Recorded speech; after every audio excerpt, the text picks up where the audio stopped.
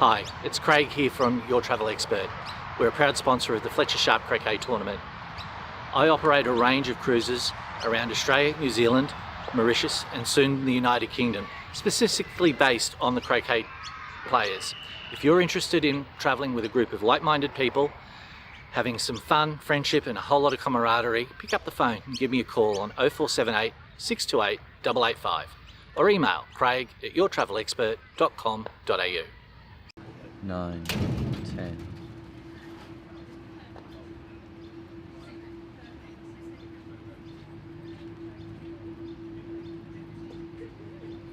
$20.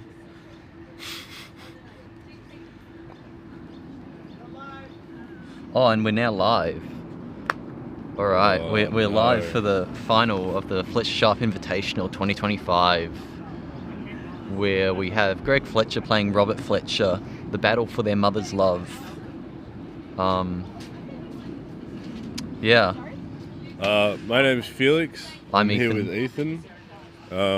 On the lawn in front of us right now, we're about to have Greg versus Malcolm Fletcher.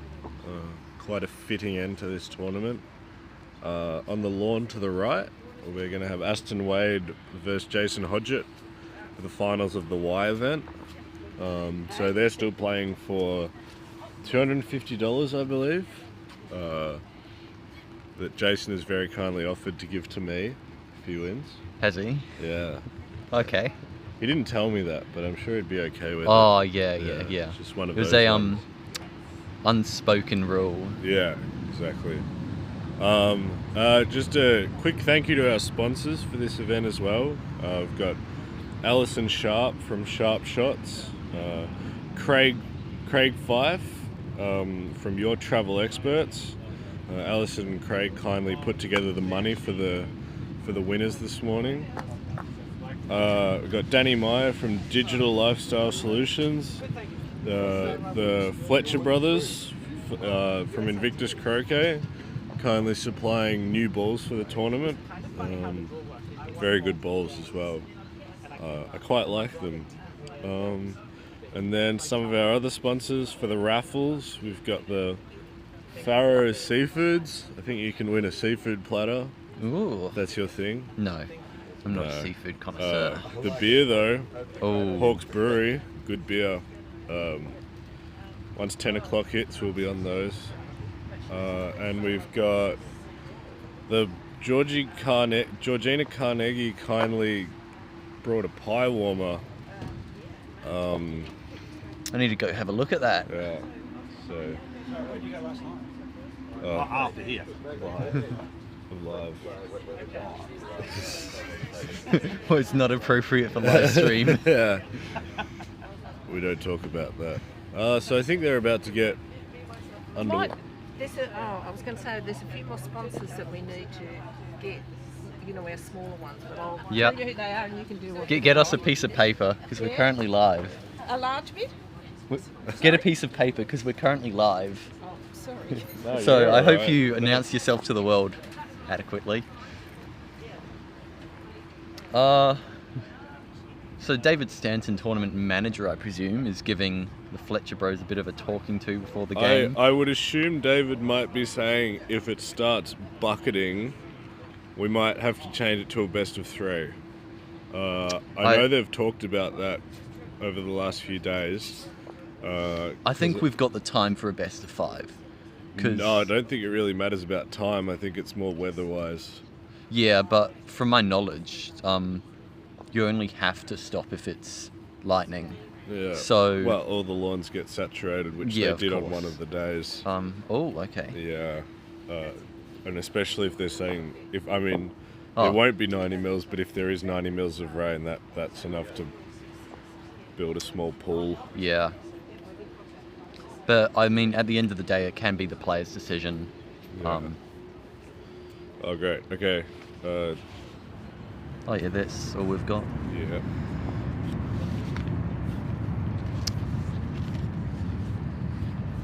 Yeah. So we're just waiting. I'm sure they're talking about something really important. Or they're talking about where they're having dinner tonight. Yeah.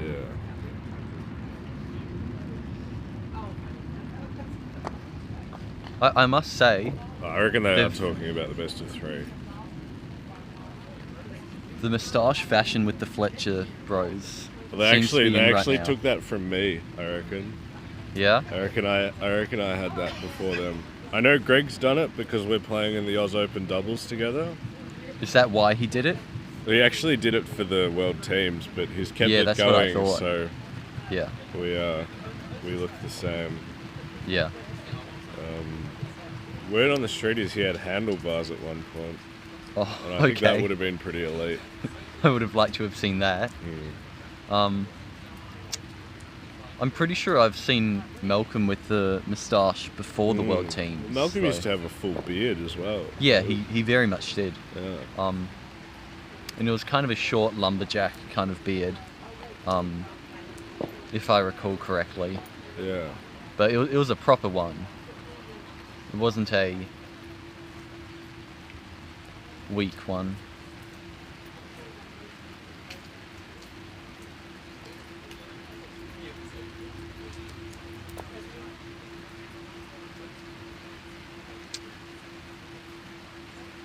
Well, I'm not sure quite what's going on. I'm assuming he's going to make some form of announcement, it looks like. Yeah. Aston, are you playing best of 3 or 19? Yeah, Y's always just best of 3. So you don't need to get too wet. Try not to. I think the third, fourth is going to be 19 points.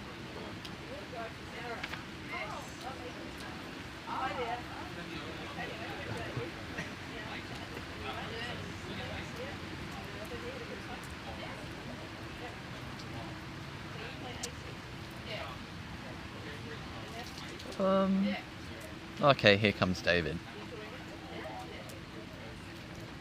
Yeah, not much to talk about right now. No, there's a lot of rain and not much croquet.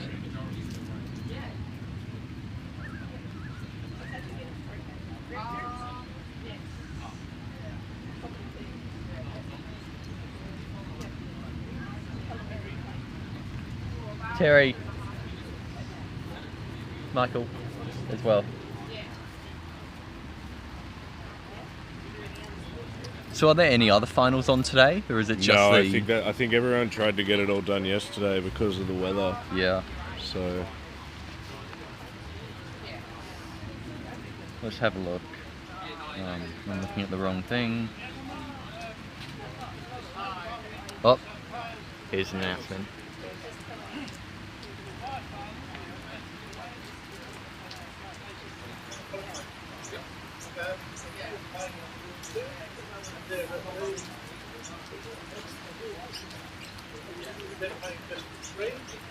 Jason and Aston are playing a best of 3.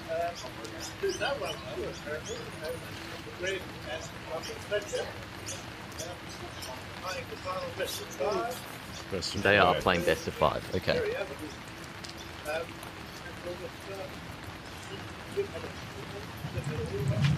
We're ready to go. And the other games are a mystery at the moment. Find out what's going on and when the other games we might have.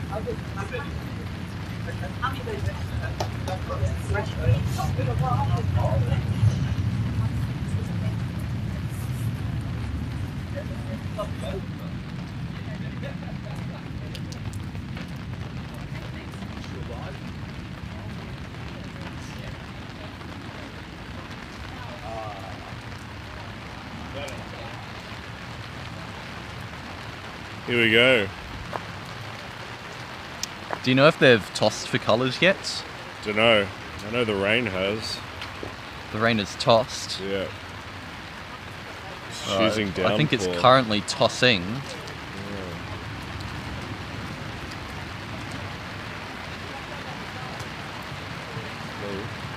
I must say, I'm glad that I'm undercover. I would not want to be playing today. Ooh.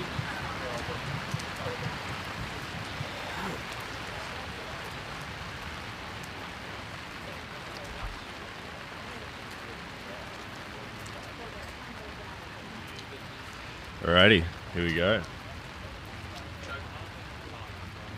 Alright, Mel won the toss. Presumably, he's going blue and black.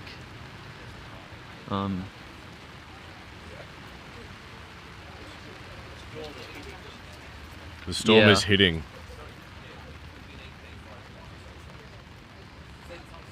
That's right, we love the rain. It's been quite interesting actually. The rain hasn't really seemed to slow down the lawns here. They've been at a pretty constant 12 seconds the whole time. On the one day that we just had pure sun, it was fun. So we're underway, and blue has immediately taken the ball 3 yards, pretty straight in front of the hoop. That's certainly a good way to start the final.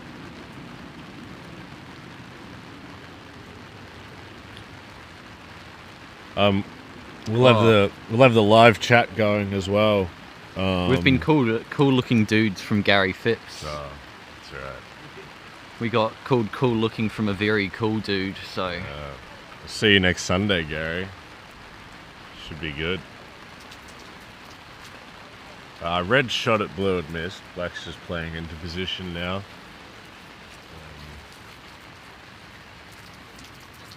it's gone a little bit further, but it's still within the V. And I think the hoops are set to a 64th today. Oh, they're set very tight. Yeah. So I honestly wouldn't be surprised if one of them jammed, but we'll see. As it dries out, the lawns expand a little bit, and we'll see what happens. So Mel's that's immediately 2 misses, but they're quite long roquets, so Mel's got first shot on the hoops now. Not a bad first hoop shot of the game to have. no, not at all. And a good momentum setter.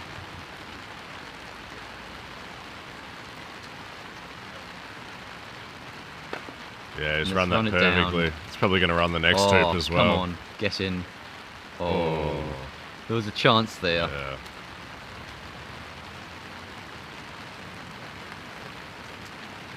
It's raining now. Yep.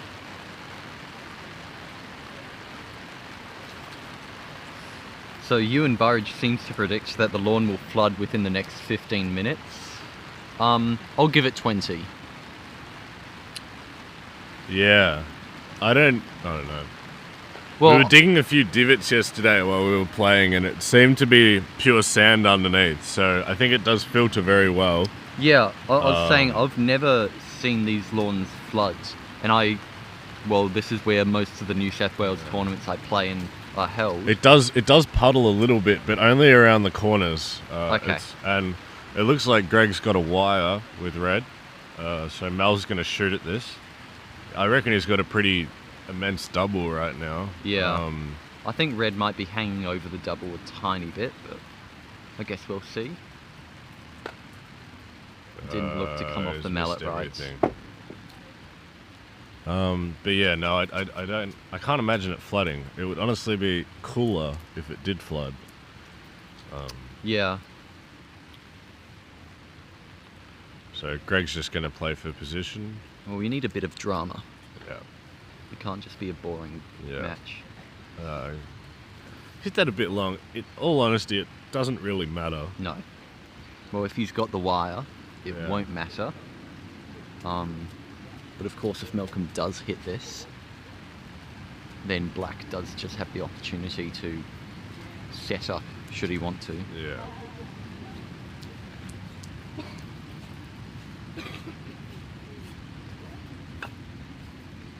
Yeah, based off that, I'd say that he was blocked. That's all right though. It's not the worst. spot to- Confirmation from Kevin McGlynn that they do flood, so perhaps some drama Wow. today. I hope so, Kevin. I really do. It would make my day. Ooh, Rejected.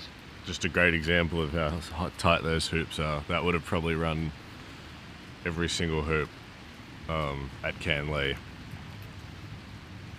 Depending on the tightness of the hoop, though. Yeah, I don't know. The ground seems to be a lot harder here though Yeah. than Melbourne ground.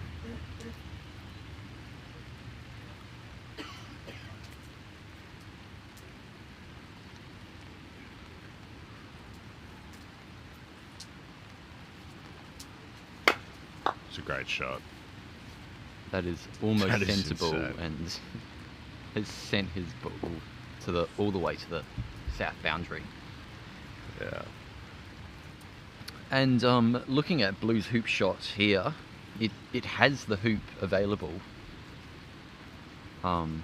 Whether he chooses to nick Red along the way or just power it through is his decision. But Greg now has a very long Croquet to make.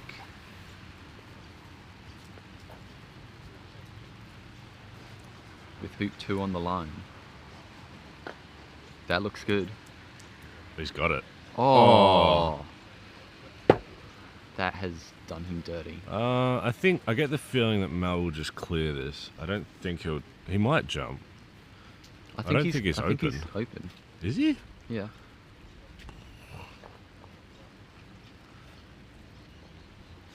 I don't think he is. But I love being proved wrong. The angle that he's aiming at right now is... For Red. Yeah. Yeah. I love being right. Alrighty. So Greg for another shot. Bit angled, still straight. Yeah, good shot, Yep, Greg. there we go. 1-1.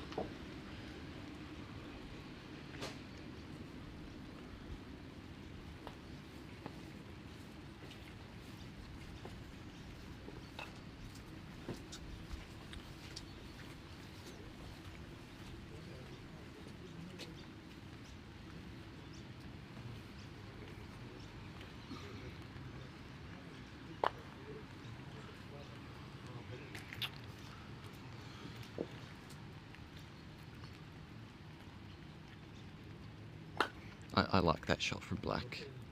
It's not the most front and centre, but it does put some hesitation in the mind of clearing. Yeah. It's flooding in Newcastle. Already. Yeah. Shout out to the people in Newcastle.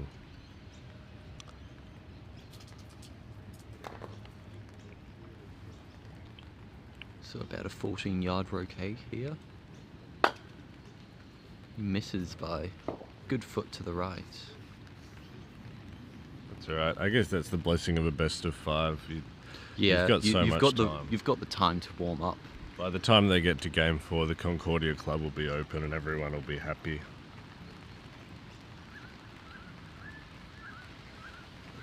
So Mel's got an opportunity to go 2-1 up now.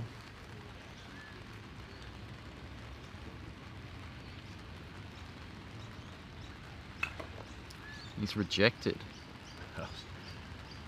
Again, these hoops are just so tight. Yeah. 64th of an inch. It's pretty crazy.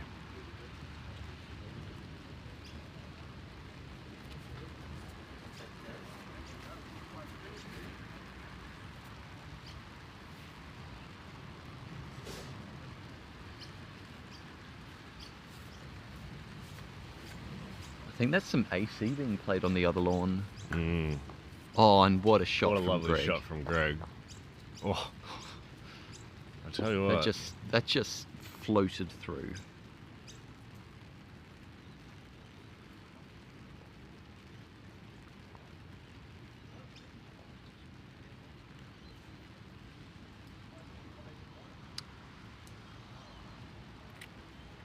Don't know if Blue can actually get down to a wide position right now. I think he probably can. It might have to be a bit deep. Kind of looks like... That looks like he's promoting. No, Okay. Yeah. I was just going for a deep wire. No, that's certainly not a wire. Oh, never mind. Are you familiar with the Allison Sharpe position? I am not.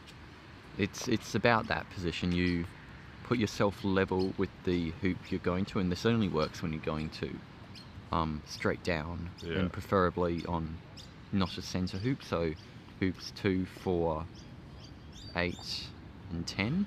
Yeah. So when you're going to it, you put first ball level with the hoop, and so you can't run it. So that gives you the option to essentially just whack their ball to the opposite corner. Yeah.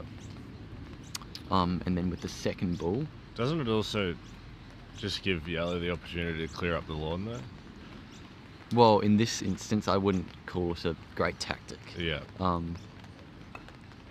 Again, everything has its time and place. Yeah. That But- looks like a good shot with black. Oh, just a tiny. With yellow, I'd rather be clearing black here than Yeah. going for blue. Yeah. So Greggy's just gonna. Oh, maybe he's going for. So you're trying to stop shot black. Interesting. Yep. It's a good shot. I mean, the clearing the ball that plays before you, minimise think- risk. I think that got a little bit airborne. Yeah. So Mel's probably thinking he can just set up here, try and force red to clear blue to the short boundary. Yeah, red seems to be outside the 45 degrees. Nope. He thinks Greggy's on fire, so he's going to try and clear that red, get the stop shot. Actually, do you know what he might be trying to do? Get a lovely stop shot on red and run the hoop with black and get Yeah. blue to 5. That's probably... Nope. So Mel's kind of forced to go for the hoop with black now. But if Greg just If Greg sets just, up yeah. here, But I still think Mel's forced to go for the hoop. yeah, Um, but it keeps the pressure on. Yeah. So yeah, that is Ben Bowen and Ed Wilson doing some AC. So Ben's this awesome 14-year-old from Nowra Yeah. in New South Wales. Yeah. And Ben's been playing for a little bit. He's a bit of a freak of nature. He's He more really plays good. AC, but I mean, at the Australian under-21s, he gave me a good scare. In fact, a very big scare. He's got a lovely swing, Yeah. and he's 14. Yeah. Yep. So Mel's going for the hoop. Greg got a bit short there, but I mean, it's still it looks about 6 yards. Yeah. I'd say 5. 5. Our depth perception from here isn't the greatest. Yeah, and I wear glasses, so that doesn't help.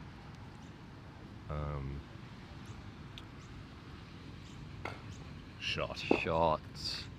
Yeah, well, I think he'd be pretty angry about not getting a good stop shot with blue now, because Yeah. unfortunately he ran an awesome hoop, but Greg still is going to gain control, especially with such a good yellow ball.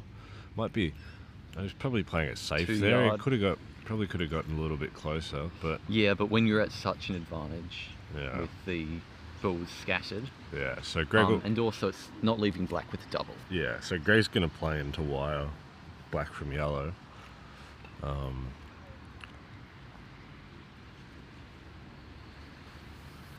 Ooh, Aston's taking a jump shot. Yeah, Mel's gone a bit short.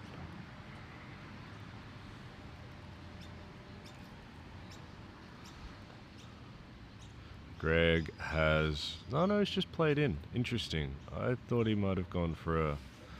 I don't know, maybe he's just telling Mel, hit me. I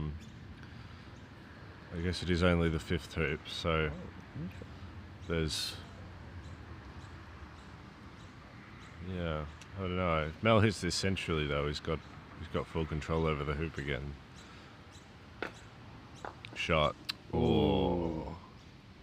I'd still say he has control. Yeah, so Greg Greg does have the opportunity to flip it back. Yeah, so I think Greg will just set up, force Malcolm to try and run the hoop again. He might clear the blue though. Sometimes it's really hard to. Greg's such a good player because he's quite spontaneous. I think his setup is the play here. But he will just set up.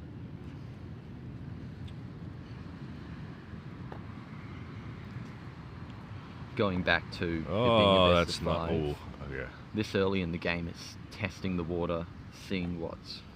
And they both know. They've played a lot of croquet together. They both know what they're each capable of. Yeah. And they're Mel's- each capable of playing at the top. They both played in the Open Shore Shield. Yeah. That their team came 3rd. Yeah. So Mel is going for. I reckon Mel's probably jumping this. Yeah, his hands are slightly lower. I'd call that a pretty clear indication of the Yeah. jump shot. Maybe he's just trying to get it off the ground. No, that's oh no, full that's jump. a jump. You reckon it's a full jump? Yeah.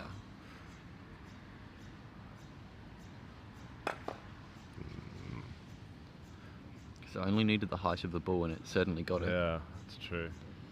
So the issue with these lawns and these hoops is if you miss, you hit outside leg, it's getting rejected, and there's nothing you can do about it, and it will go all the way, Oh. exactly like that. See, that's the time where I think a soft, almost just Oh, even attempt he- at the jaws. He hit that pretty soft though, like. Well, I'm saying if you hit it even through, it wouldn't have, without the power to go 7 yards even. Yeah, it's true. So Mel's going to give Greg another opportunity at the hoop. No, that's shooting. No, he's setting up. Oh,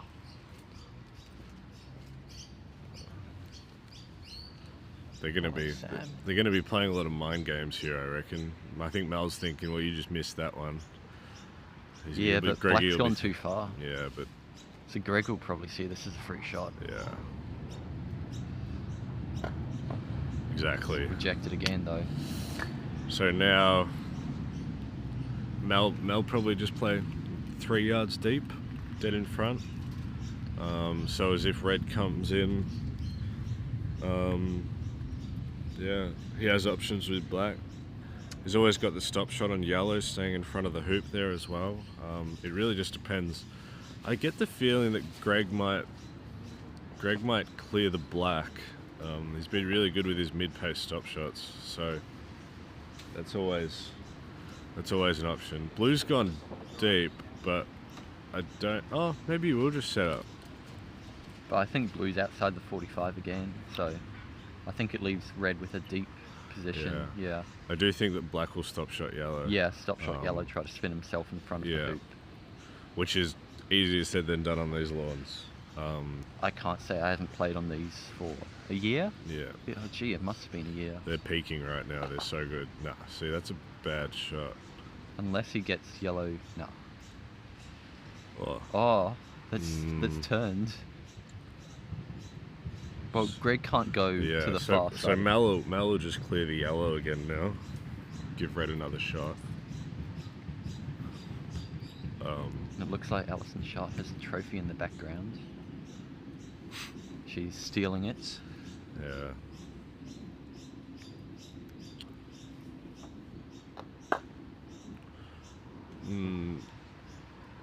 Yeah, okay, so blue's going to clear yellow. Yeah, he has to clear yellow. Yeah. He has no choice. Yeah. If he doesn't have to hit it hard though. I Theoretically, agree, yeah. Just a soft pace, keep and then yourself then close. clear yellow with black.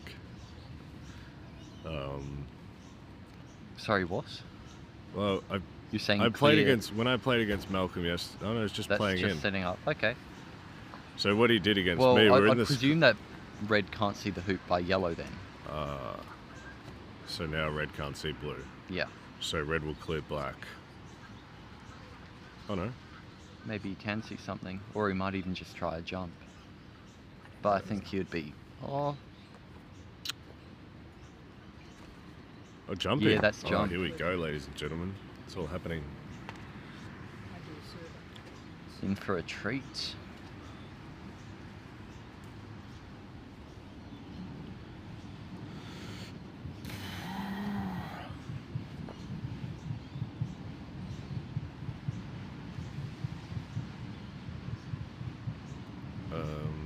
Gonna be hard to jump right now on these lawns. Yeah, I there'll be a bit wouldn't more be damp. surprised if he struggled to make the distance. But Oh, wow, that was a great effort. that got a lot higher than I thought it Yeah. would be able.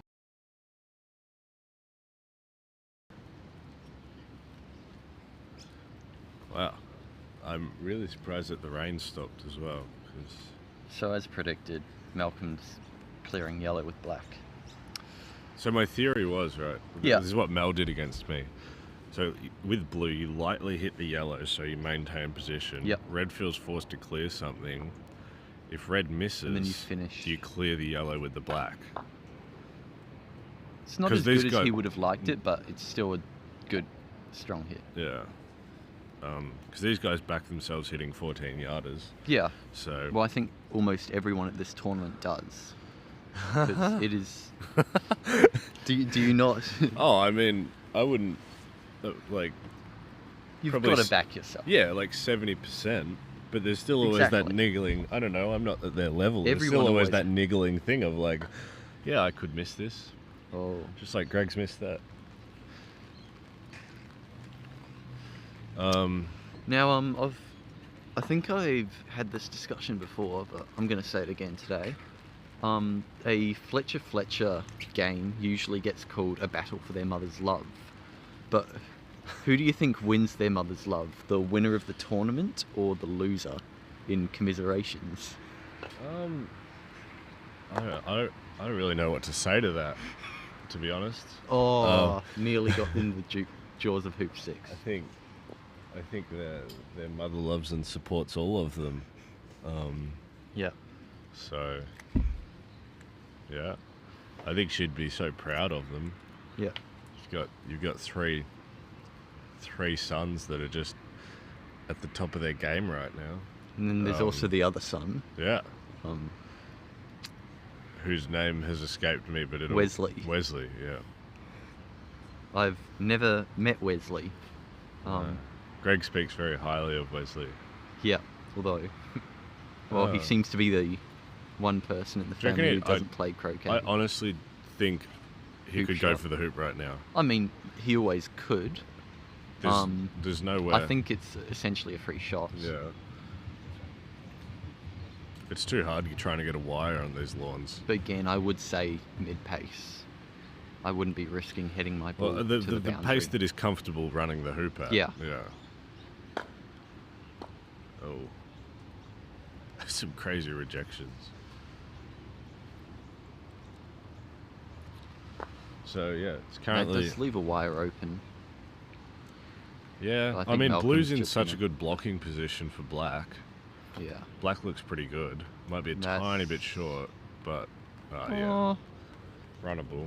But Yeah, I think that sums He's it up. just gonna- Malcolm's reaction, just a bit of, yeah, kind of, good enough. I think Greg's just got to put a deep ball in here. yeah, so Yeah. blue will just play in front. Greg's going to be forced to hit something. Malcolm could probably play the blue in, get the wire on the black, and be in perfect hoop running position. I think that's what he'd probably be going for.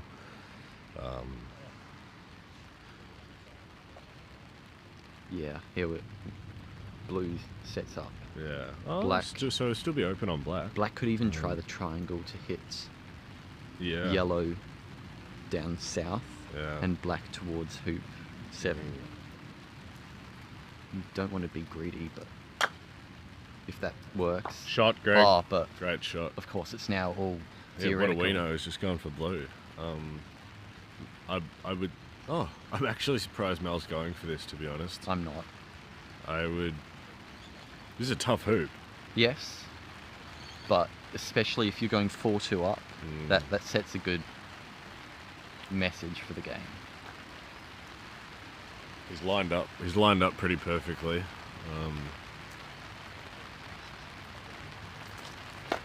Shot. Yeah, that's it. Wow, that's impressive. I wish I was Malcolm Fletcher. So Malcolm now goes 4-2 up in game 1. As we said though, it's game 1. Of 5, Yep. potentially. Both the semi-finals Hopefully. yesterday went to the 5th game. Yes. So I saw. They were very long. I was not here, and I think there was a little whoopsie-daisy on Croquet scores because The 8-game oh, I thought it was 7. 7. For a yeah. second, I thought Greg and Levi's game was the best of 7, and I was thinking in mad respect to both of them, but no, they only did a best of 5. I think this is the rain we were waiting for. Yeah. I hope you guys can hear us. We'll try and get as close to the microphone as we can. If you can't hear us, just put in the. Ethan's got the commentary up. Or Samuel could text me. they'll be a bit quicker. Yeah, so, but we will try to cater to your needs. Oh, too close. Too close. Just Oh, do okay. what you were doing. Never mind. All good. It's the type of mic. Okay. Also, Samuel, just know that I will read aloud every single text you say. Unless, of course, it is offensive. Which he wouldn't do. Do it, Ethan. I think he's testing me. Princess Leia. That's Yeah. crazy. Yeah. Well, Samuel's a princess. And going off that theory, what do you think my dad is? Darth Vader. Ah, okay. So Mel's just going to set up here. Some poor referee is going to have to come out and watch this shot now. Because I think yellow is still quite runnable, to be honest. Yeah, I agree. I would not be worried about a bottom bevel here. Oh, Oh, the here rain we is coming. go. I should have stayed in Canberra.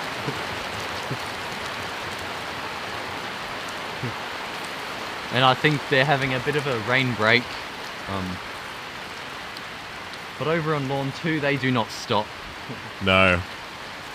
Well, that's the why. Those guys are the... And Aston is 2-1 up Yeah. against Jason. I'm Jason nearly got the most... sure Oh, no. that- There must be on 4.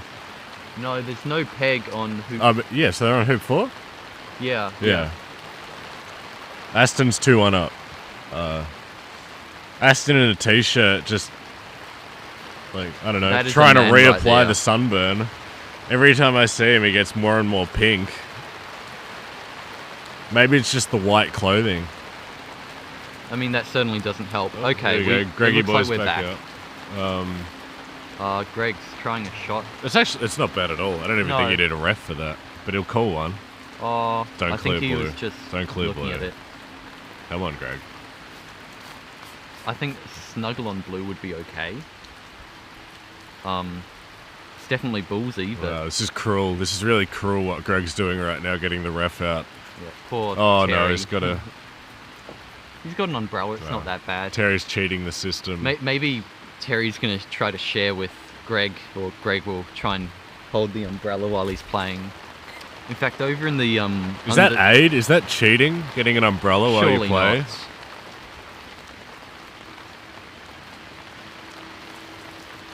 not.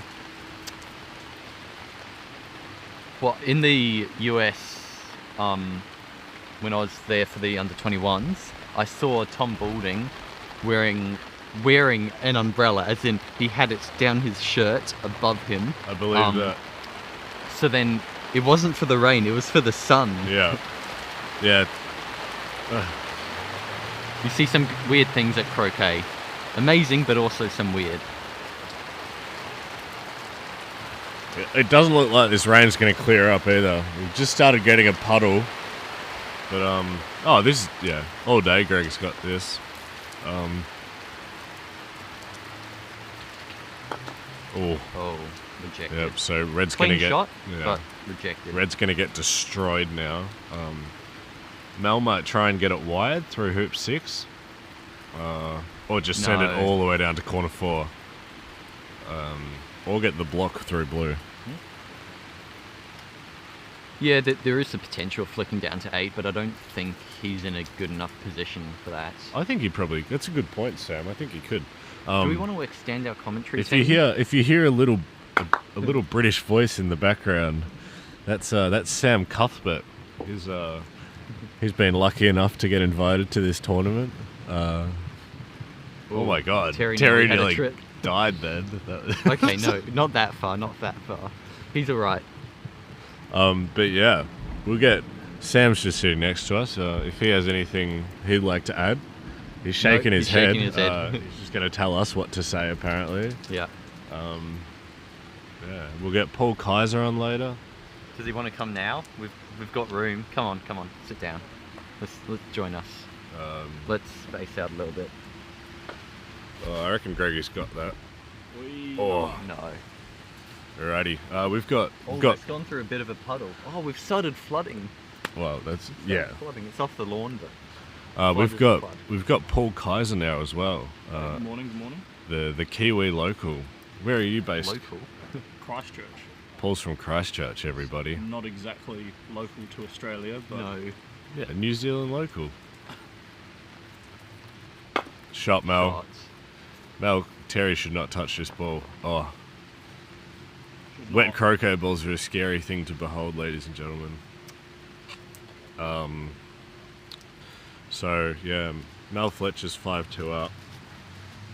He might be trying to be like his brother in the inaugural Fletcher Sharpe last year and winning 3. I'm sure Greg won't want that to happen. He's probably cooked. Yeah, he's cooked that one a little bit. That's not the Allison Sharpe. That is the Allison Sharpe position. That's the Allison Sharpe position. That seems like a But horrible again, position to me. Time and place. Time and place. But I don't think that was I would rather put intentional. it on the boundary than put it there. Well, that's the only way you can manage the Allison Sharpe position. Okay. By putting yourself on the boundary. I feel like this is a reference I don't understand. So Ethan was trying to explain to me the Allison Sharpe method of putting your ball like between the hoop and the boundary in line with the hoop, Yeah. going down. So like 1 and 2, 3, 4, 7, 8, and 9 and 10. But Why would you not just put it right in front? Yeah. yeah, That's why it's Yeah, I think Allison it's like- Sharpe, not all of us. It's It's ballsy. If Yeah. it works, it works. it's definitely.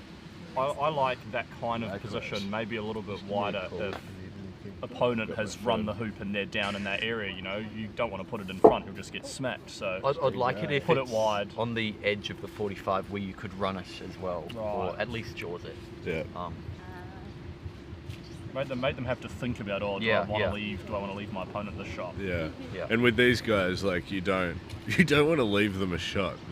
No. I feel like when you get to the level that these guys are at, for every hoop, you get 1 positional shot, 1 clearance shot, and 1 hoop shot. And if you stuff up one of those, you've stuffed up the hoop. Yeah, pretty much. And Mel's got to jump now. Exciting times, ladies and gentlemen. Well, I know Well, that we haven't had any successful so far, so hopefully we can get. Mind you, they've been good heights. Yes, It's they just- have all. Whoa, what do you got there, Sam? Sausage roll. And it literally looked like a sausage roll. Nah, that one didn't jump. And for I, sure. I noticed that during this tournament, it seemed pretty difficult to jump. The It balls did. haven't been getting the flight Yeah. that they would otherwise. And is that, do we reckon that's because of the lawns? Or do we reckon that's because of the balls, which are new to croquet? Almost new. I think it's people not being used to the lawns. To be honest, I comfortably jumped 7 yards, which you have on video. I do. Like, I think it's more of a Okay. follow youth croquet, everybody. Let's support young people playing croquet. Yeah. Well, I've never had problems jumping on these lawns. In fact, Me and Ethan don't have any issues jumping Yeah. anytime, dude. in fact, on the lawn immediately down is where I did my half lawn jump shots. Oh, there you go. So maybe it is the balls.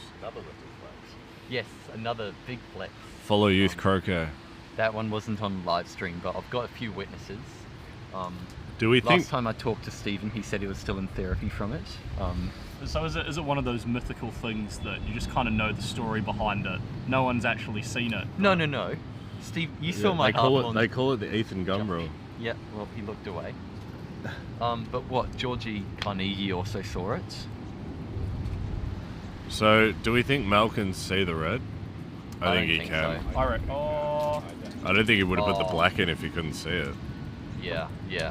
The with that. interesting thing I might add as well is I don't think he Mel's- can clear it far though. Mel's handle on his mallet has no grip. It is straight. It's foam. It's a composite, but I think it's quite slippery to the touch. Well, look at how So I'm hard interested he's to see. Yeah, the wet weather. well, I'd be interested to see if that changes it in any way. I don't think it will. I think that Mal is very accustomed to the wet weather. You can see he's the I only reckon one that- on this lawn. He's wearing shorts. Yeah, I reckon that jumped over the top. Oh, You're touching that. that ball is like in a puddle. That ball's in like a Do we mudslide. want to go chuck it back to them? It's like No, just down. I'm not touching that. Why? Too muddy. Yeah. I'm too precious. Yeah, fair enough. Give way for Peter. Give way for Peter. On the commentary. Yeah.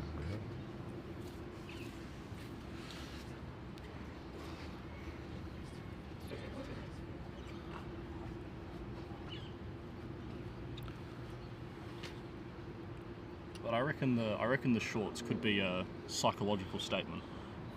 You should just play in his undies. Budgie smugglers. Yeah. Mankini. Okay.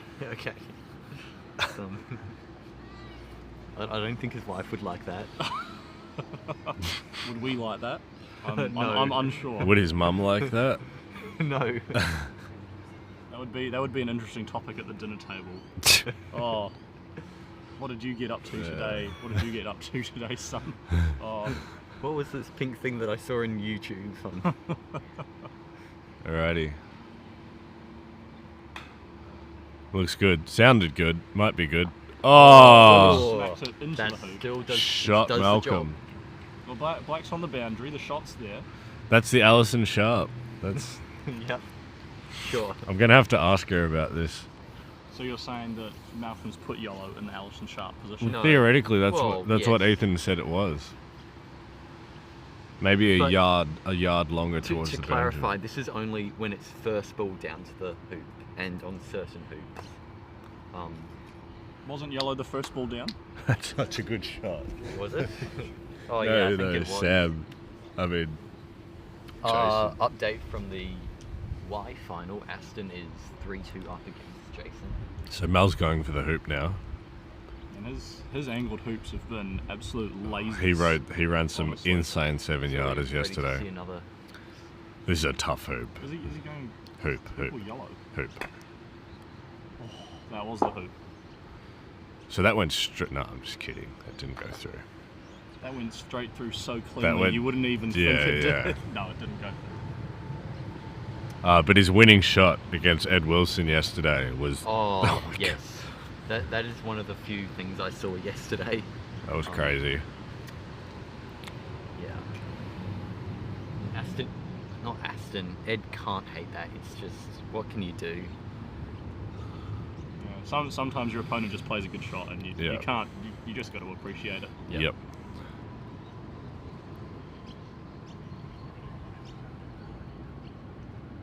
Do we think he's got the block there?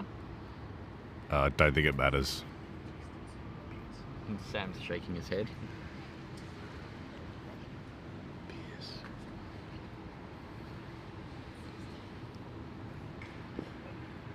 It's too early for that. Hey man, it's 5 o'clock somewhere. Yeah, Concordia Club's open, guys. Come on down. Yeah, the rain stopped. This might be the only time. You might get a good 5-minute window of viewing time if you Now, come right now. In America, they commonly talk about the hummy cuts. Oh no, and we're it's- not doing No, this. no. I'm just saying. I don't. Marty would you Clark. Run this? Would you run Yes, this, or would you yes, I jaws would it? run it. Yes. 5-3's. Dude, you would take the 5-3. The Honeycutt Gambit is not wanting to be 4-all. Wait, but isn't red and yellow down? Yeah. Yeah. So you're So saying you Red want and to yellow's be. down. You want in to that situation, Jaws. with two balls in front, in that situation, I'd be trying for the jaws, Oh, and then to peel it with red. Well- That's me. That's yes. just me. but Why don't we just talk about that rather than the Honeycutt Yeah. Gambit? I reckon we Well- leave that to Tom Balding. 'Cause Yep. Tom, if you have anything to say, Please don't, Tom. Please don't. Please don't. If you only say don't. should I just? I love you. I love should you, I just Tom. read out Marty's email? No. I was telling these guys about. Anyway, But no, you can. it's you not can, that serious. You can go for the jaws. Shot. Go for the peel, but with blue where it is, it's too close. Yeah, but the thing is, you've got a second ball right there. Yeah, but you don't know what's going to happen. Like, the yellow could hit the red. Like, you just run the hoop, dude. And especially if you're trying to jaws it from that far out with how tough. It's like That what far it's like out, what it we was was. like with these 1 hoops. 1 yard. No. Yeah, It's you like gotta- it's exactly what I was saying though. You get 1 hoop shot, 1 positional play, and 1 clearance, and now Mel's right back in it. Now I could definitely see trying to do it from here. Now- Yeah, But with blue- yellow. Yeah, but Blue's still there. 7-yard roquet, you know. Well, we've heard news that radar suggests the rain is about to get worse. Oh, wonderful. I love my life. Lovely. A little bit of water never hurt anybody. Yes. A lot of water, well, Mel might actually go for the clearance here. Yeah, I mean, you're shooting. You could get the in off on yellow. You're that shooting would at be clip-worthy. You're Yeah. shooting at the short boundary. Youth croquet. You're shooting at the short boundary. You're going to have 2 balls there, and if you get the clearance, it really changes the dynamic of the. Yeah. Yeah. Exactly. Like, you may as well. It's like when you're shooting at hoop 13, and you're like, oh, it's really far away. I'm going to go off the boundary anyway. It's probably the same vibe. Sounded good. Wasn't good. Oh, look at him. Oh, puts his hand up, questioning why he missed. I also think another reason why you see these players right at the sharp end of the tournament. Oh, that's a nice shot from Jason. Going for those longer roquets is because the more shots you get, the higher your chance of hitting something is. Yeah. They're just taking more shots Yeah. when they need to. Yeah, exactly. I think that's the main thing as well. It's like, when do you need to? Time to check the weather radar. Oh. It honestly looks like a tropical cyclone on the radar. Well, Like, yeah, look at it it. You does, can it see does, the it's- circle. Wait, ready? Watch. Wait, what is... Look at that. Yeah, Oh, yeah. okay. It honestly does. Like, for a second I thought Malcolm was trying to hit from the other lawn. Now he is in the jaws there. So pressure shot. Are you hitting yellow or are you hitting red? Red. Yeah. In a dream world, put me on side to the next hoop and just... Hit the red and jump through the hoop over yellow. Oh. I have actually seen that We saw done. that I've done that. yesterday. Yeah. We saw that yesterday. Yeah. I think Ed did that. I've done something like that on hoop 11. Again, don't have a clip for it. Sorry. It's actually scary how much rain is coming. Is this another mythical Ethan Gumble shot? Yeah, you can ask Jamie about this one. I don't know, dude. I feel like Jamie's about to comment. Never What, happened. liar or I something. hope you're well, Jamie, if you are watching. Does it have the same? Hopefully we see you next year. Oh look, he set up the promotion. But Malcolm looks to be going for yellow. Or red. Probably red. Yellow. No. I Judging by reckon. the angle, I think that's Can you- I yellow. honestly think if he hits the leg now, yellow will pop out. It looked to me like yellow was a lot further in the jaws, but if it's outside, then definitely. Yeah, I think it's outside. Oh, Yeah, I was Hold right. on. Oh. See, I was gonna Wow, say, Jamie. it has the same energy as saying, oh, you don't know her, she goes to another school, but it obviously did happen. There. Yep, we've got evidence. So Greg can still run this for the cheeky promo, I think Yep. he just probably in front of red. too Oh, good. I He think ran he's it too too well. well. He's too Uh, good. Like, And so 5-3 now. So the honeycut gambit is isn't it Hummy? I'm pretty sure it's 2 M's rather than N. I don't know.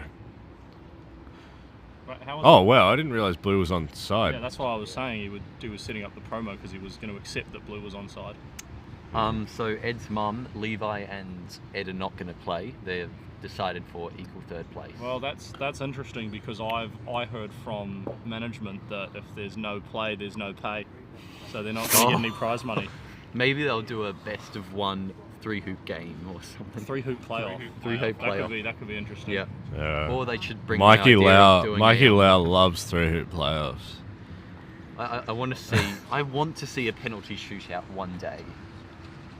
Ed's mum. Or like sudden death. Ed's- boundary Ed's- Well, like type. 7-yard. Ed Wilson is You all currently get coaching Ben Bowen 4 shots, maybe? a bit of association croquet. So although he's not playing, he is doing something beneficial to the world. Shot. Levi Franks is probably in bed, if I'm being honest with you. Yeah. I mean, what he had it. Or he's pretty probably rough. destroying the breakfast buffet at the Mercure Hotel. I heard that they had a trip to Macca's this morning. Oh, I know they went to Luna Park, destroying so Macca's. We did And go what? To, we did go to Luna Park, yes. And the thing. and we're all going paintballing tonight, so Oh, that'll be actually, fun. that's out. Yeah. I'm keen. But I noticed, Sam, that you have been converted to Australian/New Zealand. You are calling it Macca's. I've been with you now for nearly a week. Wait till you get to Australia, sir. Oh, wait till you get to Melbourne, I dude. mean, I've got a couple of weeks in Melbourne after this, so who knows? When I get back to England, I might. You're gonna learn all the slang. Every Australian. Everyone will hate you. You're gonna accidentally say Macca's to your English mates, and they're just gonna absolutely destroy you. Well, Jason and Aston just seem to be playing for the Jaws now, so maybe neither of them could run a hoop. Great shot there by Greg. I know that when I was playing Aston my knockout game, I was told from one of the other New Zealanders who played him that he does like the Jaws. Yeah. And that the players Well, let him Jaws and make the jumps bigger. Aston's swing has completely changed as well. He used to cast. I don't know if the viewers here saw him play in the final last year against Robert, but he had this huge casty swing. Now he just plays off the ground, a bit like Reg. Bamford. I haven't seen this new style because I need to go watch a little bit. He was telling me earlier this week that he's trying to figure out what he wants to do, and he's using this tournament basically as his decider for the season, whether he's going to carry on casting or adopt his new swing. Well, basically, he just walks up to the ball and hits it. Well, what do you think? What do you think the decision's going to be? Given his performance this week compared to last year, I have a feeling he may revert back to his standard casting. But his mallet is also at 30 degrees, which I thought was crazy. I was like, I think generally when most people align their mallets, they'd put it at 45 degrees or straight. But he's got his at 30 degrees, which, whoa. Now, Yeah, have you seen Egyptians play? They line up yes, like... we had one in the tournament. Oh, yeah, of course. They line up like 20 degrees off. Yes, Mo Karem, what was actually here. He's gone off sightseeing now. A few of his cousins are up from Melbourne, and he specifically said when he lost his game, "I'm going to go and have fun now." So, and I don't blame him. He seemed Croquet pretty tournaments are jet-lagged. incredibly draining, and When you're coming all the way across the world from Egypt. I think he's setting his sights on the Oz. It's awesome. He's going to be hanging around for the Oz Open. Well, I mean, just going to be going to the corner now. I mean, can't Blue also just... I suppose he can do that. I like the cuddle as well. What? If they're I not think touching in the that cuddles. situation, it's brave because Black's pretty far in the jaws. Wait, So I reckon even where are a you cuddling? slightly wrong I jump don't shot. know. I just like the idea of a cuddle here. Just not anything specific. Just someone needs to do it. Yeah. A physical cuddle, like a brotherly Yeah, cuddle? I reckon or- they should hug after every game. That's good YouTube content. I would love it if Greg went for the jump right now. Oh, we he all won't. would. He won't. But if Greg... I honestly think he would run this. Please go for the jump, Greg. If he doesn't, everyone yell out chicken. Oh, You can be the first person to do that, No, Ethan, no, because he's I'm not going- going to yell it. He's going hard. So Greg's going to try and put his red ball in line with black going down to 9. But boring does- but sensible. It does Yeah. concede that 6-3 lead. Yeah. He does. He should have played the honeycut gambit. No, this is the Fletcher gambit. The Fletcher gambit. We're inventing I love that something people new. are trying to make this like croquet like chess. Like it's not. It's just Yeah. croquet. It's, Well, that's like an AC. They talk about all the names. Miles for the... says, hi, Felix. hey Miles. What's Miles doing? Miles is trying to Sleeping? find cool bottles at the dairy store. Oh yeah. Oh, okay. That's what he's doing. Where are you guys, Miles?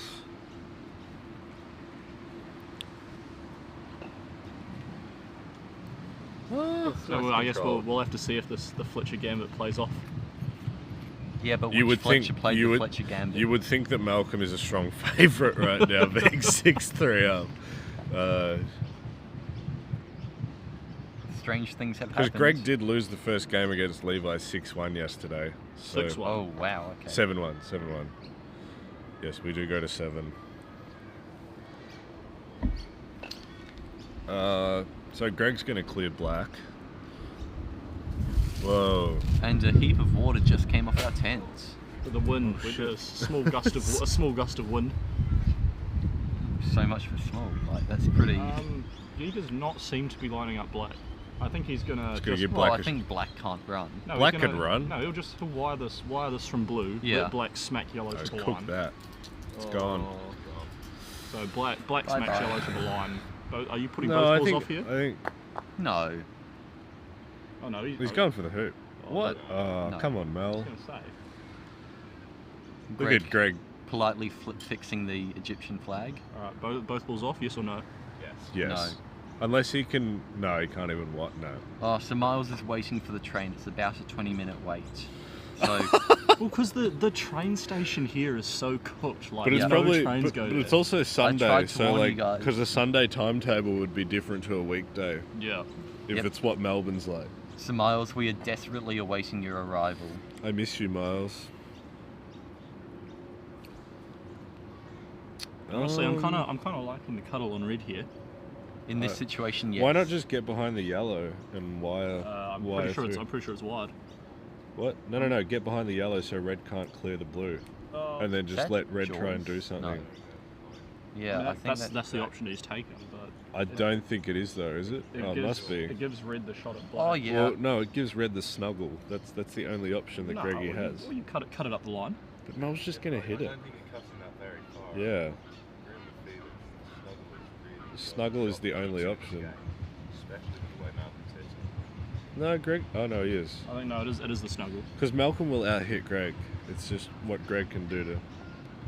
Looks good. Oh, it's curved. Oh, I that's a don't bit know. of a shame. I think that might be enough. No, it's not enough. Completely open. Yeah. We've had I mean- verification from Sam Cuthbert. If it's wrong, you know who to blame. But that's pretty convincing. I mean, sometimes it can put like that little bit of doubt Yeah, in your mind. doubt. You know, it's like, oh, I better Oh, see. well, I think he heard people you Sam say that, Cuthbert's the Paul. name to go after. I mean, it was completely That's crazy. Yeah. Yeah, that's a. Even the best do miss. What's Jason's score? 5-all apparently. Oh, now that is a spicy one. Is Mikey coming? Well, that's the some point. question that only Who Mikey asked? can Who tell. asked that? Well and Trudy. We haven't heard from Mikey in days. No one really knows what's happened to him. We've sold off his. disappeared. We've sold his Wasn't mallet. he here yesterday? No, we Yeah. have sold it. We sold his mallet for a chicken schnitzel at the Concordia Club. It was a good chicken schnitzel. Yeah. So it's been sold to a German family. I reckon Blue's opened. Yeah. Shot for the game. Wind's picking up. Hopefully that means the rain will pass a bit more. Or it means the storm's just going to get a lot worse because we'll get torrential horizontal rain. Oh, he's playing this as a jump. Shot. And runs it. But I mean, it goes through, so whatever. He just tosses it so effortlessly behind him. Will that go through the hoop? No. Oh. Alrighty. Are we going to move over to... Oh my god. Are we going to move over to Jason? I don't know. I can see the Samuel's camera swiveling through the air. No, well, it's I was just following- it'll just be I was following tracking. Oh, Malcolm. okay. Guess we'll just have to commentate. Okay, we're going to do a Tom Balding, Blake Fields commentary for the Radio World Champ. commentary. So hoop 5, blue's in front, yellow's playing. 11. Hoop 11, sorry. Yellow mid pacer at blue Yeah, misses on misses. the left by like 4.5. Does a little squat. Red is about 9 yards to the left of hoop 2, Is on the west 9 boundary. yards. west boundary. Oh, yeah. Both balls on the west boundary with Jason, I'd say, having a 60-degree angle to Yeah, hoop Jason 11, should probably a run yard this. out. Yeah. Oh no, we've got camera on it now. It's all good. Okay. And the way Jason's been playing since day one, obviously didn't have the best start to the tournament. You know the way he's lining it up, He it has doesn't. really improved. That doesn't look like a 60-degree angle. It's to going me. for the jaws. Is he? No, he's not. He's running it.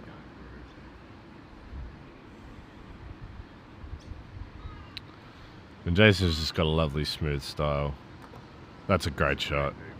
So is that 6'5"? 6'5" to Jason. It's gone And a little he's- bit far, but you can't complain. Where he's run it, that's That's pretty the ideal. Allison. That's the Allison spot. Yeah, but it's not the hoop for it. Where are you putting red guys in? Just deep. Deep. Just deep. Yeah. Force Jason to clear.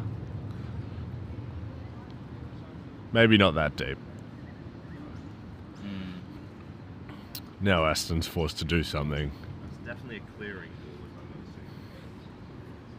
I'm calling Aston having a, what do you reckon that is? 9-yard, 10-yard jump to win, to get to 6-all? Yeah, but then even so, Jason's going to have first shot to 13. I think if you're Aston, you really want to engineer an advantage here.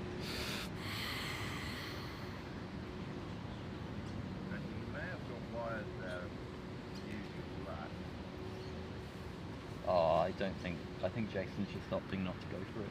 Yeah. Well, the So wire. Aston has to clear the black now. Oh yeah. We'll just go through our sponsors again. Sharpe from Sharpe Shots. Craig Fife from, oh, that's a great shot. Craig Fife He's from moved Your both. Travel He's moved blue Experts. as well. Oh yes. Danny Meyer from Digital Lifestyle Solutions. Fletcher Brothers for the balls. Smaller sponsors, the Pharaoh's Seafoods, Hawks Brewery, and the Pie Warmer from Georgie Carnegie. I think the pie warmer may be the greatest contribution.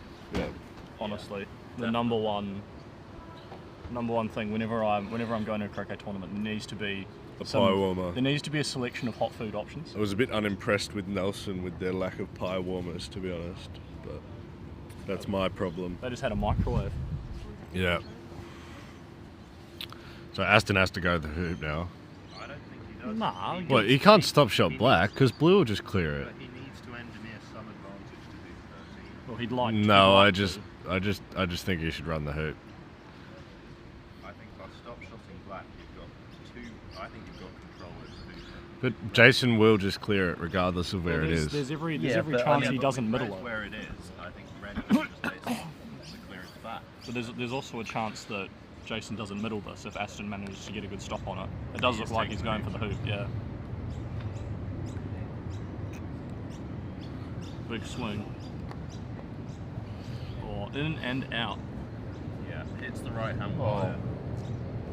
It was really always outside leg of the right leg, so don't really think it went in. Alright, you want to go play a game? What? You want to go play a game? Now? Yeah. Yeah, we could. Alright, me and Paul are gonna swap out for Pete Landrebe. Pete, do you want to commentate? Oh, what? Grab him by the ear. Someone said that you wanted to commentate, mate.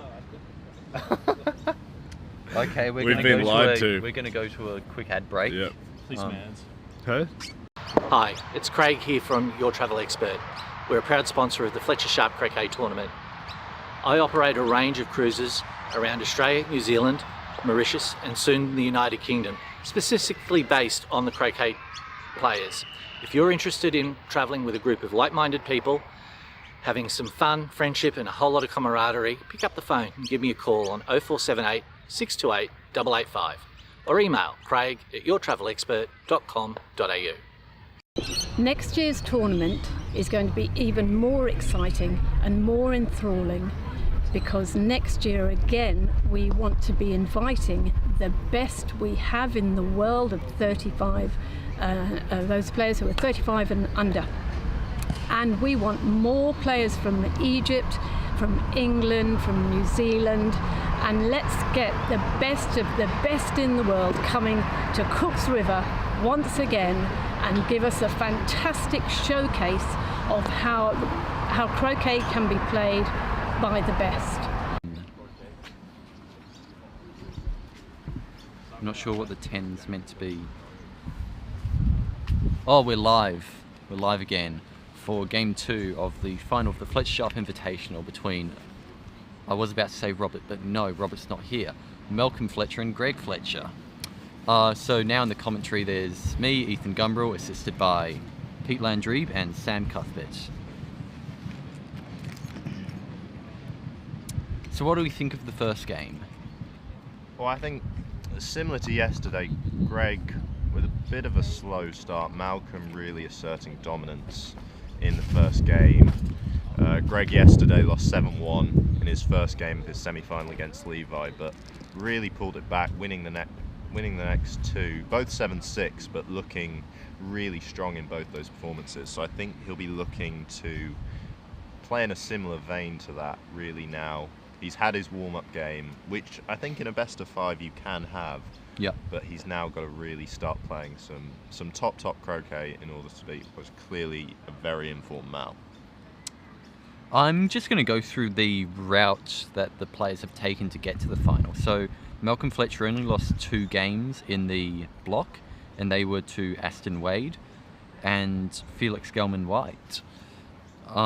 Then in the knockout, he first came up against Jason Hodgett, lost the first game 7-6, but then won the next 2 7-3, 7-6. I'd like to point out that game was a 5-hour best of 3. A 5-hour?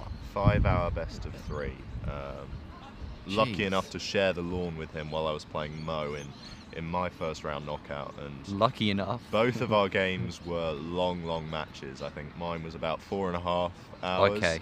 And Jason and Mal, the extra half an hour, while though at times I've got to admit they were waiting for me and Mo to stop missing things and start running hoops. So in the quarterfinals, Malcolm played Mo Kareem. He won the first game 7-4, lost the second 4-7. That was a very close hoop. Yeah. Almost got it. Won the third 7-2, lost the fourth 7-5, and won the 5th game 7-4. So that was a real battle between the two. I concur with what it says. They're following their traits. Generally what they have been doing in AC and GC, Malcolm usually does start at his very best. Yeah. I think the big takeaway from yesterday though was, and against Mo, he finished really strong, and that's something that's, well, it's not new. Malcolm's, you know, and so he talented as he is, probably built that going into Ed in the semi-final. I picked that Ed would finish stronger than Malcolm, and it was the exact opposite to that. But Greg's a grinder. Greg's, as Sam says, the scorelines are irrelevant. Is he taking the hoop on here? Looks like it. The others, and it hasn't really played out with all the rain now, but Mel has had quite a few games in a row on this one lawn. And he had the advantage yesterday with that one single game still to play before getting Ed, and he rolled through that with good form. And I mean, Mal has played his quarterfinal, his semi-final, and now the final. On this course, so. The rain will dampen out that slight advantage he may have of knowing some little bits of it. But Greg, I mean, he's been all over the place. He played his quarterfinal against Paul Kaiser on one. His semi-final against 2. On 2, yeah. And now he's on 3 for the final. So I'm not quite sure how that launch all worked out, but you'd be not factoring in a little bit of that you know. So the semi-final was Malcolm Fletcher between Ed Wilson. He won the first game 7-5, lost the next 2 7-2, 7-4, and then won the final 2 7-2, 7-4. And what a shot he made on hoop. What, 11 to win against Ed? Oh yeah. He that's a huge strong finish Malcolm did yesterday. Because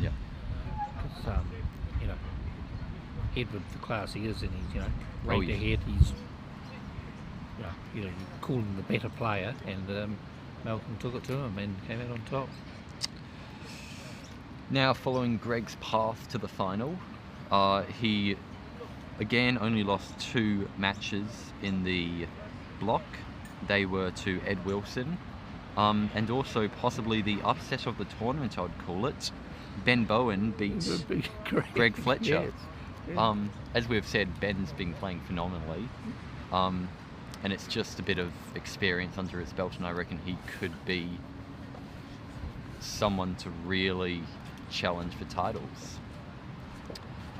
Then going into the knockouts, Greg first played Jessica Bullen and won in 2 games, 7-5, 7-2. He lost his first game against Paul Kaiser in the quarterfinal, 7-5, then won the next 3 in a row, 7-2, 7-4, 7-4.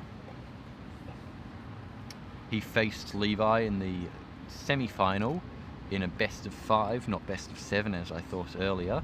He lost the first game 1-7, won the next 2 7-6, 7-6, lost 7-2, and then he won the 5th and final game 7-2.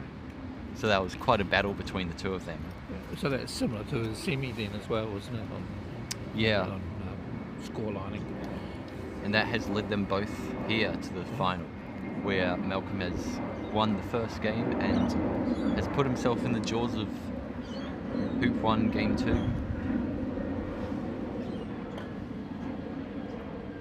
But Greg just can't get him out yet. I'd like to see this jump shot though. I hope Malcolm doesn't peel or anything.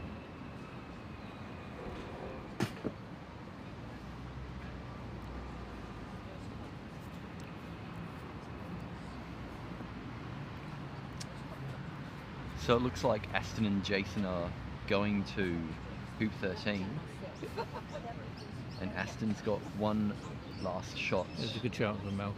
The Black Bull is maybe 1 foot in front.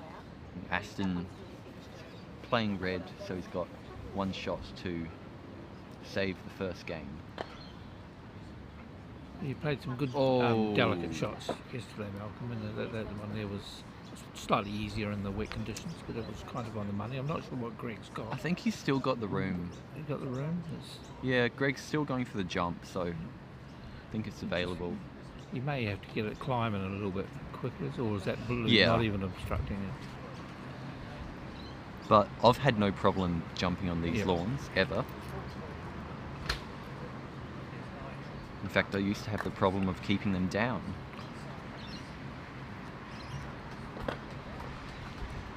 It was not a bad attempt. No. Well, depending on which Fletcher brother you ask, Greg is rated #1 jumper, but I won't say which Fletcher brother puts that ranking out there. Greg.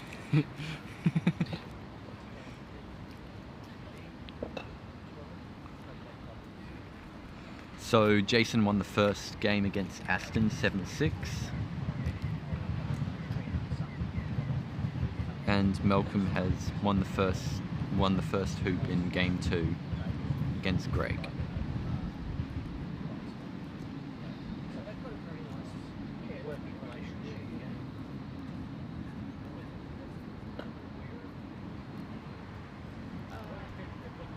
Peter, are you familiar with the Alison Sharpe position? I've been trying to describe it, but I feel like everyone has just crucified me for what I've said about it. Well, I'm not sure if you're on the same, but I mean, you told some of the short side tactics from Alison. Yeah, okay. Yes, I know a fair bit of Alison's short side tactics. We did quite an extensive program up at Camaray one year for Charlie Sharpe and Lana Sexton. We were going off to the World Championships. And I think Alison gained more from it than anyone, because she was with us for the sessions. And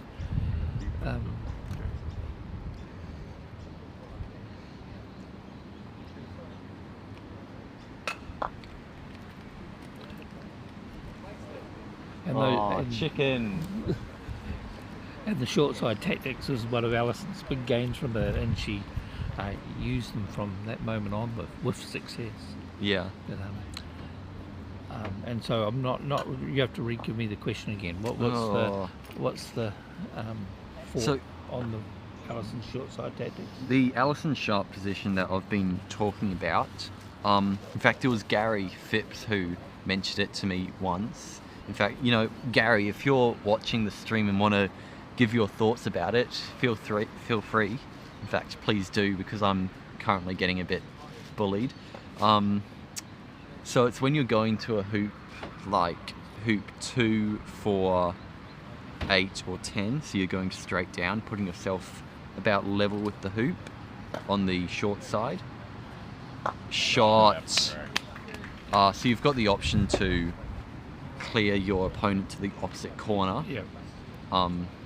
And in theory, there's not much that the opponent can do about it, other than put themselves further out wide. Yeah.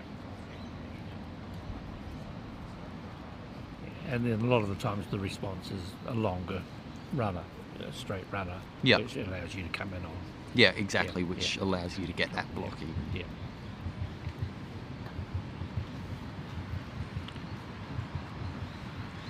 You're pulling all the pastries out, aren't you? I've got 2 more in the bag as well.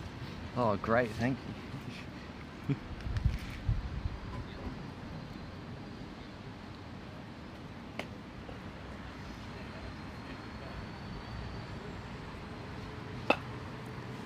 Edward played a version of it here yesterday at Hoop 7, but he didn't quite short side tactic it. He controlled the whole corner here, that he was going to clear anything that was within a fan out there, and he and with a reward of a runner. But it was requiring quite a long clearance to make a reward.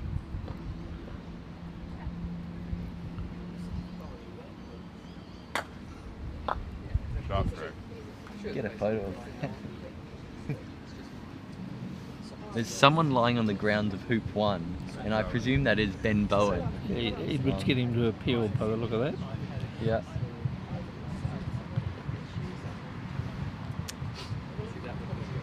Top shot from Greg. I didn't say that. I must say, I'm very surprised that Malcolm's just in shorts and t-shirts. Like, maybe he's got some thermals underneath or something, but especially because he's living up on the Sunshine Coast, where it's always hot. This must feel like true winter to him. Yeah. And he's taking it like a champ. He did have a black top on, didn't he? This at the almost start of looks the like match? a hoop. Surely not. No. That was really But good. that's shots.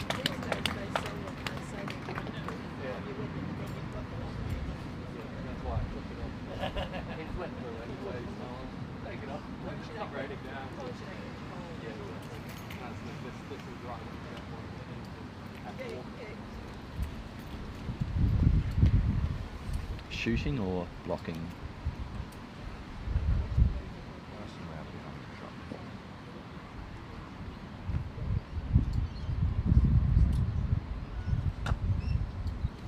I agree with the attempt for the block. I like red on the side of that position, and honestly, I'm going to get hated again. What the Americans say about hoop 2 not mattering all that much, I'm not against it. No, You can't give Malcolm a 2-0 lead. I do agree with that, with the American tactic. Not tactic, but thought. Theory. Yeah. Thoughts that's mainly been prompted on by the likes of Carl Maloof. I think Blake Fields adopts it. That hoop 2 really isn't the most important hoop, and probably the least important hoop of the game. Because at worst you're going 2-0 down, and with first approach over to hoop 3. Yeah. And at the level these guys play, going 2-0 down really doesn't mean anything to them. No. But on the flip of that, the shot, the clearance on 2 to 3 Yeah, is I like getting this. hit a I lot, like lot this. more, with confidence.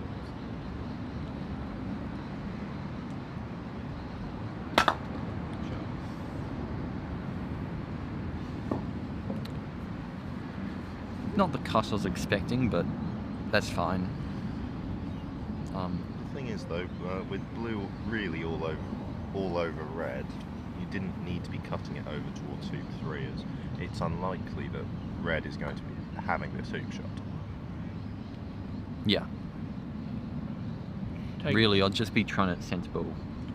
Taking the approach that the Americans had of to hoop 2, the most unimportant hoop, it can lead to, you can take a few aggressive shots at the hoop if you're not worried about losing the point. Yeah. Or you can slow play it and look for advantages. That's a really nice shot. To hold a better position for hoop 3 as well. Oh, we appear to have the New Zealand crew rocking up. We've got Miles Duggan, Levi Franks, Josh Winter, Mikey Lauer, all having finally rocked up, having a train arrive. Alas. Just one to go, one to come left. Still no sign of Jessica Bowen. True. Yes. Well, I mean, in the US, she said that she wanted to go shopping here, but I don't know whether she got her wish. Oh, we have yet already or... been shopping. Oh, you've already been We shopping. have already been shopping this okay. week. Sam says with trauma in his... Yeah, we lost multiple people, then found them again and lost them again. Oh.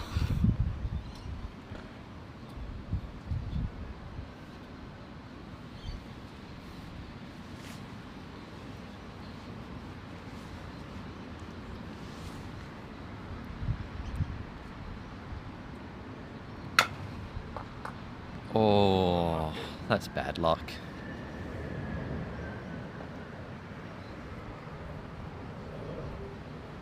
I mean, this has been a very interesting tournament. Coming to the end of now the New Zealand and Australian season, but for the likes of myself and Aston, the season over in England just beginning. So Aston hasn't played a tournament since the Openshore Shield in Tasmania in February. It wasn't that long ago, though. Not long ago, but 2 months of not being on a croquet lawn really can have a big impact on your play. Absolutely.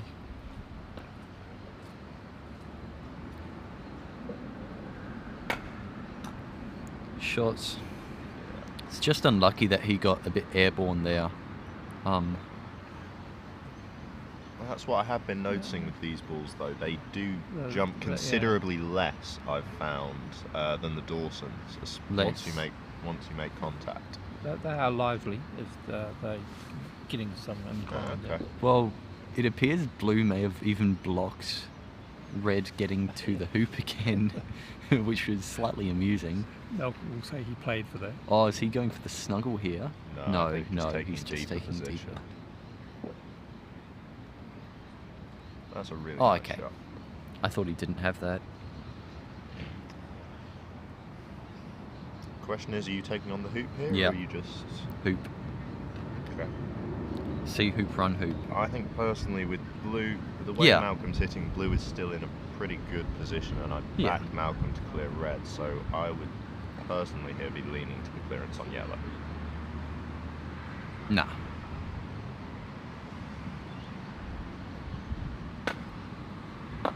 Ooh. Definitely attempt at the hoop, and not a bad one at that. 'Cause what, blues... Well, hoop 2 doesn't matter. Let's not forget about that. Yeah. Blue's in a good position to get a strong position. Yeah, just past the offside marker. Yeah. And Greg runs hoop 2 very nicely.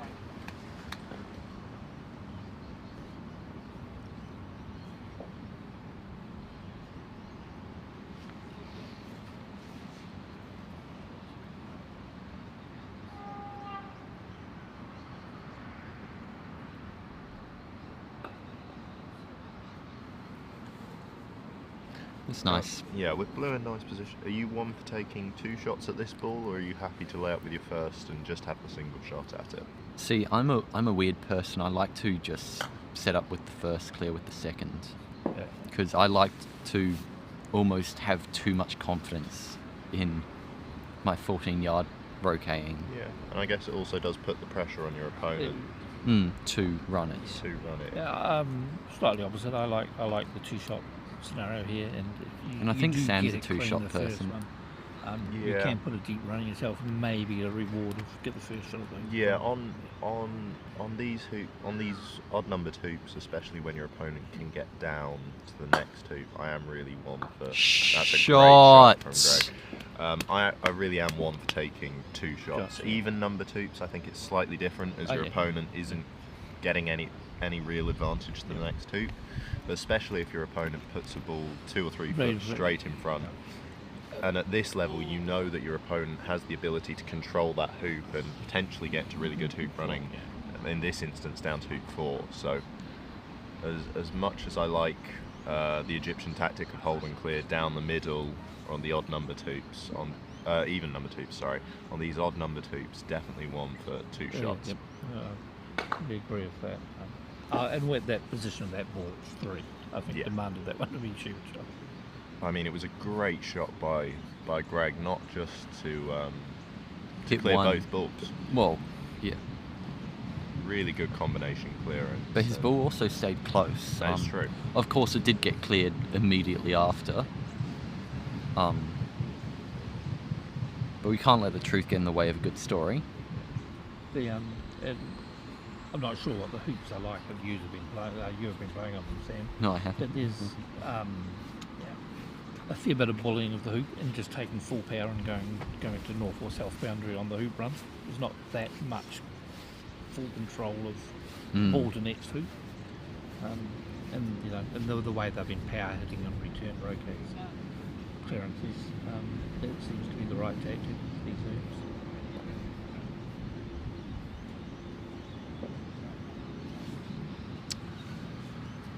hoops. Is that game going to be played? That game has been played. So for those of you who may have noticed on Croquet scores, the W match between Nathan Bullen and Ben Bowen, that was the final, hasn't been updated, but I can confirm Nathan took that game 10-1.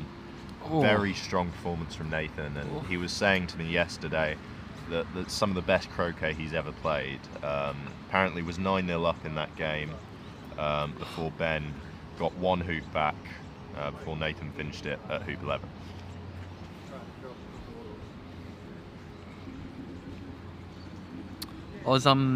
I've been having a discussion with someone, and when you're going into a best of 3 match or just any match in general, I'd like to ask you guys, are you trying to 7-0 them?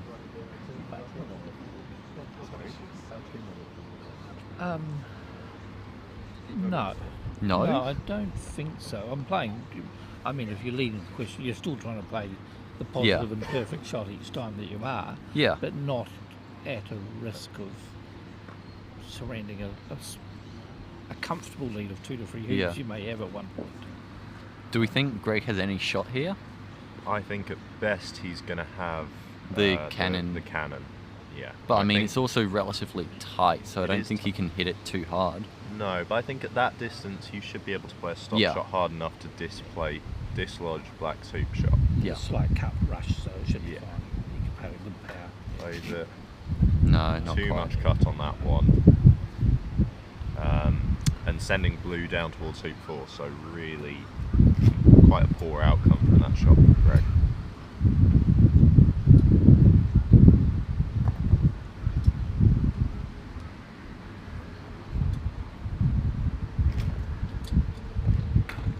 Shots. Now, I know on these hoops they are very, very tight, but from that distance, are you considering attempting to run that with a bit more control? Myself personally, yes, but I've seen most players I have seen here have been happy to pump that down to the far boundary, and they're having a high percentage back, so you know, it's still. I think a lot powerful. of the younger players, which pretty much all of us here are because it's under 35, they all feel they hit better when they hit harder. And I think I'm one of the few who's almost the opposite. I feel I hit better when I hit softer, more controlled. But I mean, with those people hitting harder, they often end up on the boundary, whereas I'll end up in a hoop running position, even if it is a 10-yard hoop. I can still get it if I want to or need to. Yeah, and I'd say one of the few players, surprisingly, who's bucked that trend in this tournament is Mo Karem. Wait, what? Of all people, you would not expect the Egyptians to have the control tactics, but I think, personally, his controlled hoop running this tournament has been, I'd say, one of the best. We've seen lots of players attempting it, and lots of players failing because of that, hitting the centre of the hoop, or just hitting slightly into a wire and getting rejected. But Mo has been really consistent when he's played this competition at running anywhere from about 2-yard hoops with really good control. I've only played Mo in one match before, but that was the most noticeable change. Me watching him here this week was what you were saying, Sam. Now you adopted some of the non-Egyptian techniques and lines of plays. Yeah, I mean Mo certainly in my game played for Egyptians the unconventional tactics of when he was on short boundaries shooting into the lawn, really solid, sensible mid-pace clearances where he was going maybe 3 or 4 yards past the contact point. Whereas typically you see the Egyptian style of taking big smashes at those sort of clearances and relying on a sensible contact to stay close, rather than Mo, who even with a 3/4 contact was only ending up 7 yards away. Yeah.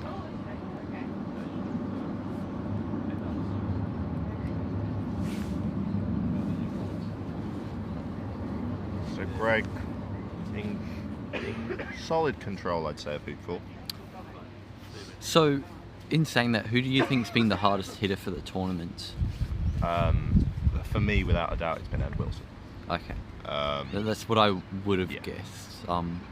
I would have thought after Mo Kareem, but obviously not now. Yeah. Obviously Mo, when he wanted to play the powerful shots, he had more than enough power, but I think the most consistent hard hitter has been Ed. I do not often see him do a controlled pace clearance. Lots of his 7-8 yarders are played full-blooded. Yeah. Without any real... He means it. And he's absolutely hitting the exact spot on the ball that he's aiming at and cutting balls for, full distances away. It's nice. Yeah. Oh. I think I'd preferred yellow off the lawn there. On the boundary. Yeah. It means if blue can get a nice sensible clearance on red... What? Red can't run. I think what he's doing here is just setting up. I couldn't quite see the angle of red there. Yeah. They can't run. Now with red just setting up a block. But a sensible clearance on yellow from black could see black just stopping up nicely in front of the hoop.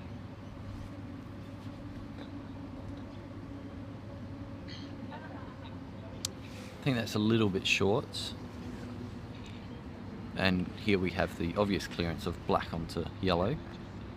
And maybe some pace off this one. No, full-blooded that. It's ruthless.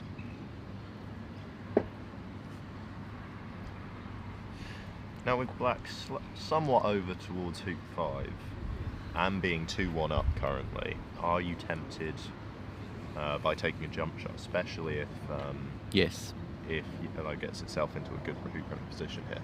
I have 0 impulse control. Pete, how about you? Well, I would have liked the option of not losing black so much on this one, because I don't think clearance on blue was valid with yellow up here. That it's always coming in, so I do like being able to chip this red away and having black back in it. But Malcolm's a phenomenal jumper, so it could have been his plan the whole time. Yeah. With if black had been more controlled, definitely I agree. Just take the clearance on red, but with black kind of out the game at the moment, I think the hoop shot, I can't tell whether it's going to be flat or a here's jump. a jump. It looks Here's like a it's jump. going to be a jump. Definitely the right option for me.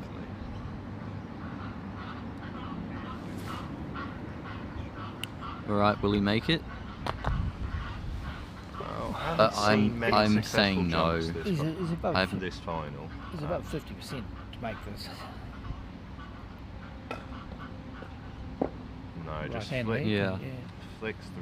I'm not quite right-hand sure wire. what is wrong with the jump shots today, but it's I think it is probably the ground. Obviously, been raining a lot overnight as well, so we've got some very soft ground. And people trying a bit harder to get it up, so they can't quite control it as much. I mean, I've definitely found jump shots a lot harder at this competition than last week at the Under-21 Worlds. Oh yeah. And I think the likes of Levi and Jess, who also played that competition last week, would agree. Before the tournament, Tom Balding was saying, I'm happy for anyone to have a 7-yard jump shot here. But then the amount of 7-yard jump shots we saw, I don't think Tom's prediction was the best. This time not so much. I don't think we've seen many boundary jumps this competition at all. Can we talk tactics for 3-hoop tiebreak? I can talk tactics because I love 3-hoop tiebreaks. If I'm blue and black, so first ball, I'm going to try and put my first ball about 45 degrees, not 75, 45 degrees, so it's just runnable in front of hoop 2. Yeah, you start at hoop 2. Just start afresh. Are you taking first play if you're winning the toss? Oh yeah. Okay. I'm if I win the toss, I'm taking blue and black. Yep. I'm mad, but I'm not that mad. Yeah, nice, Greg. Well, the design was that you were meant to consider going Taking- second because yeah. you get the hoop 2-free run to get your 2 points. Yeah, And so there's shots on offer that hear me can- out. Sorry, go. So that 45-degree shot is meant to be I can run it if I want to, but the main goal of that one is to clear the opposition ball and to try and swing myself somewhat towards hoop 3. Yep. Now, of course, things don't always end up. I could jaws that ball if I needed to or whatever. But the next ball that I set up, so black, will be just thread in front of the hoop. Yeah. That's me saying I'm having a hoop shot with this one. Are you getting responses pretty consistent though from when you're doing that? You haven't had anyone do much different Well, sorry, what do you mean by that? from where you're going? Are they responding to that how you want them to? Yeah, so they're usually going a bit deeper and off to Yeah. the opposite side, Right. which is what I want. I want to Yeah. hit them on the left-hand side, so they're going far away and I'm going towards hoop 3. Then it's just a matter of after you've got that hoop, just getting one more. Yeah. Ideally, you want to be getting it immediately. You don't want to be scrambling for hoop 4. Yeah, you want to be able Then- to have that ping. Yeah. You know, at one if you have got one under your belt. If you're red and yellow, I want to be hitting something on hoop 1 or /2. But I don't want to be hitting it too hard. I'm reasonably happy for the opponent to have the first hoop, but I don't want to play a risk of peeling them through or anything. Yeah. Yeah. I like it's the second line play of putting in a deeper straight runner. Yeah. And if you're doing you're going with that first ball, trying to clear that full power half ball Yeah. and try to take it straight away that you can run that one hoop that you set up for your Yep. second ball, and you should have a ball over towards 3 Yep. somewhere. But it doesn't get played out that way very often.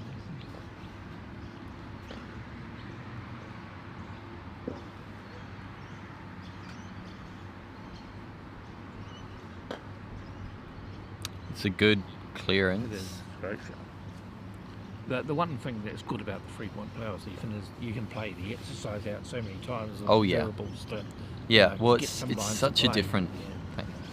That's something that I think GC is so much better than AC. AC, when you get down to it, it's the same people trying to do the same things. Of course, people aren't 100% perfect, which is where the interesting part comes in. But with GC, I think you've just got so many more scenarios that it makes it so much more interesting. Now, I'm probably about to get a bunch more hate than I've already received. But in my mind, GC is far superior than AC. Fight me. I'm not sure I'd say far superior. I think tactically they've got a lot of different elements, and I think that's why lots of top AC players play handicap, just for something different. Yeah. So I think it's Stephen Mulliner that says he is not bored of AC, but believes when he plays he gets into kind of a robotic headspace where he just knows I'm going to do this shot, then this shot, then this shot. And while initially, once you're getting to that stage, there is a lot of tactical know-how, I think GC, having your opponent playing every other shot, means that the situation is constantly changing, Yeah. basically. See, something that's interesting is the Marty Clark is pushing the tactics of clear any ball in front and back your hoop running further and wider. And that's just the two rules that he's coaching, really. Which does give that idea of robotic, you know what you're going to have to do. But, again, there is time and place where you do the snuggle, you do other things as well. So, yep. I'm glad I stalled saying AC is nowhere near as good as GC, because Ed Wilson just walks behind me, and I think if I said that in his earshot, I would, I'd be in trouble. Well, block your ears for a minute, Marty. But he could, because he does it through development, he could be getting players to have the good understanding of setting up clearing process, and then add the extras, at another part of the development. Jump clearance, I think. I'm guessing black's blocked blue because Greg's having to have a jump at this. I must say I saw a very good jump clearance from Jack Good in the under 21 Worlds.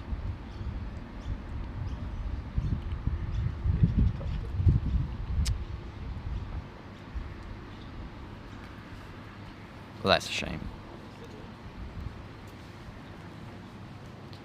So Malcolm now with a chance to go 3-2 up in game 2. There's some slight angle, so it may be a controlled run for Malcolm. Nope. Oh, it's easy. Shot Malcolm.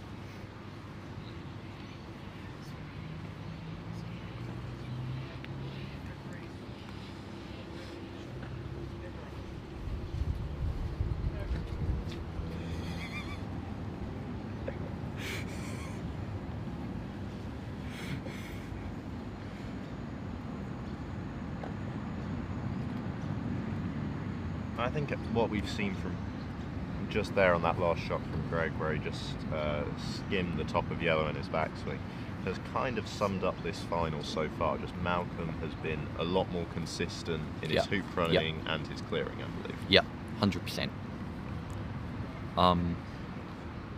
I don't know what Greg's game was against Levi yesterday, but I presume that Greg was playing a bit better than he was today. Yeah.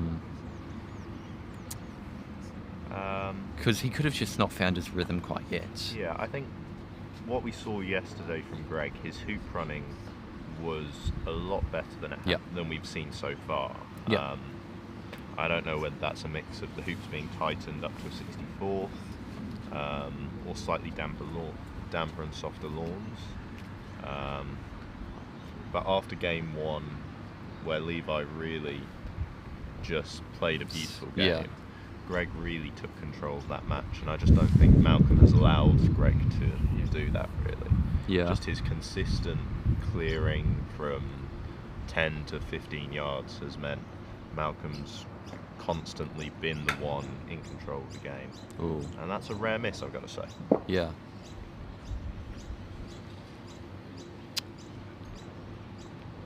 I haven't played Greg a whole lot. I actually have never played Malcolm.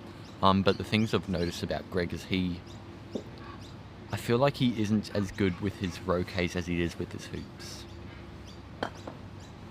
Evidence there. Yeah, that's really nice. That's a really nice hoop run.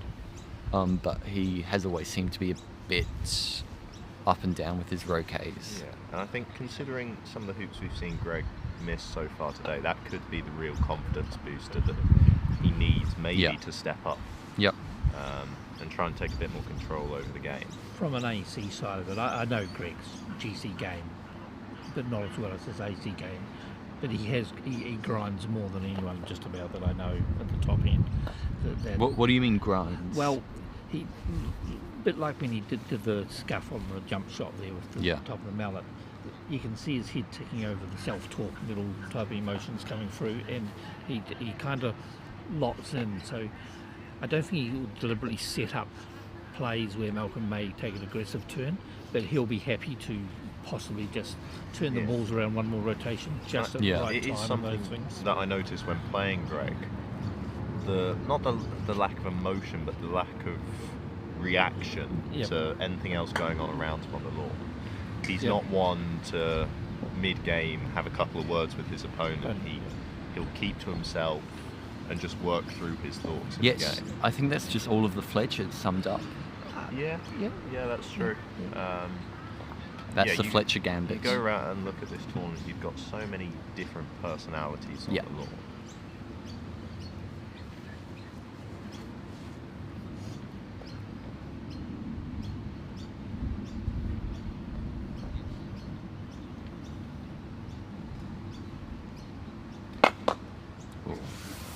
mean, if you go back to last year, Ed Wilson at times was talking to the commentary during his game. It's just he needs that constant enjoyment, whereas someone like the Fletchers all are very focused.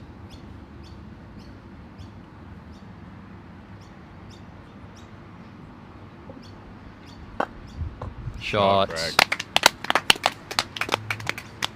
Greg takes a 4-3 lead.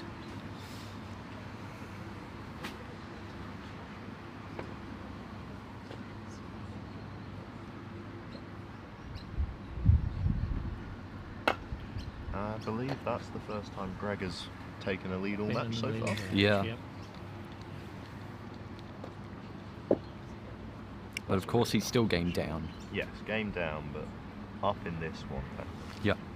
Which, again, as I said, it seems that hoop 6, very clean hoop shots, just giving him that bit of confidence that he may have been lacking in game 1 to take on that 5-yard hoop and run it with some beautiful control. It's not a great. Oh, that could be a lot worse actually. I think that's all right, to be fair. Yeah. It's the right hand side of blue, which is always good because you're not going to be clear. Blue's not going to have any potential flick over towards hoop 9. Looks like a block. It does look like a. So you're going to have a shot at the hoop. I think you've got to here. Unless Greg was going to play aggressive, that's probably one of the best spots he could probably set. Yeah. That red ball.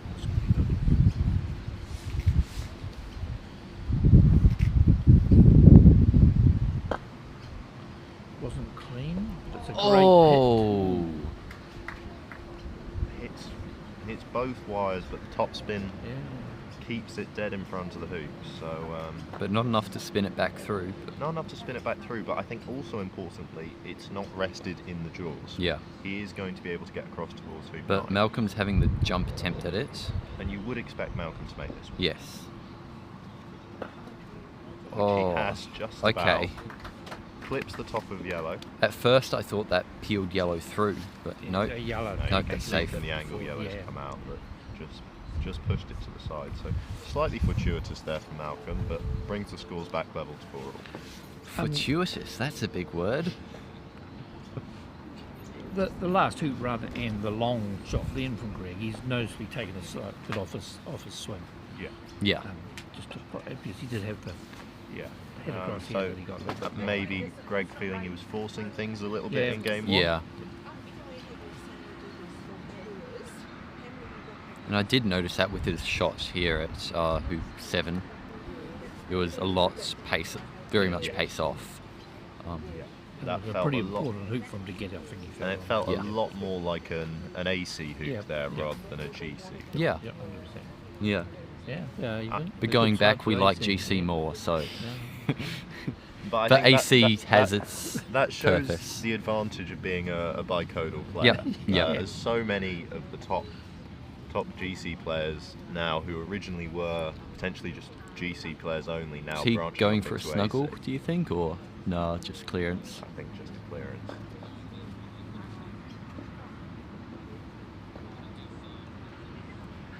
So if you look at about the top 20 or so GC players,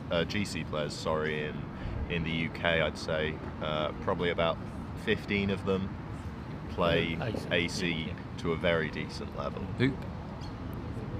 This is fun.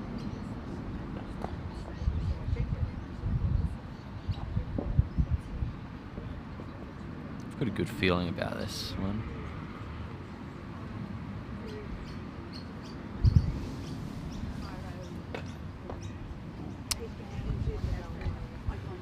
Malcolm. But that wasn't the worst attempt. No, I think it's especially at 4-all where you've been 4-3 down, trying to re-establish your lead in the game. Never a bad shot to take on the hoop, and great miss as well. But again, that's not a bad miss. No, stays relevant and in hoop running position. The question is whether Malcolm can get into the jaws here potentially. The angle looks very tight. I don't think you'd go for. Okay. Yeah, that's a beautiful shot. Sits really nicely in the jaws. Now we have the best jumping Fletcher here.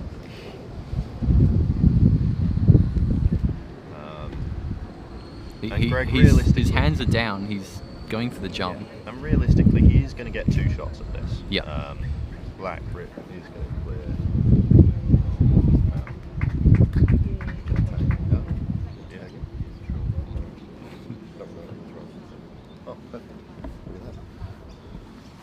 And joining the booth, we have Ed Wilson. It's a packed booth, boys. Yeah, it is. And a good game. We've got a good shot to watch here.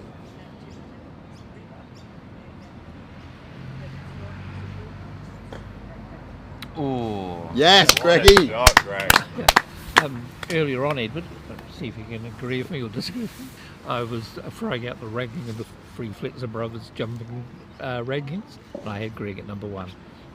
Or was it you that had Greg at number 1? Oh, no, there is another Fletcher who also has him at number 1, but I'm not saying which Fletcher of the 3 rates Greg as the best jumper of the 3. Oh, is the best jumper. I think that, it's a tricky one. Greg's a great jumper when he's on, but he's a very feeling jumper. Right. So I'd say that Malcolm is probably the most consistent of the 3 of them in jumping. He's got the most improved. And the best jumping technique by far. I think Robert would happily admit any day of the week that he's got the weakest jump of the 3 of them. And the world number 1 that's been able to, be number 1. But it's amazing how regularly he gets absolutely clutch jump shots like that in an important time in the game. Yeah, one of those ones. He's still in the a great 1, the 7-yard boundary one was just the right time and pristine. Yeah. Absolutely, he's very good at them when he needs to be. But that's I mean, we're talking relative terms of jumping between the 3 of them. They're all extremely good jumpers at the end of the day. We're just trying to make some light-hearted doing some Shot, Greg. So this is looking like some good stuff here. Maybe not, quite as much of an outside game purely as yesterday's. We've seen a bit more inside play from both players, or trying to control hoops a little bit more as well. Before you sat down here, but I was just going to say that slight bit of difference I see that Malcolm was forced to run nearly every one of those hoops that he had to run against you. He's not quite forced to do the same with Greg at the moment. Exactly. Greg's, some of his stuff around hoop 5. And so it just looks a little bit hard to tell. He's obviously focused, but just not even sure if it's just a smidgen faster in walk or a smidgen getting into the position quicker on the hoop shot. Whereas before yesterday he looked he was like dialed. A man, he's not beating him Yeah. And you forced him to do that, whereas he's not quite feeling that at the moment. Which is dangerous. He's just gone down 6-4. No, that's right. The Greg pride I was talking about. Exactly. It's a final at the end of the day. Like, you really have to be in the zone every shot. You either walk away with tears or a trophy, and I know which one I'd rather. Well, they both get a trophy. Trophy, annoyingly. Good on them. So, good chance for Greg to go back up here. And back up that. First game I didn't see much of it. I was over on another lawn, but it looked fairly quick. Malcolm dominant. Dominated. Yeah. Similar to yesterday against Levi, Greg didn't really get into game 1. Yeah. Malcolm, and even for the first, I'd say 6 hoops of this game, Malcolm had real control over the game. Greg, though, has taken a bit of pace off his swing and seems to be gaining a bit more consistency. Felt as though he was trying to force things in game 1 to get himself back into it. Yeah. And this is where Greg is great and dangerous. He can play in, a high pressure match, but take that pressure off himself and alter those sort of things about his swing. He does it to Robert every time they have a final, and he always looks very dangerous in those situations. I don't know how he does it personally. But he's one of the best problem solvers while he's out there of what can I do to make my, swing feel better, and then go and win. Just looking at him, the glasses, the hair, it all just comes across as smart. Is that something you practice though? taking the pace off your swing and getting into that mindset of you're playing in a final where you're under pressure, or is it just he's got that mental fortitude when he's in those situations to get himself into that zone? Yeah, I would say it's not practiced. Yep. Part of it is AC as well, that you learn a lot of that calmness out of the requirements, when you're practicing AC, you on ball movements and making plays, you kind of toughen yourself to get things right in that sense. Yeah, I think that's a good point.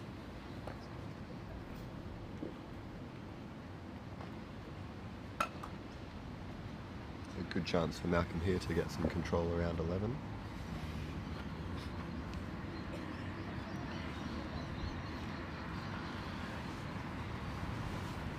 This was such a tricky position yesterday for either player, because it would be so easy for one of Malcolm or I to pretty much just go deep here. Yeah, and run the hoop. And run the hoop the next turn, where most of the time you're not banking on that. The players doing that. It completely changes the game, doesn't it? When a 10-yard hoop looks runnable. Yeah. I'm looking forward to this wee run of maybe 3 hoops. Yeah. When you're playing Malcolm and you're both power hitting and quite aggressive, the type of tactics of trying to do anything to have a better position. No cuteness. Got out the window. It's just if you're running pen, it's going to the out boundary. And then same thing is you're not worrying about 13 till you've got 12. Run to the boundary. Absolutely. And deal with the hits you have to make. That. And it was happening a lot that you were both hitting those, not particularly say in that 7-6 scenarios, but those I'm just saying Greg may be slightly different tactically to what we saw. Yeah. With some of the other needing 3 points to win tactics. Well, yeah, Malcolm might definitely do it differently to how he did yesterday. Yeah. That's for sure.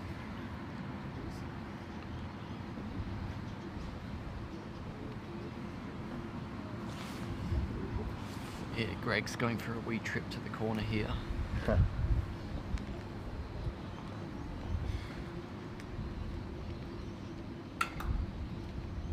Nice shot. No, that's fine. I think that's fine. But it did play on his mind earlier. Yeah. I think also more importantly, there's pretty decent chance if Greg connects with black that he might Double. take out blue as well. Yeah, it'll be interesting. So this one's a classic toss-up of, okay, if Mel can't run the hoop with black here, do you consider not shooting? And all blue can really all black can potentially do is clear yellow, and then you're going, well, it's a shorter shot for yellow back to blue, if you're putting a run and up I've also between got a ball in front of the hoop than shooting now, and then you're sort of back fighting for position again. There's some randomness on that hit that you do if you do clear. Exactly, yeah. I mean, you could centre ball black into blue anyway, and Mel's still got a perfect runner.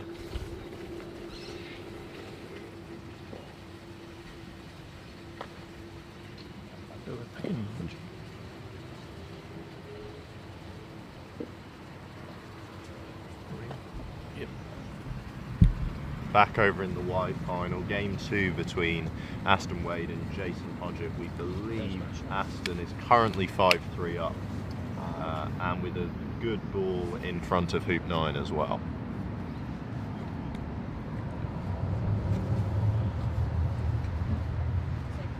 That's a guess score. Yeah, guess score.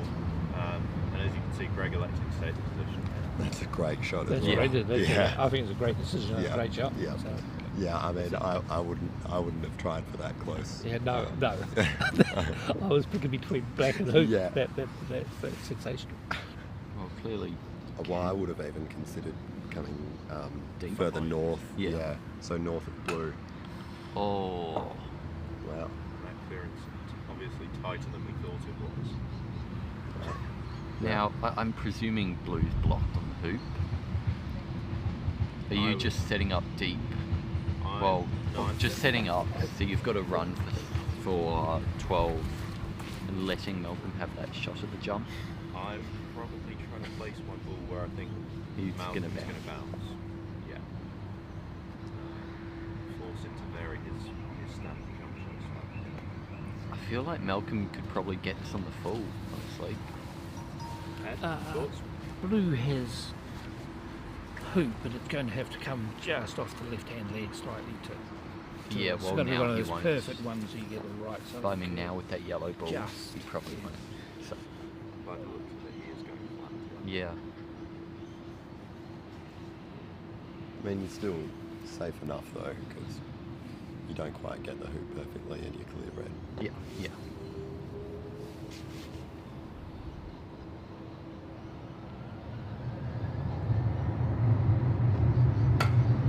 Sharp Mal. Shots. That's what he did all day yesterday. it's just about his favourite hoop run, isn't it? Yeah. Yep. Yeah.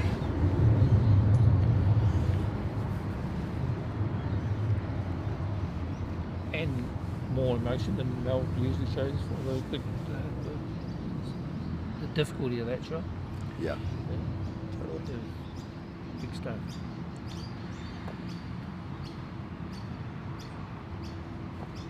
Yeah, that's cute. Is he Well, it's wide pretty good. position?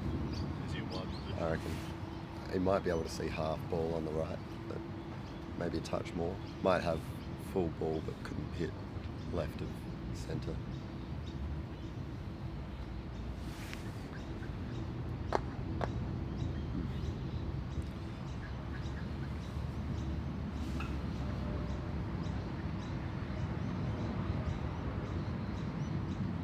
Actually, if he does hit right of centre, oh, that's not great. A triangle towards 13. Yeah, but black might have put itself in the way a little bit.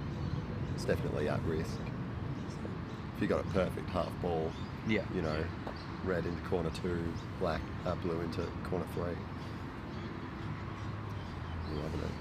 I think Greg probably needed to try for a little bit more with yellow there as well. A little more, just you're talking position. Better position. Yeah, yeah, okay. I mean, it can run, but aside from that, It needs to be somewhere in the mix, putting pressure on Malcolm to really make sure of this shot.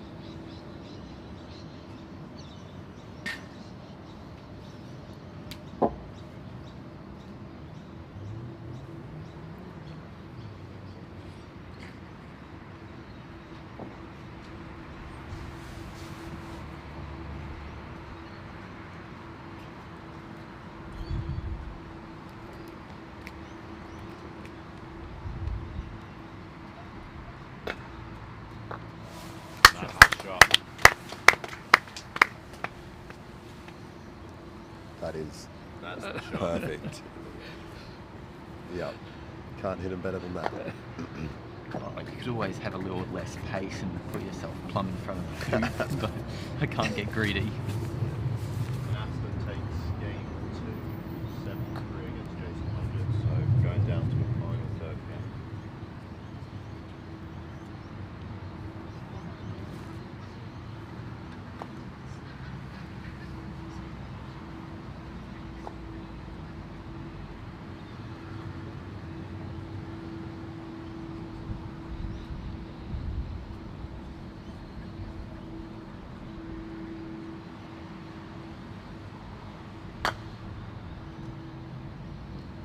That's a big miss. Didn't look good off the mallet. Probably missed, I'd say, by about a foot and a bit to the right. Yeah, yeah.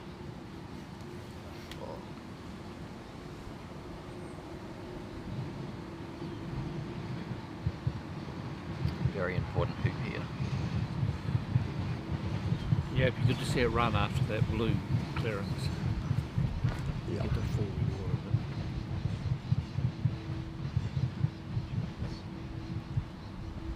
it. Oh. Middle of the far wire. Yeah. I don't know about you, Ed, obviously you know Malcolm a lot better than I do. That swing felt looked slightly quicker than his standard smoother pace. Yeah, it didn't look too bad. He's got a pretty quick swing anyway. When you watch it, he's got a very, very light mallet. Yeah. clearly didn't run the hoop though, so you know, you might have picked up on something that wasn't perfect. So Greg with a chance now to take game 2 and bring the match back level at 1-1. Oh.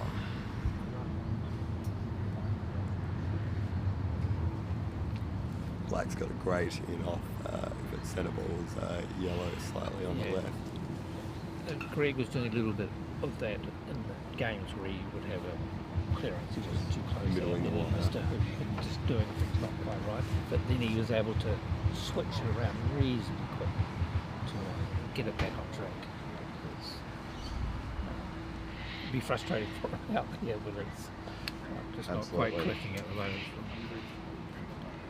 I mean, they're the ones that you just, they've got to go your way. Like, otherwise you just won't win. I think he's just going for red. Oh. No, this is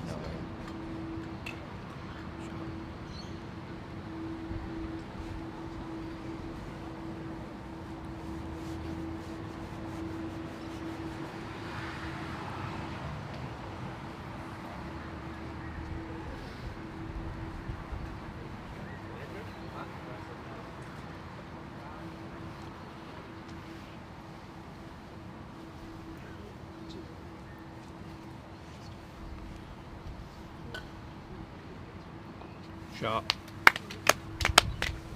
great shot. Could be back to neutrality in a sec. Yeah, especially if this clearance isn't sensible. However, if it is sensible. You feel Malcolm takes control. Yeah.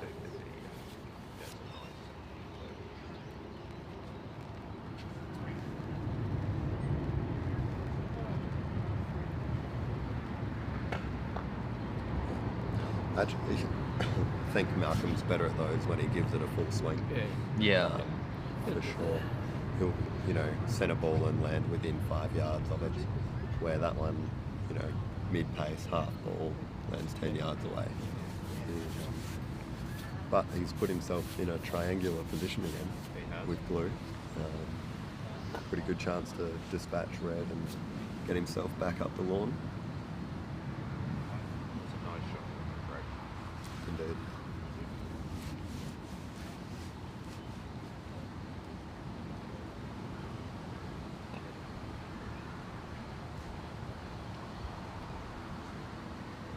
Sharpe. Oh. It's filthy. I'd almost be tempted to shoot here as Greg.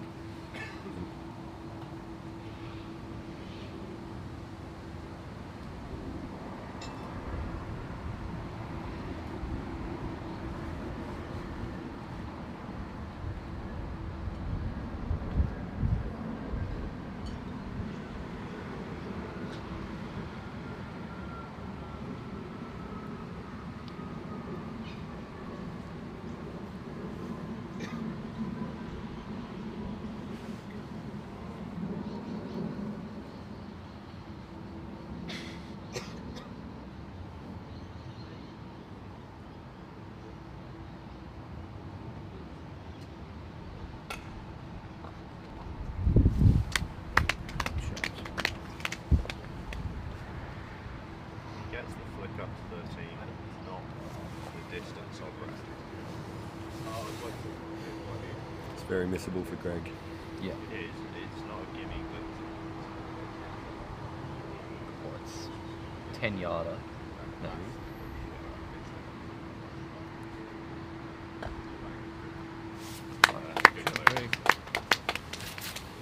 At first I thought I was feeling a bit rushed, but well, he got it, so Oh, he's a completely different player than he was a couple of years ago.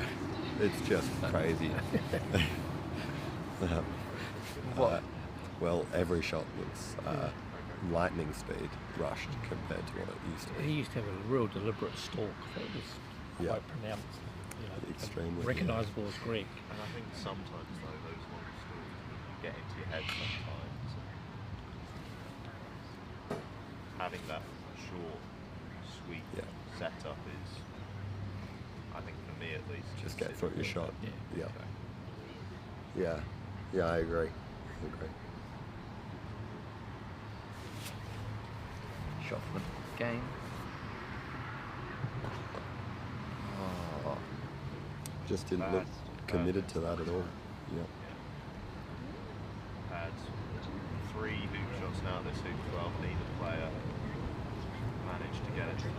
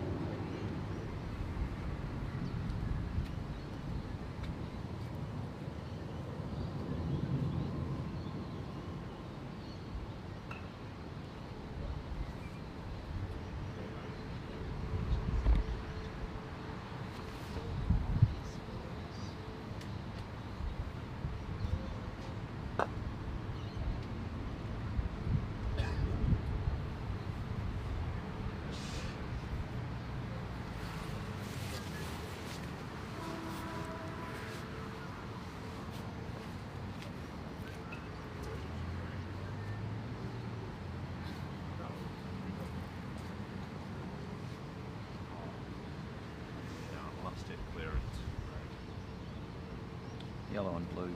Yeah. Yeah, that looks And better. sharp. Sharp. Not quite sensible, but I'd say at the very least 3/4 yellow stays in the game. He's built up a series of about 3 or 4 shots now that they've just got cleaner and Yeah, more middle ball stuff. And that's what it is at the end of the day. It's building form. Yeah. Building some confidence as well after, after Malcolm really walked you over game 1. Yeah.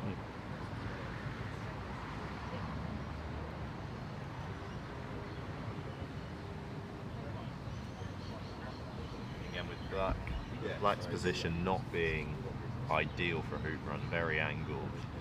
Are you considering putting a ball in here and putting the pressure onto Greg of running this hoop?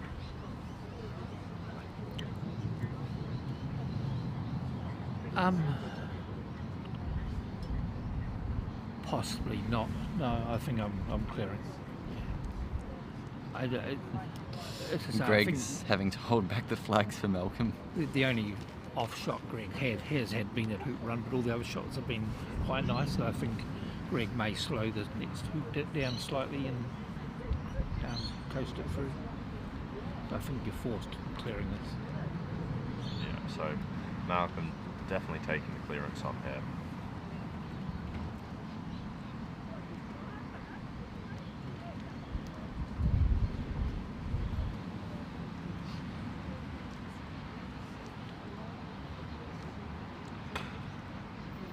Shot. Now you having a shot at black with red. I'm not here. Agree. I think this is a very angled shot. Yep. If he gets it, he deserves it. Yeah, if he gets it, you've still got first approach up to 13. Yep. I think by shooting at it, you also give Malcolm the opportunity just to sit in the jaws. Yep. Which then could potentially lead to Malcolm setting up a promotion for hoop 13 and taking maybe not full advantage, but getting some potentially shorter shots. Wing ball's good there. That's not a bad spot. Yeah, either. I'm happy with that. You could tempt him if you gave yourself a 45-degree running wing ball as well. This really is forcing Malcolm to take this hoop on though. Probably jaws or.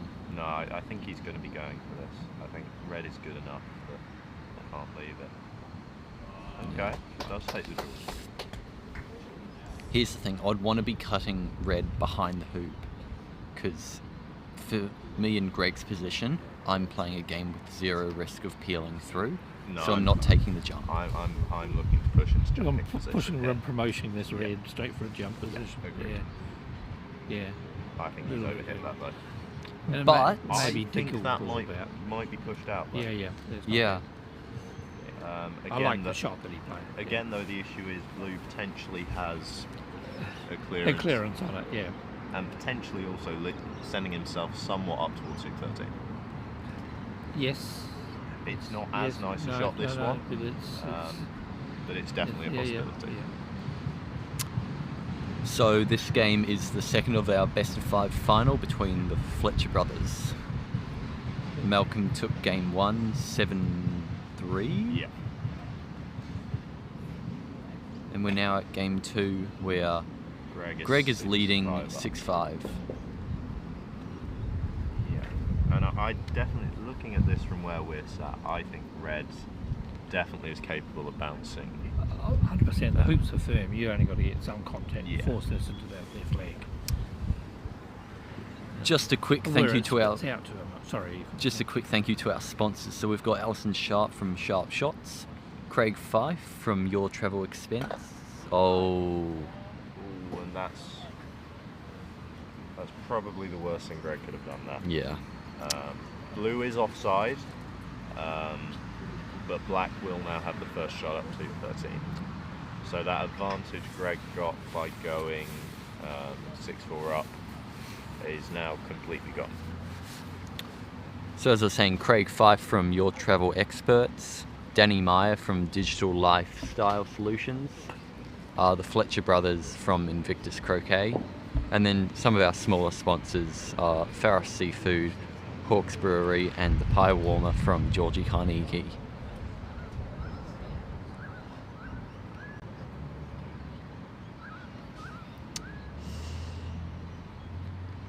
So first shot to 13. And it looks like it's going to be a jump shot. Yeah. So he's probably, well, he has to be wired from the hoop then. Yeah, it's got. But he's got to get that airborne pretty quickly. He has. That's a good shot. Of course, it's not the best position, but it's angled. better than nothing. It's angled, but at the same time, if Greg puts a ball in front that's not off the lawn, black is more than capable of clearing it. So are you just sending yellow off the lawn and letting black have an angle 7 yards? Or are you trying to put the pressure on him and put one in really tight? Because coming 3 or 4 yards in front of the hoop is risking really the shot. Yeah. In a best of 5, I'm going to the back boundary on this straight as I can. Okay, so Greg trying really tight position here. Yeah, I think that's... Yeah, that's pretty good. Good. Yeah. And that's the thing, I back myself to get into that position. That's what I'd be going for. But I recognise that other people would be going for the deep.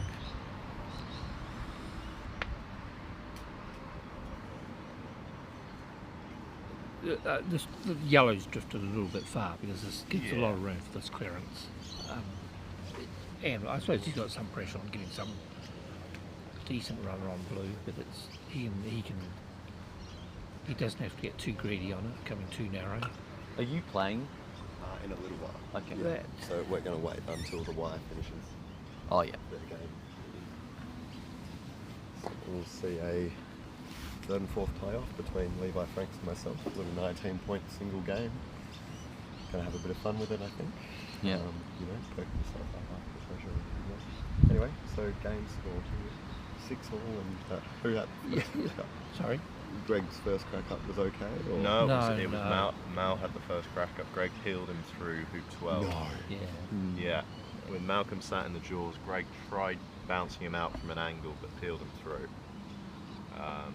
Mal did have to jump over hoop 12 to get up, and that's where black ended up. That's pretty good. Oh, it was a good jump. Yeah, he had to get a lot of height very quickly and really nailed that shot. And I think...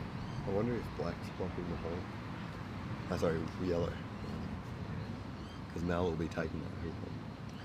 Yeah, I'm not sure blue is brilliant for hoop running either. So Yeah, I think blue came in quite narrow. Individually possibly wasn't. I'm not sure, but the clearance on the yellow was too kind of easy because yellow drifted. Greg's got a history of peeling opponent through 12. He goes for those shots far too often.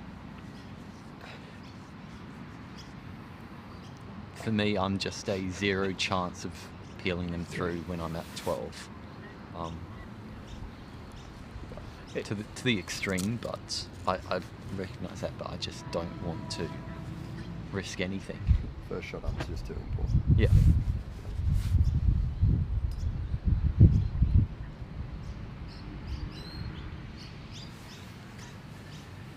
This actually looks like a hoop shot. Got a good Yeah, eyesight, Ethan. blue being so out of position, Malcolm's going to take the chance if he gets it. He wouldn't have thought for that long if it was yellow. Oh, This is the hoop though.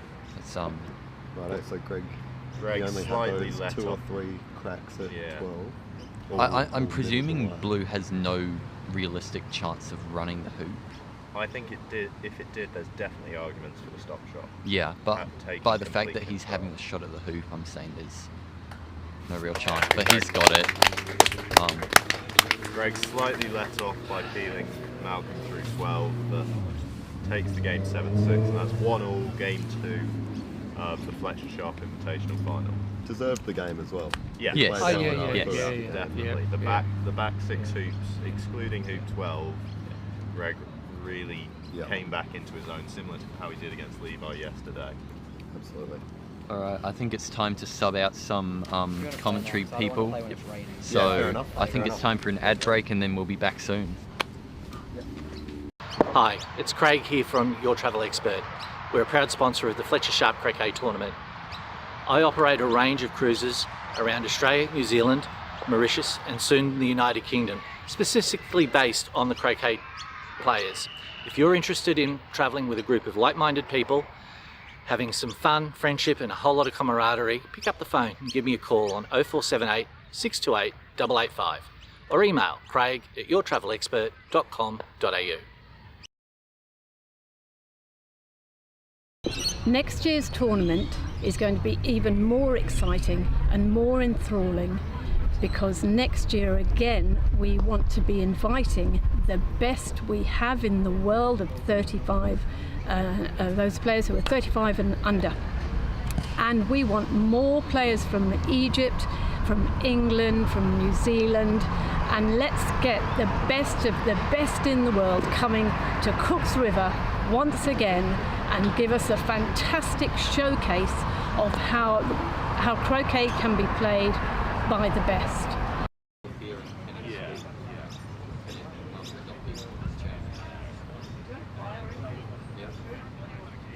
Do we have to pay or? Well, I mean, yeah, then don't worry. I'll just get the proper deal. I'll just get one later. Oh, is it? Yeah, exactly. Yeah, well, what, 12 to 2 is it? Jason's 2. Yeah, Aston was He did brilliantly. yeah.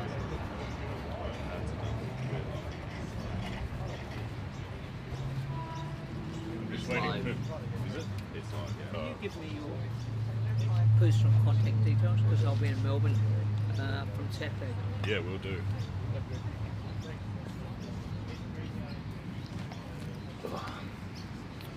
Okay. I think we're live. We are live, right? Yeah, you're live. Yeah. Alrighty. Awesome. So we're back right now. It's 1-1. Just having a bit of a break. I think in the second game it's 2-1 to Jason Hodgett against Aston. Sorry, third game. They're 1 game all right now. So both players are playing well. Not as much rain right now, which is lovely to see. Yeah, just trying to.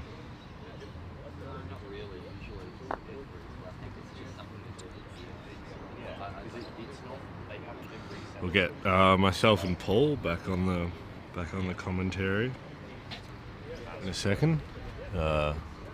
He's just gone off for a second. Oh, here he comes. Paul's bringing the beers. It's all good.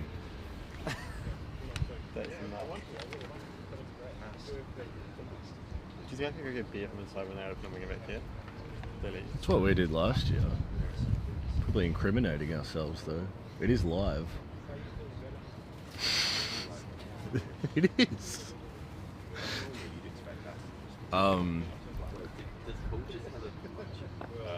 Yeah, it's time to commentate. Awesome. Paul's back. They're just resetting the hoops.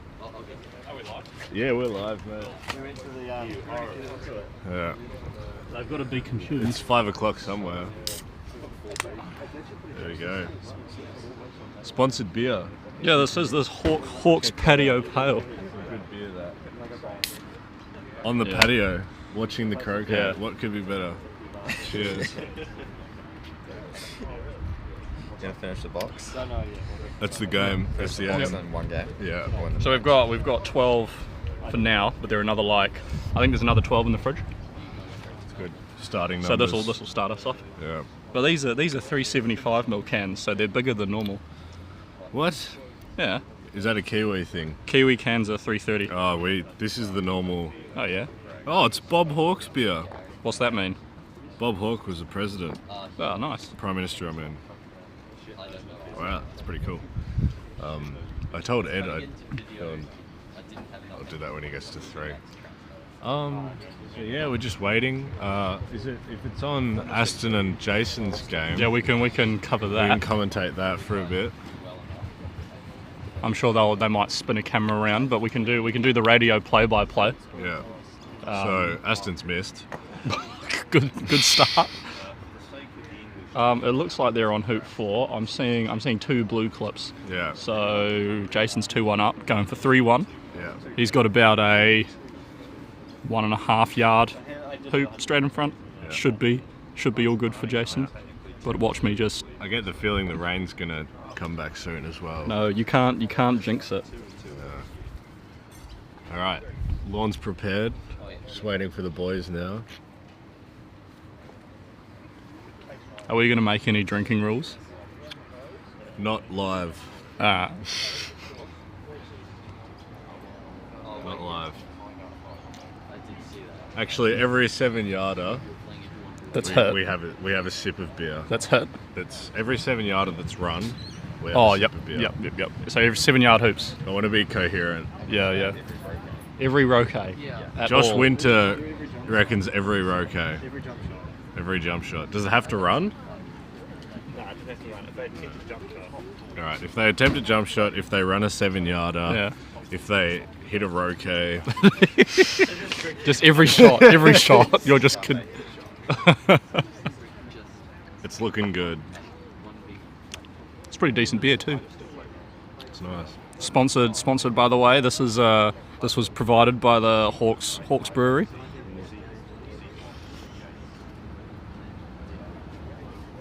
$0.10 a can as well. What, recycling? Yeah. Wow. If we get through on the entire box, that's like $2 whole if we take it back. I think that's a good goal for today. And that could get like one more can. Yeah. That's a shine at the Concordia Club. You reckon? I reckon, yeah. Aston's 3-1 down. Yeah, Jason did end up running that hoop from before. Alrighty. Oh, yes, we're back. Here we go. Let's get into it. So, Malcolm's got the first shot with blue.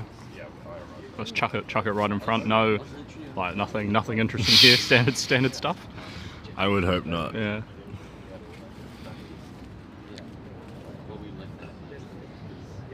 But these ones have been really fast, even with the rain that's been coming down. They drain so well, you wouldn't even notice. So it's a perfect first ball.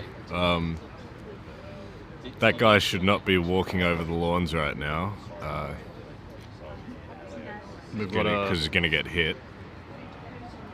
Oh, what a shot by Greg. It's a great shot, but it's also not the best shot. Because...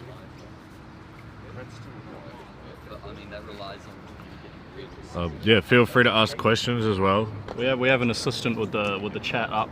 Has anyone asked any questions, Mikey? Yeah, a few here. From Can I have a look? Yeah. Let's check the chat. And no, all good.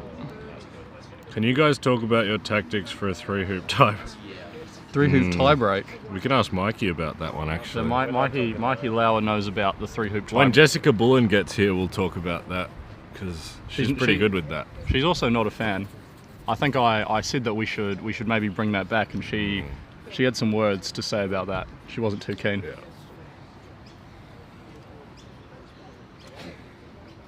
I mean, I reckon the 3-hoop tie-break is pretty cool, but you've got to play the tactics right. Yeah. So Greg was forced to clear that because blue can clear red down the lawn, which Mel's going to do, and very easily get it into a wired position. Yeah, the spot where there's a wire is so huge. Literally, you can wire it through the hoop. You can wire it through hoop 2. Malcolm can do whatever he wants. Yeah, they'll be like, there are 2 critical kind of zones on the boundary. He's got the wire. Yeah, he does. That's and great blue's path. in an awesome spot as well. So Greggy's probably going to have to play to halfway, unless he just wants to put a ball in and put the pressure on. Yeah, put the pressure on. It's pretty hard from that angle though to get a ball close. Yeah, we'll have to see what happens. Yeah. We're just going to be a little bit quiet because he's right next to us.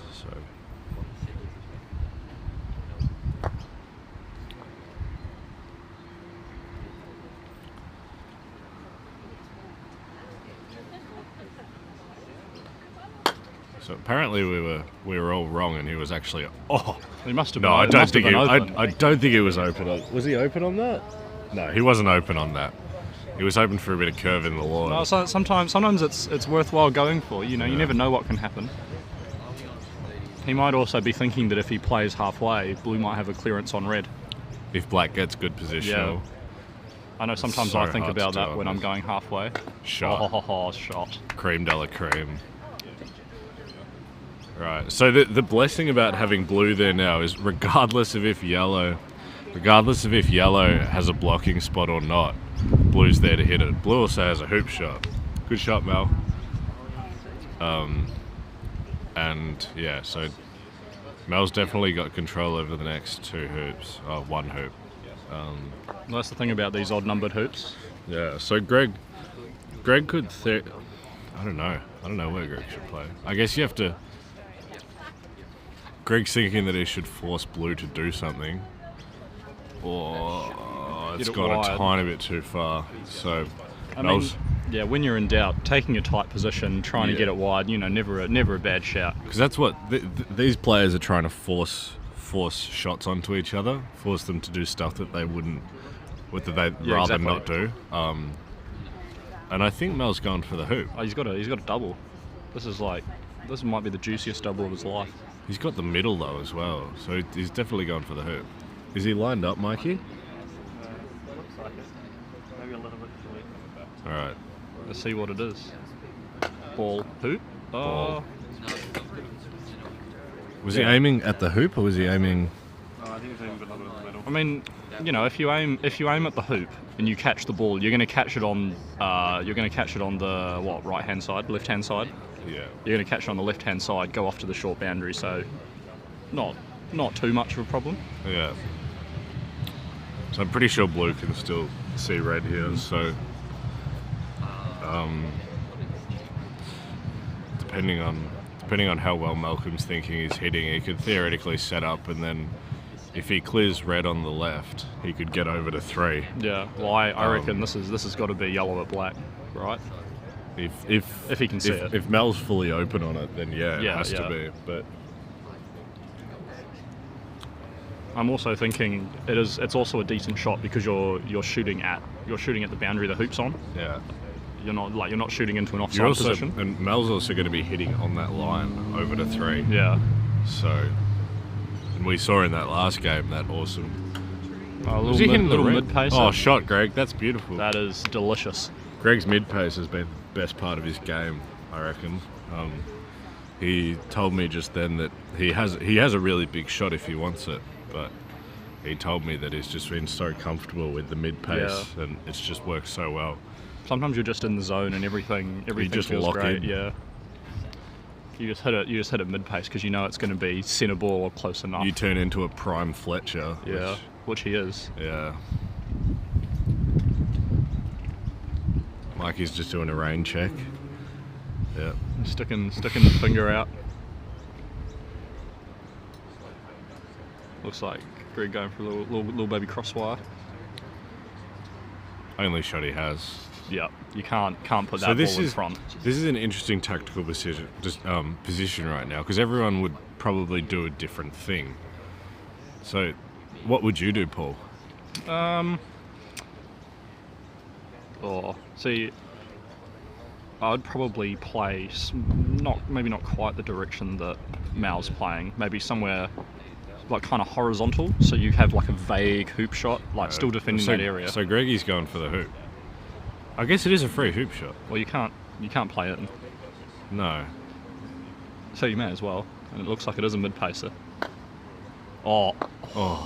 It just looks so good off the right hand mallet. wire, yeah. So now Mel's going to either promote.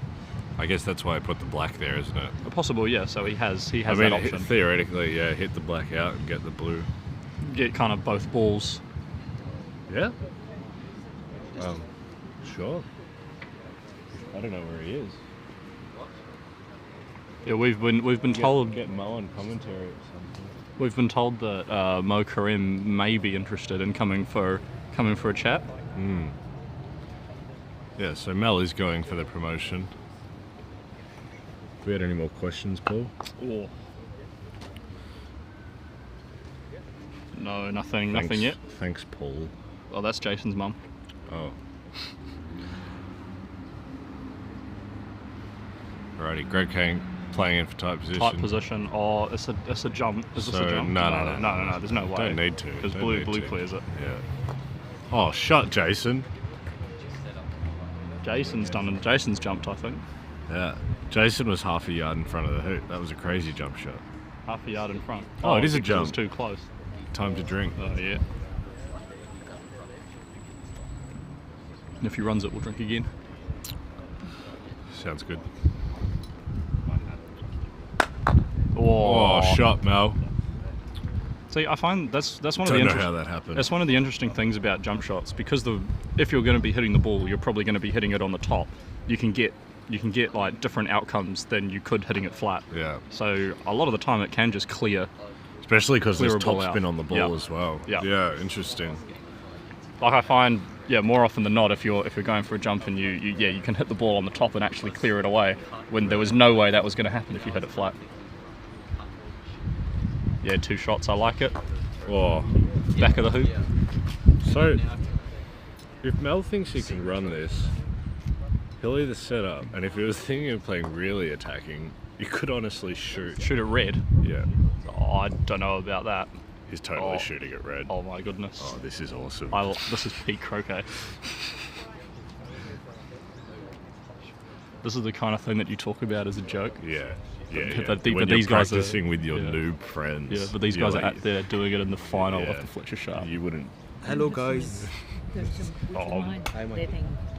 Oh, shot. Beam it to the Egyptians. Yeah, do you want to?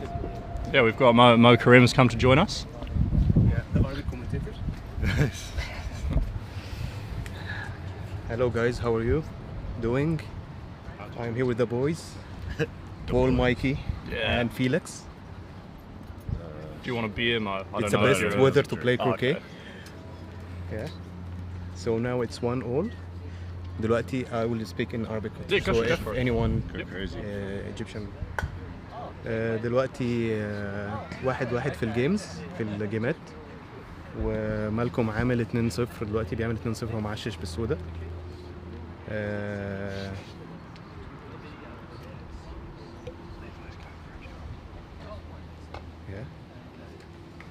1-0. Yeah. No, 2-0. 1-1 دلوقتي 2-0 لمالكم. And Mel's on side for hoop 3 as well. Yeah. ومالكم مرحل على 7 ياردة بتاعت رأسه الثالث. Who wins the Z and W and everything? Just playing? At the moment, Aston's. Jason's in front. Their third game. Yeah. Between Aston and Jason. and Jason. Okay. And then Ed and Levi are playing for third and fourth. Okay. So if they didn't play, they didn't get any money. It was no play, no pay. Yeah, that's right. دلوقتي مالكم حط بليس اصفر جه عليه بزاويه فهو قرر يحط بليس حلو على اساس ان احمر جاي من بعيد وفعلا هو حرق البليس. دلوقتي اسود عنده حلين، يا اما هيلعب بولاج وده مستبعد، هو هيحاول ينزل يكمل قفل او هيحاول ينزل ويسيب له يعمل جامب عالي وهو عامل 2-0. So it looks like Mel's just setting up because blue has wired yellow.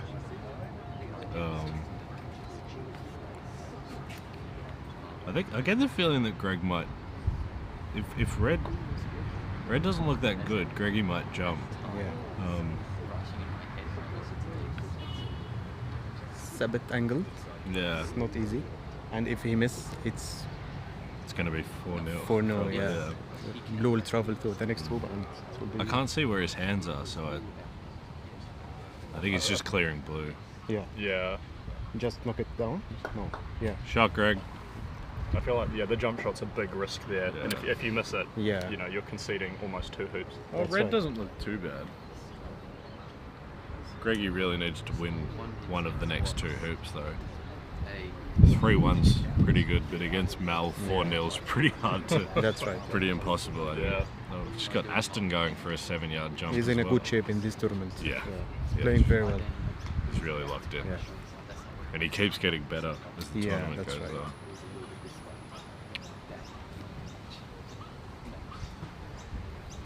دلوقتي مالكم بيرجع بليس بازرق، غالبا هيركب من فوق شويه. Oh, okay. He's gonna give Greg a shot. بس متهيألي هي زاويه وبيحاول يقفل عليه. He might have actually got the I think he wire. blocked. Yeah. Yeah. Do you just shoot a black, take both balls off the line? Or do you shoot a blue, let black have the hoop Yeah. shot? There is no option. I would jump here. You reckon? Yeah. It's looks very, real angled, Yeah, yeah, it's yeah. very wide angle. Yeah. I actually really like angled jump shots though. So, because for me, I'm like when I do a jump shot, I get a lot of shot, Greg. When I do a jump shot, I get a lot of top spin.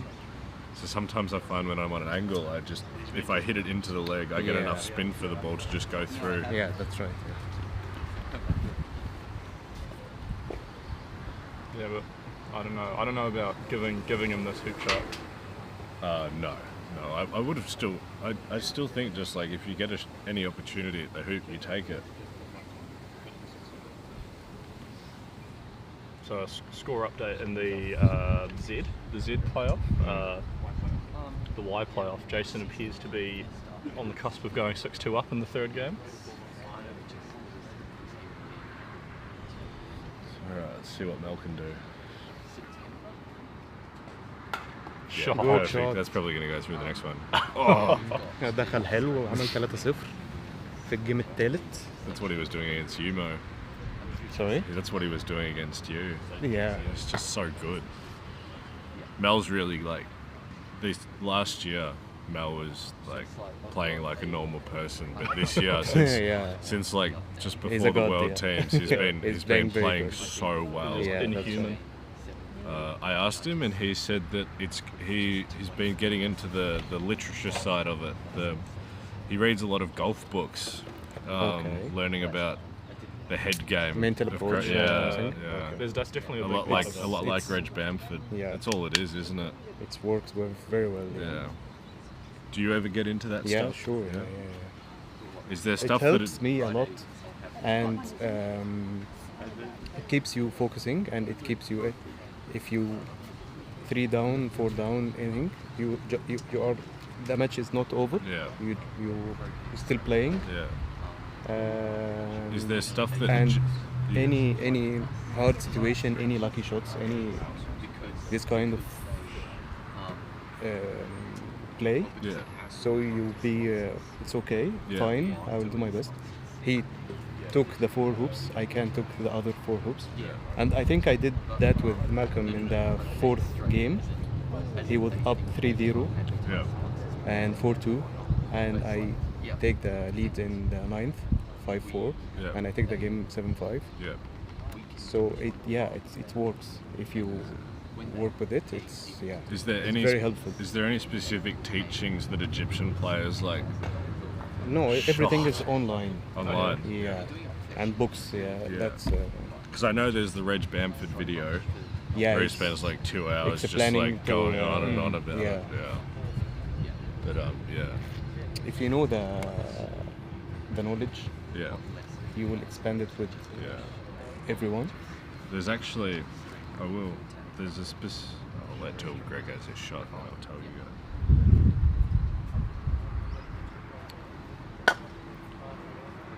Shot. There's actually a specific book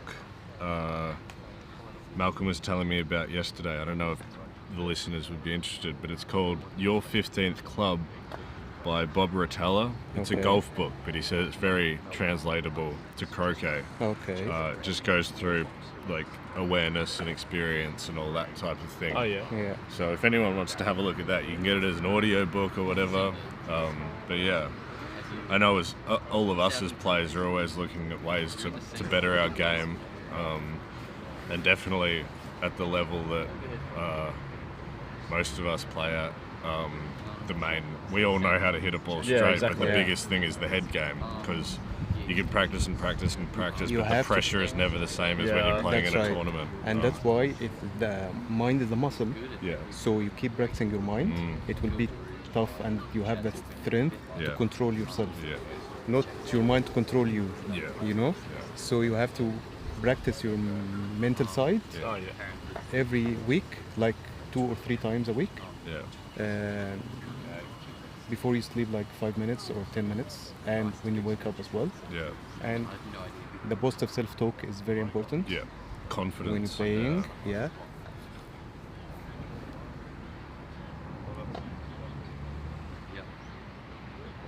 دلوقتي 4-0. Oh, I think he's Yeah. blocked himself. Tough I think luck. he's probably still open on red, surely. I mean black. Are you sure? I reckon. دلوقتي Mel's 4-0 going for the hoop, so Mel doesn't care. لمالكم. I suppose when you're 4-0 up. True. Malcolm's been playing really, really, really When offensive they- this, yeah. especially in this game. I think I think he wants to get it over quickly. We're going to see another little laser. Yeah, Greg was saying yesterday against Levi, he was just like riding it out. What Greg was. Yeah. But I think Mel, he probably told that to Malcolm, and Mel's like, no, I'm just gonna go hard or go home. So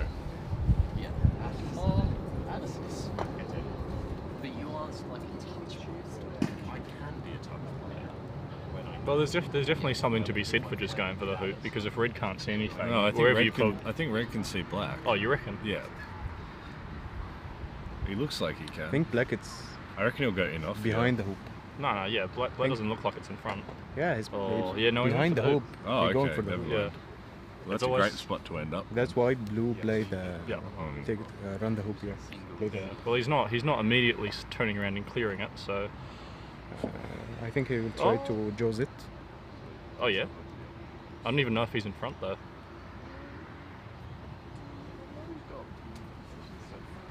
Double clearance. No. I think he can't see. Can he see the red? No. He just jaws it. Yeah. Oh no, he's Oh, playing I jaws don't- it in the back. I don't Yeah. like that. I don't like that at all. It gives a lot away. Yeah. I don't like that. Yeah, I didn't realise he was jawsing it from the back. That's.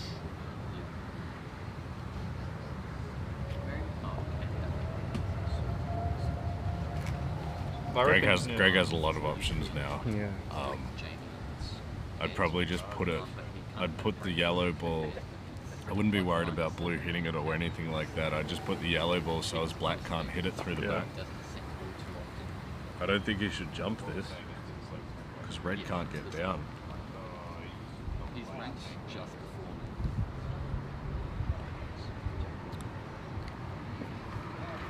What are you thinking, Mo? I can't see the angle of the blue one, but if he has to put a good position with the yellow, wiring from blue, and then clear black with red if he had the opportunity. Yeah, that's fine. Oh, That's yeah. I think fine, this actually. one is not good. I think because black if- can hit that actually. If I don't know, Malcolm will play with blue yellow and to the boundary, and he will control the hoop and will get out with black and then clear again with blue as well. Is he playing red? Yeah. Really? So I think he was going. So red, it's like. No, I think red's dead in front. So you reckon he's going to just try and clear this down the lawn, or now is he will trying to. I think Because I think Greg's just going to jumping clear over it. it? No, he's just going to clear clear it. in black, Okay, clear it black. Yeah. But just make sure that it's not a double tap. Okay, that's Ref. why. Yeah. He has to hit it pretty hard, so that'll be why he's getting the ref. Go here, the main event. Ref. Yeah. Referee. Someone is there. Yeah.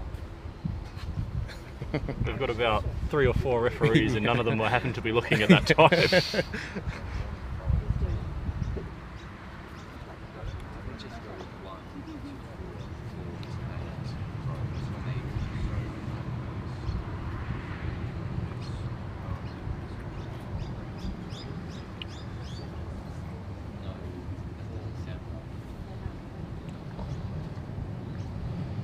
Do you guys playing AC? Yeah, a little bit. Yeah. Okay. I hear that you've been playing a bit. You're gonna play for Egypt. I will try. Yeah. You're going to play for Egypt next year? I think that's great. This year in the AC Worlds Worlds. in Oh, Florida. yeah. Oh, he's jumping. I suppose you can. No, but you just risk putting. Oh black no, down. he went through. He Yeah, went but through. now black's What? legal down. Yeah, at 6. yeah. What? And yellow might not even be able to get Yeah. down. I don't know about that. Unless he's thinking, I'm 4-0 down. I just need to get 1 hoop. But Maybe, yeah. But it's it doesn't matter if you get 1 hoop. You need to Yeah. get 7 hoops. Well, That's now right, maybe he's going to rush. Promote with. from inside the with hoop. yellow. Can you even see it? Through the hoop, not. No. You I can don't see think red's dead. Does dead he? straight. Does he have the whole ball? Well, he can't get down. He's wired now. Yeah, he's going to promote. He has to. Yeah. But I don't know think if he he can will get center ball. cut it like. Yeah. He will cut it Yeah. to and get. He couldn't see the whole He ball. can do the whole ball, yeah. But yeah, you've been playing some AC. Yeah. Do you I like think- it?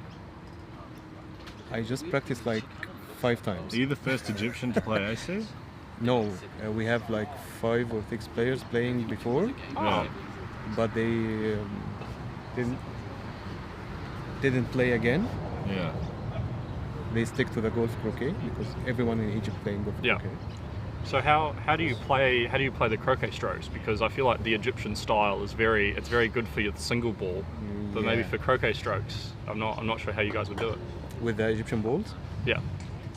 No, I play with the Dawsons. Oh, okay. Yeah. Yeah, they keep buying. It's no they way play with the Dawsons over Egyptian there. balls. Ah, right. No way to play AC with the Egyptian balls. So I have a set of Dawsons and I practice with them. Yeah. What are the Egyptian balls like? I think it's compressed wooden. Wooden. Yeah. Mm. Yeah. It's Wooden not balls. plastic. Or yeah, it's wooden. How does it feel to hit them? Very nice. Very nice. You have to try it. Yeah. Very nice, and to hear it when you clear the ball and you hit in the face, the sound is amazing. Wow. Oh. Yeah. No, I know. You know, it's like the difference between the supercars and the electric cars. Oh yeah, no, I know. It's yeah, the same, yeah. Yeah. Here you hit the ball like very hard, and it's like that. Yeah. Okay. But in Egypt, it's like explosion, yeah. Oh, like a The gunshot. sound is the sound is amazing. Yeah. That's awesome. I would love to come over to I Egypt tried and play to one get day. a set of balls here, but Because they're wood. sorry. Did you have trouble because they're wood? No. But I forget to bring them here. Oh. Yeah, that's why. But maybe next time I will send. If anyone came from Australia to the Egyptian Open, I will send with them a set of balls to. Yeah. Yeah, you have to try it. That would be awesome. When I was in Yeah. Ireland, I get them a set of Egyptian balls and they played with it and sure. it's fun يعني. Yeah. Awesome. دلوقتي 4-1 لجريج لا سوري لمالكم ومسيطر على السادس غالبا هيعمل 5-1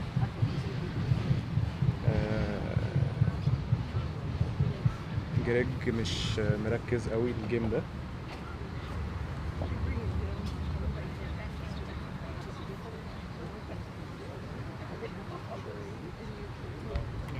yellow mid pacer blue.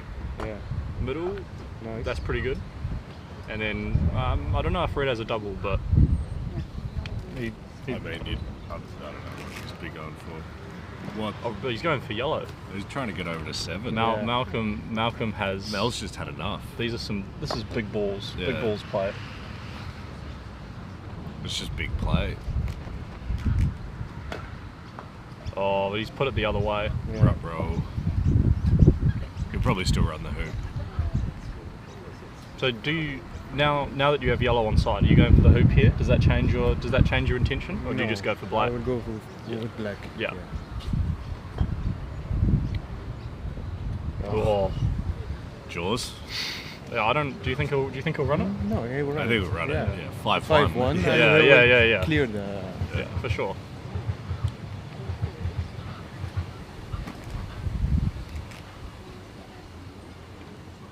He might actually try and get it in front of the blue at the promo.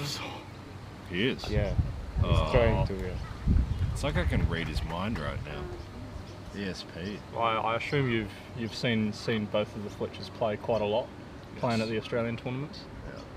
Oh, I've never seen Mel play this attacking though. Really? Yeah, I've never seen anyone play that attacking, to be honest. It is the type of stuff that you do in practice, and you don't do that in a final. But I understand, it's pretty cool. He must feel pretty good. Yeah. It's confidence. Yeah. Yeah. It's kind of, it's like...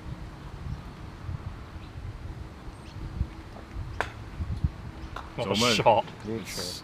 Oh, go out. Oh, that's got to go off the lawn. Yep. It's almost like threatening your opponent to do something. It's like, anything you can do, I can do better. Like you see them go for stuff like that, and you're just like, oh no. Well, I mean, not even. It's just like, I feel like Greg's kind of now forcing to think like, all right, well, if he's going to do that, like, it really changes the game.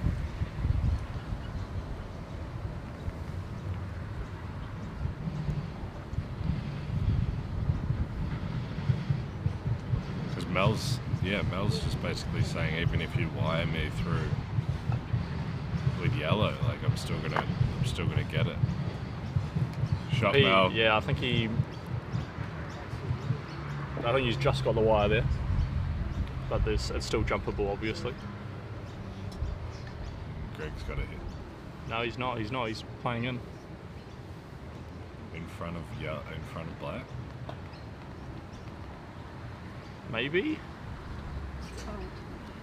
Okay. I mean, maybe he thinks that Mal's angle to hit red is not the best. Mel's going to hit this on the yellow. Mel's going to try and hit this on the left side and cut it all the way down to corner 3.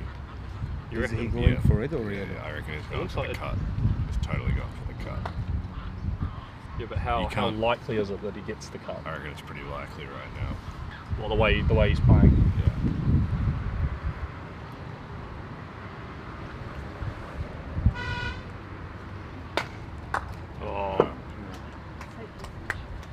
Not happy with that. Yeah, I think that's what Greg was banking on. Yeah. That there was more of a chance that something like this would happen, where red's still on the boundary, able to clear black down the lawn. Yeah. Jason just won. Congratulations to Jason. Yeah, Jason Hodgett won 7-3 in the third game. All right, Greggy's going for a clearance. Shot. Yeah, Greg. nice shot. Lovely shot, mate.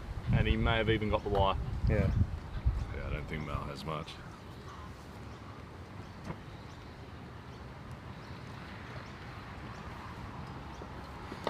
دلوقتي 5-1 لمالكم، وهو بيلعب لعب صريح بزيادة، عنده ثقة في نفسه. دلوقتي تهيألي هو مش شايف أصفر، فمش عارف هو هيعمل ايه.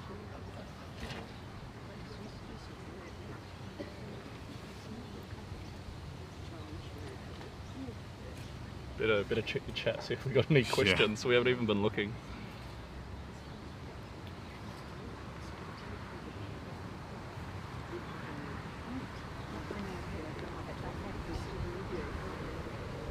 مش عارف هو بيلعب ايه الصراحة.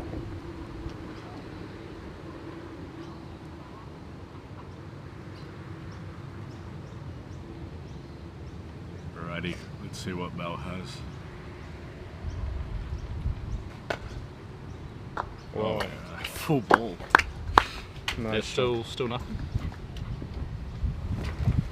No, we've got 70 people watching. So Really? That's pretty cool. That's nice.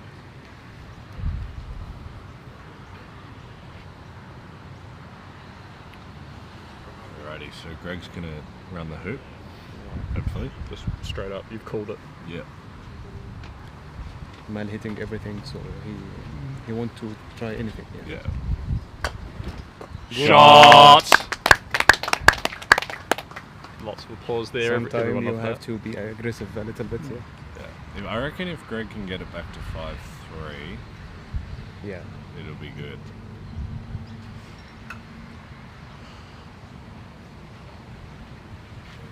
Well, you know, 5-3, anything can happen. It's a bit short. Yeah. It's an easy shot for yellow. Well, it's still runnable though. Yeah. Yeah, the thing about being 5-3 down is that your opponent does have the first shot down to hoop 9, but it could be short, it could be long. Okay, hit the blue. Oh, no. It's come right on in. Now Nice shot. that is great. Great shot, Greg.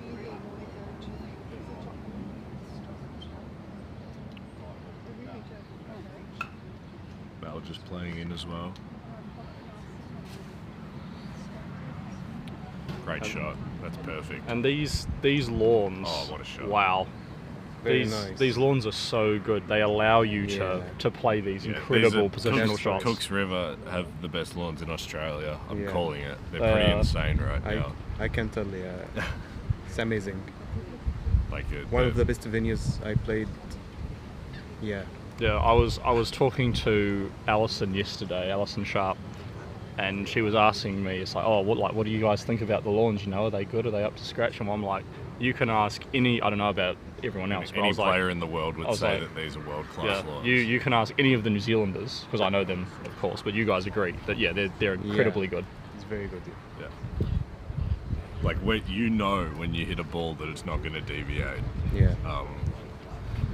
And on top of that, they're really nice and fast, even when it's been pouring down with rain. Yeah. The drainage is so good.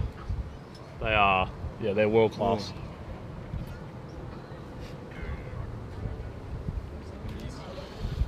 Oh man, it's making me tired. Are we getting lunch at the Concordia Club?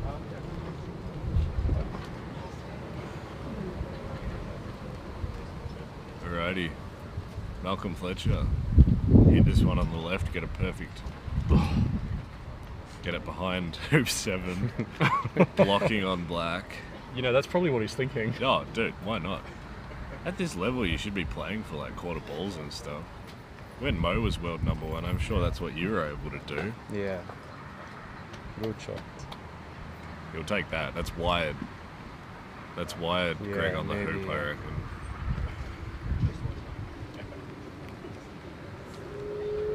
It's got a jump. No, it was a straight shot.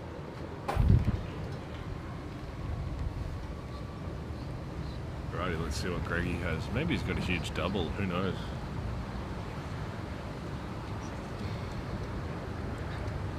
Mel's got the coconut water. That's why he's playing so well. Yeah. Cool. You ever had the chocolate flavored coconut water? I'll bring you some when you're in Melbourne. It's so good. Greg Fletcher got me onto it. It's so good. Have you had your New Zealand chocolate milk yet? No, it went sour on the. It's still in the fridge, but it went sour. Oh. Shot Mel. دلوقتي 6-2 لمالكم. هو بيلعب بصراحة حلو قوي. بيتحكم في ان هو يضرب الكرة من الحتة اللي هو عايزها. البليسات بتاعته حلوة جدا. هو ستيدي وعنده ثقة في نفسه.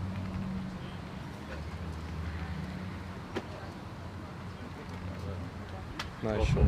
Look at that. That ball has the opportunity to win 2 hoops now if Yeah. Mel misses. Yeah, it has to be two shots.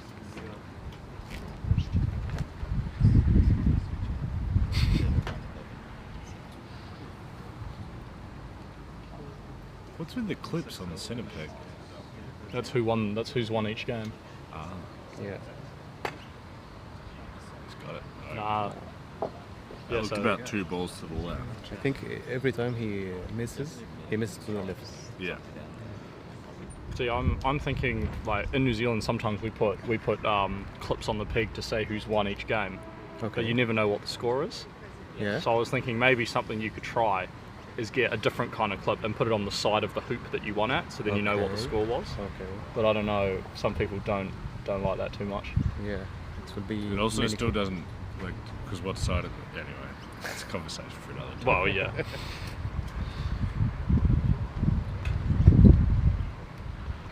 That looked like it missed on the left again. Yeah. What does that mean? It's his bottom hand, right? Maybe one of the hit hands. It's because if you miss to the left, it's your bottom hand. If you shot, Greg. Oh, the control. If you miss to the right, it's your top. Slow down. Oh, jeez. That's how fast the lawns are, ladies and gentlemen and people. دلوقتي 6-3 لمالكوم. جريج لعب التاسع، حط بليس حلو ودخله، بس طلع منه لونج شويه، بليس طويل. دلوقتي اللي هو بقى مالكوم استخبى منه في الارسو. Looks nice. Well, the comeback is still on. Anything can happen. Yeah, anything can happen.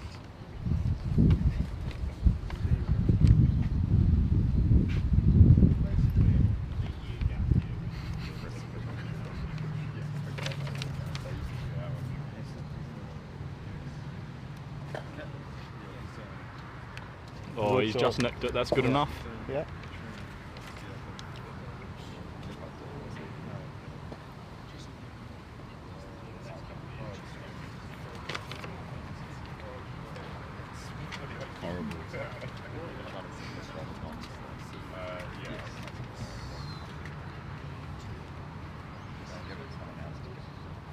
Alrighty, Mel playing for position. Wire this from red.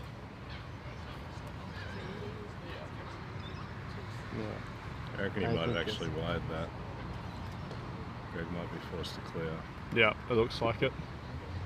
That looks like a shot at black. Mid pace. Shot.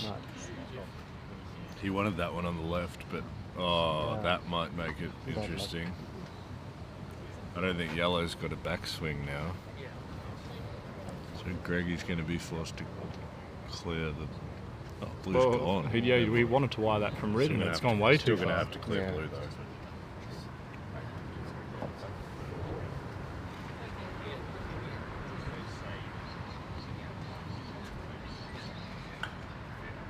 Shot. Oh, hit the yellow. Oh, imagine. Yeah.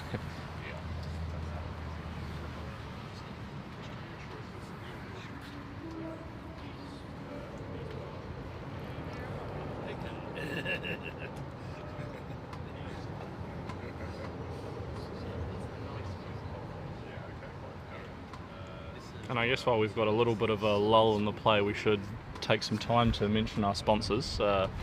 Alice and Sharpe have obviously contributed a lot of the prize pool, and Sharpe Shots, she coaches croquet. If you need a croquet coach, she's the one to call. Craig Fife with Your Travel Experts, Danny Meyer with Digital Lifestyle Solutions, and the Fletcher brothers with Invictus Croquet. They make mallets, they make balls. They're playing with their Invictus mallets, and the tournament is played with Invictus balls. And we have our other sponsors, Fez, Farrow Seafoods, Hawks Brewery, who are contributing the beverages that Felix and I were having, and Georgina Carnegie with the pie warmer, which is never not appreciated.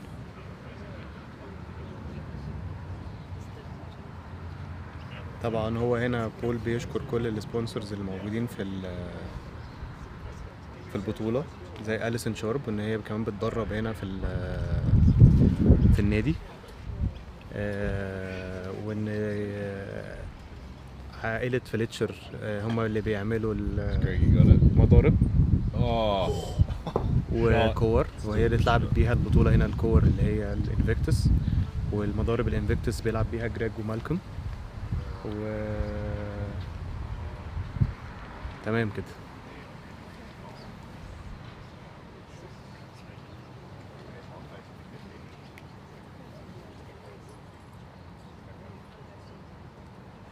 Mel might just deem here, to be honest. You reckon? Yeah. Oh, yeah. I mean, you don't want to move it. You can't run the hoop. You probably can't get a good distance on yellow. Mo, do the Egyptians, unless he just hits yellow up and goes off the bit. Oh, okay. do the Egyptians like, you know, when you hit the mallet kind of across the ball, Okay. like that you kind of swipe it sideways? I've seen some Egyptians try that. Yeah. Is that something that's done a lot, or is it only a couple people do it and it doesn't really work? Maybe a couple of people doing that. Yeah. Someone is cheering you. No. Oh. There's a green clip that's been making the rounds of the New Zealand players, and we've all been trying to put it on each other. So I didn't. Josh Winter tapped me on the shoulder earlier, and I'm pretty sure that would have been him putting the clip on me, and I didn't notice. Delinquents. I'd completely forgotten. So thank you, Mo, for catching that. You're most welcome. I reckon the only way you can fix this is getting both balls off the boundary. What, with yellow? Yeah, because red just clears blue.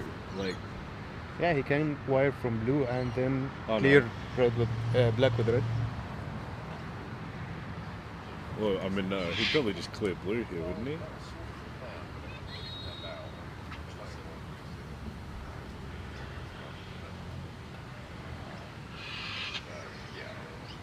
He hasn't got the wire.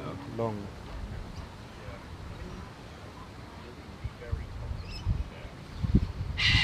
And in the chat, people have pretty much just been saying, we've got some good wishes from Mexico. Oh, cool. They're saying it's a great Shot, match. Greg. Oh, look at that. Oh, stop. Oh. Awesome. Matthew Essex in here. Hey, Matt. What's going on? It is a best of 5. We're in game 3. And I'm sure a lot of the players must be wondering, like many of the international players, how are the Invictus balls? Yeah. This might be the first major tournament played with them. I think they did the US Open with them. Oh, did they? Okay. I think so. But I mean, this is my first time playing with them, and I reckon they're pretty good. Yeah, me too. That was a long way to the left, I think. Yeah, one thing we've all noticed is that the balls don't actually, with some of the other balls that we play with, if you hit center ball, there's sometimes the ball bounces. Like it jumps up in the air. But we've noticed with the Invictus balls in this tournament that they don't bounce. If you hit the ball centrally, it doesn't bounce. Yeah. It does roll on, but it doesn't bounce. And I think that's a good thing. Yeah, I think it's awesome. It means your ball travels less. Yeah, so I think the Invictus balls, I think they're passing the test. Yeah.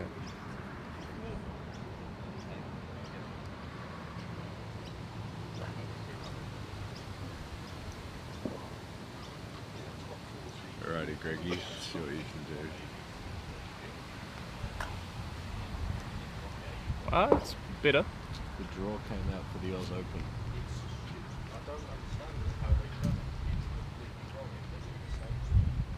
What do you mean?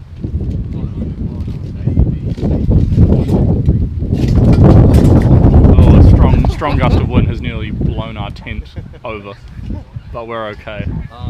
We're gonna need someone's help. It's looking like it may be about to collapse. No, it's not how they do it in Australia.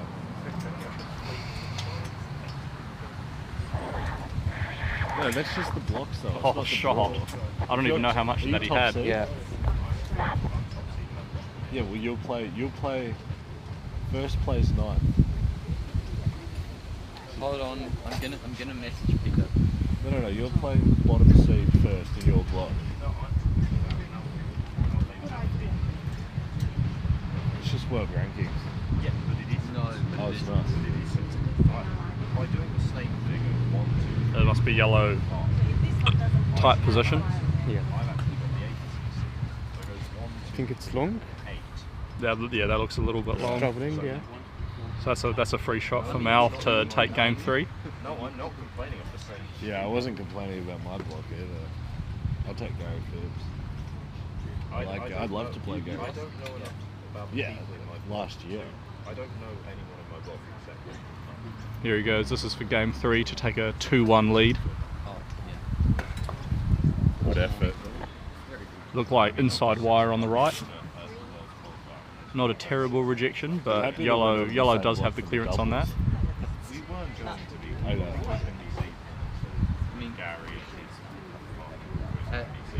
At last year's Oz Open, I was 6-0 up against Landry with a 2-yard shot straight in front of the hoop, and I almost lost it. But Alrighty. 7-6. So That looks. Well, that's a bit long. No, it's fine though. It's runnable.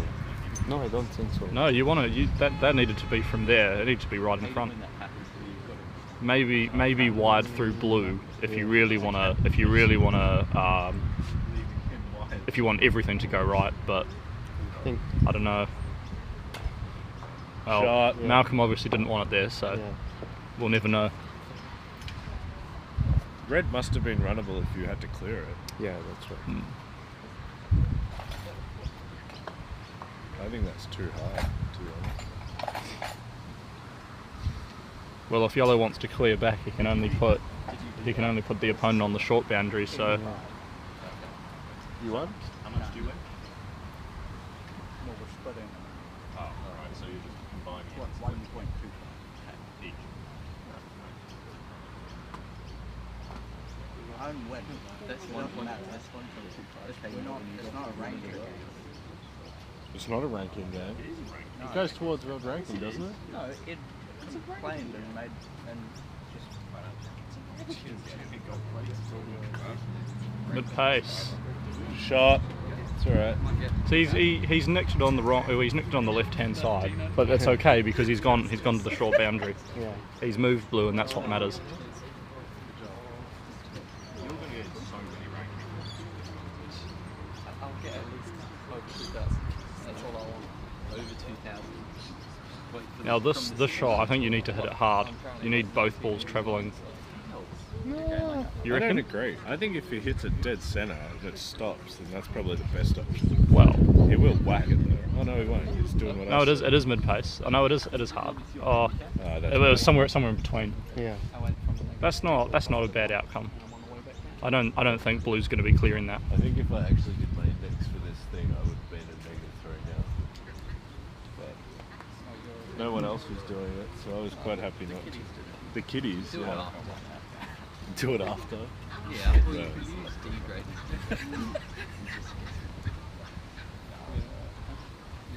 So Greg's going for black. He's got it. No, Oh, that went between them. That went between blue and probably black. wider than we thought it was. And here it is. He's got. Mate, get off the lawn. This is to win. To win game 3. بيلعب دلوقتي عشان يخلص الجيم 7-3 ويبقى متقدم 2-1. Yeah. And that puts Malcolm one game away from winning the Fletcher Sharpe for 2025. Yeah. So we'll see what Greg can do to fight that. $6,000. $6,000. Yeah. So I think we'll probably go to an ad break. And we'll see you guys for the next game. Thank you guys for the commentary, and I will go to have some things to drink. Hi, it's Craig here from Your Travel Expert. We're a proud sponsor of the Fletcher Sharpe Croquet tournament.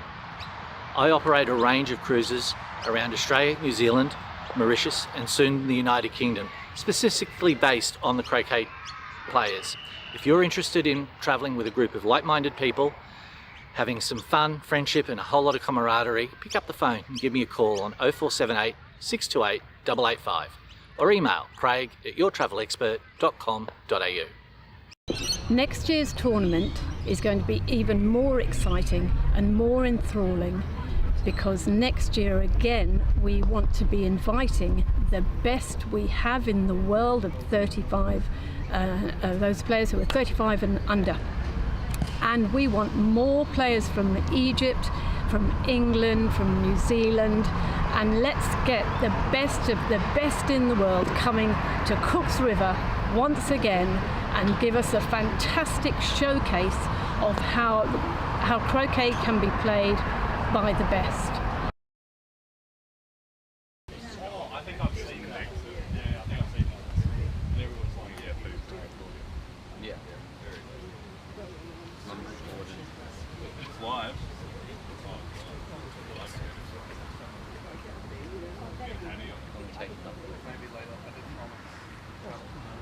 What Mother Fletcher? I think it was lunchtime.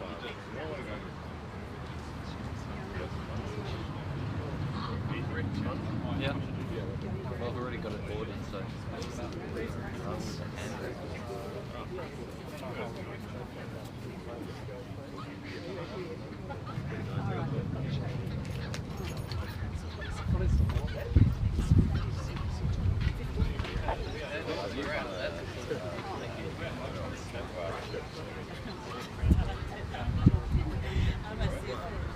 Yeah, yeah. Nice. Yeah, I was scared at first. It was just playing this really happy dance. Oh, no. I suffered from physical damage here. I got punched.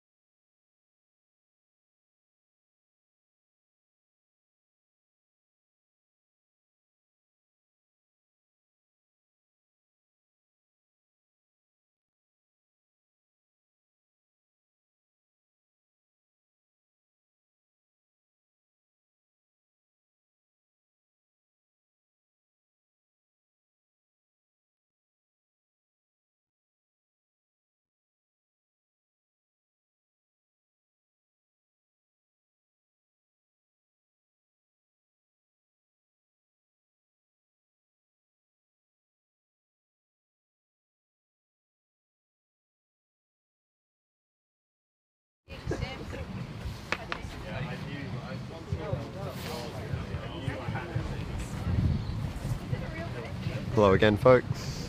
Back into game 4. Mal 2 games up. I'm here with Pete Landry. Yeah. Hi, Edward. Well done. Good place. Thank you. Good to get a match up with Levi. Yeah, it was always going to be a good little fun match-up in the background there. That red looks runnable where Greg's put it.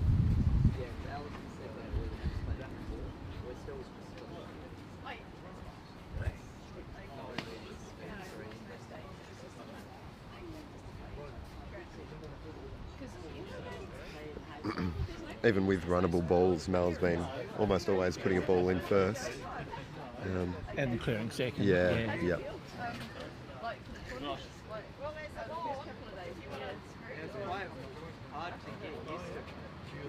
Yeah, there's. Is that just not come off the mallet well, that one? Is it, or is this a... Yeah, I don't know. Little break, I'm going to win this break. Yep.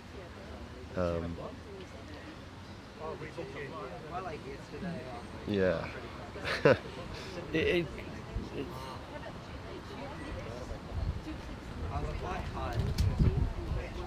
I mean, I expect Malcolm to get back into his work pretty quick, but it'd be good for all things in the cricket sense if Greg gets off to a start of this. Well, that's the danger, isn't it? Yeah. Like you sort of, as Malcolm, and I actually had this in game 4 against Malcolm as well, when I'm sitting there going, look, I'm pretty good chance here. One game out of 2 times. Yeah, exactly. And I'm playing well enough that should happen.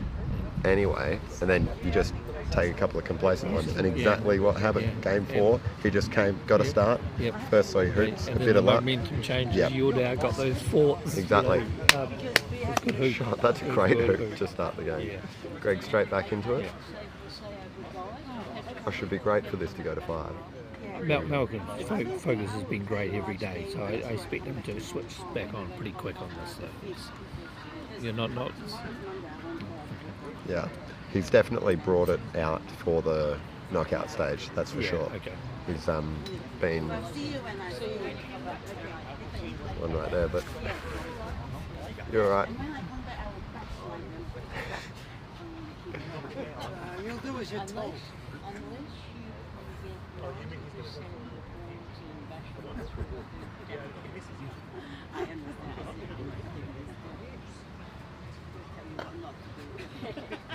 It's not a bad swing, Greg, through the middle. Oh, yep.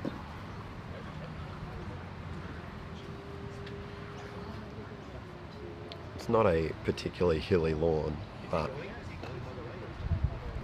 shooting at my pace, there were balls hilling half a ball, north to south, easily. And there probably isn't anyone hitting further than you are at the moment. So no, not at this So event. everyone's got to be allowing a bit then. Yeah, so that, oh gosh. I mean, that could well have started on line of the hoop, as with yellow there. Yeah. They look like 2 good swings as well, which, when a player's disappointed like that as well, it often suggests. Yes, he's put it out there and give us the best chance. They've got nothing out of it. Yeah, exactly. Anyway, good hoop 2 from Malcolm. Swift.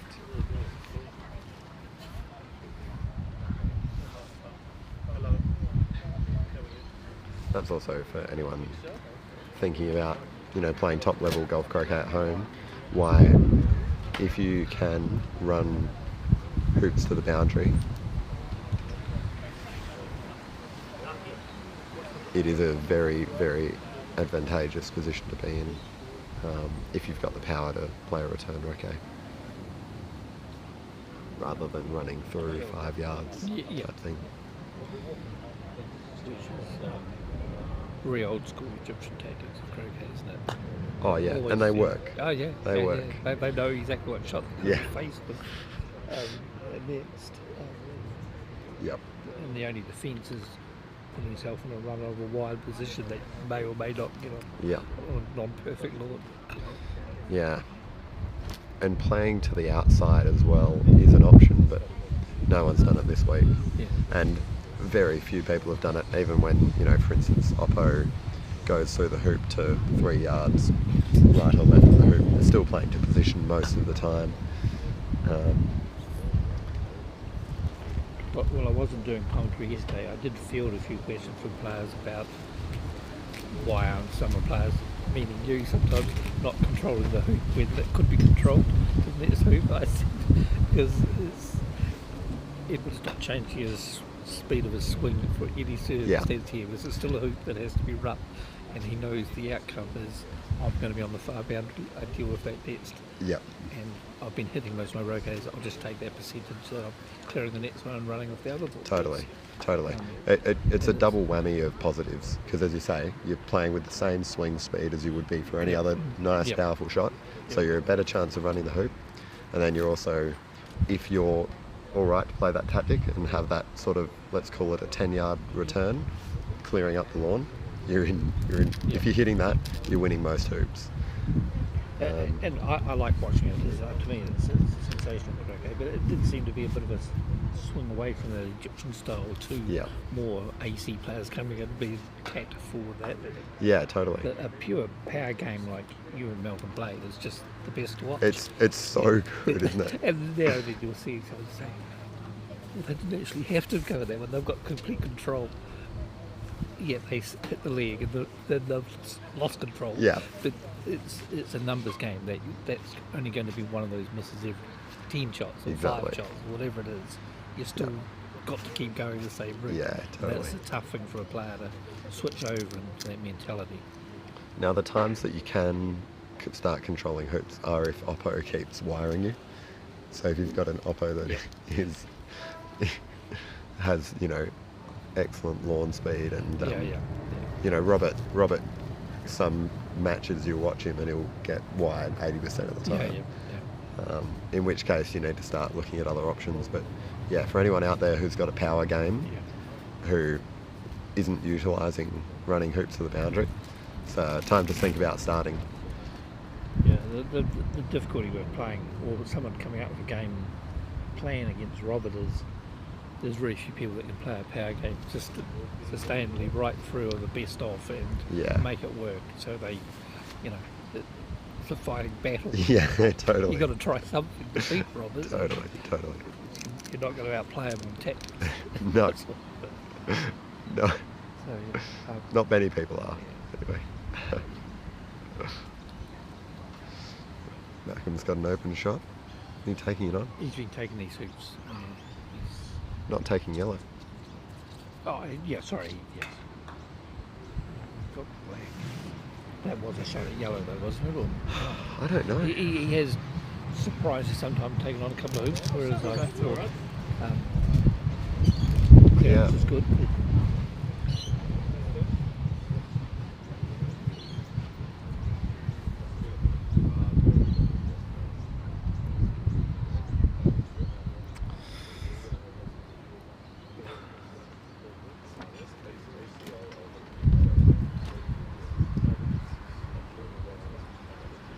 Yeah.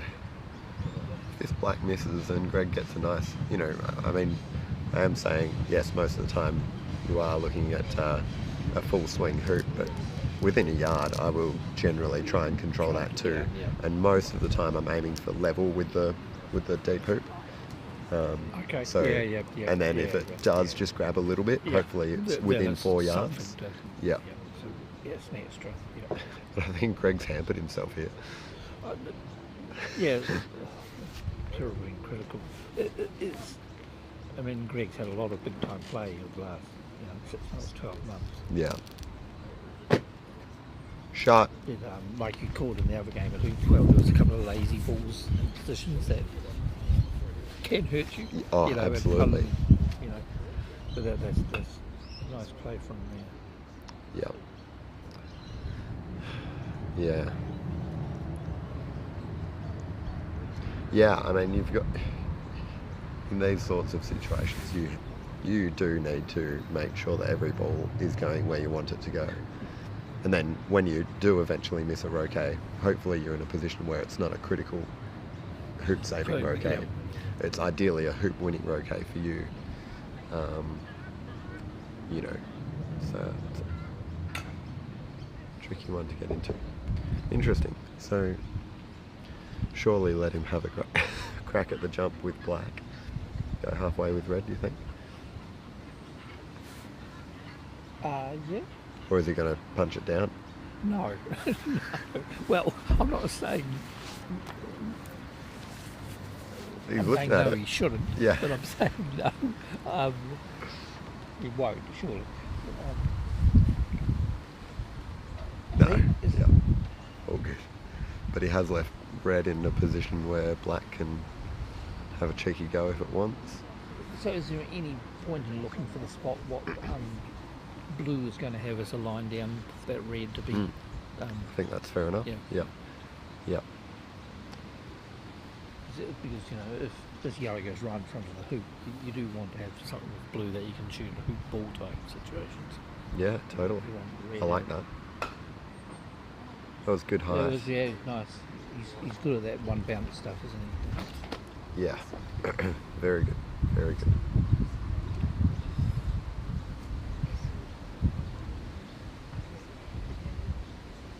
What tolerance are we playing on the hoop? I didn't have a look. No. I don't know. Yeah. No. But they seem standard. I think they're using gauges, not feeler gauges. Right, okay. So I can't tell you what they're on the ball.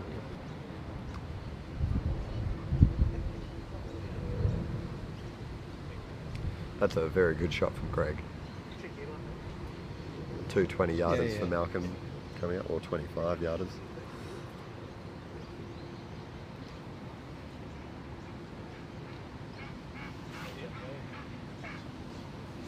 Yeah, and as we were saying, it can get away from you. I mean, this could be 3-1 in a sec, and going down the middle.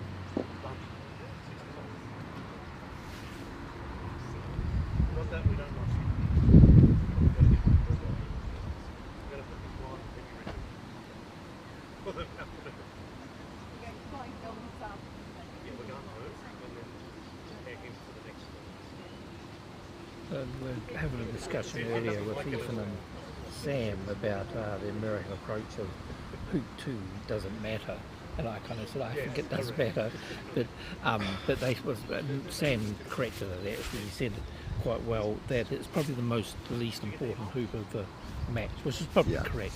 That the amount of games, I haven't been watching every game here this week, I've only been here a day and a bit, is I've seen quite a few 3 and 4-0 leads. Yeah, and that I agree. means if you can get one of those leads, that means you have to have hoop 2, and it changes the complexion of the match sometimes when you get those couple jumps on players. I actually, it's funny, this crossed my mind the other day as well. Are there any hoops which don't matter or do matter more? I think absolutely not.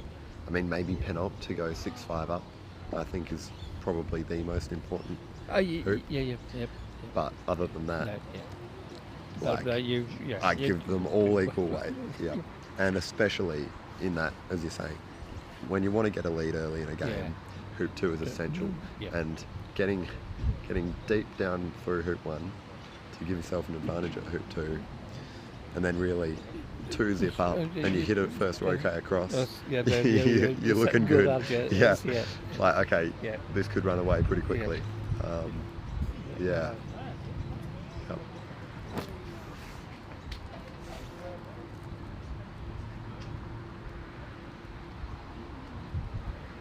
Nothing to shoot at? Obviously not. Blocked yellows, shot across. It's not a bad shot.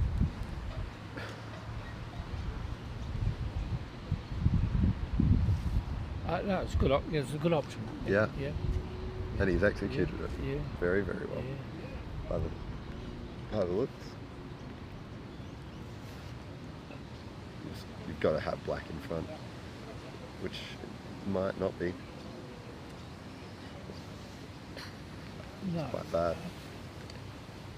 And you are, if you are. Oh. Look at it.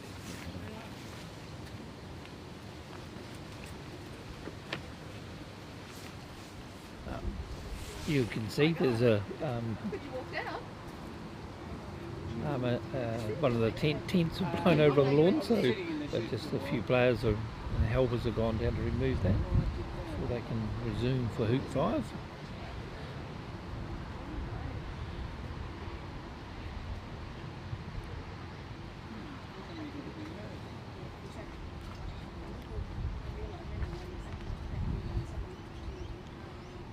Both players just having a slight break. Could be a good thing for gather your thoughts and get back into this match.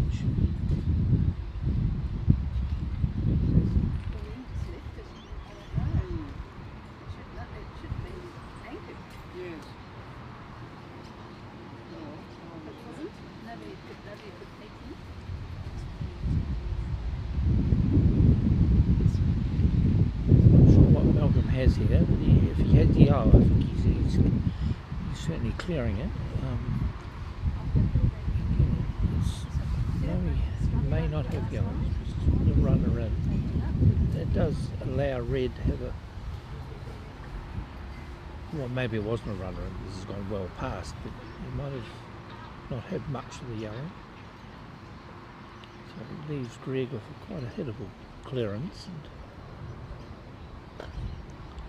shot. Oh, got a bit of cut on it, so he's moved the yellow ball as well.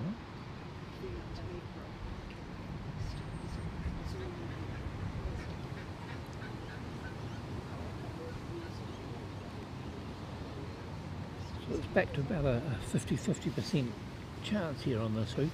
All balls are slightly out of position, so there'll be a bit of a jockeying for position. That could be all very close to near perfect. A promotion from Melbourne. I think Yellow's going to deal with it easily enough. Not sure again of the line of play there.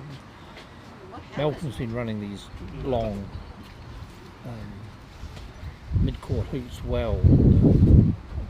Thought he might have backed himself again, putting another deep so black position to there, did it? Or he promoted him. Promoted blue into position. Yeah, I'm not sure what he was from where? 5-6 yards away. There was a clearance on Greg's ball as well, but he didn't have a runner ball for the reward. Let's go. I think that'll be alright because it's pegged down everywhere else, where that one just wasn't pegged down at all.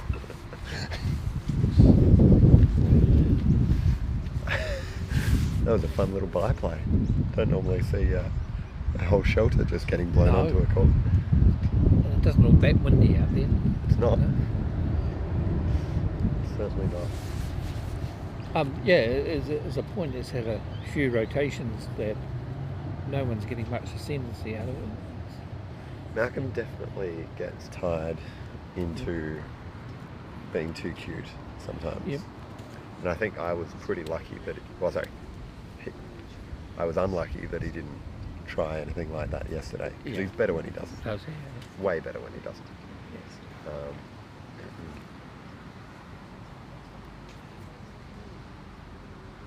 Yeah.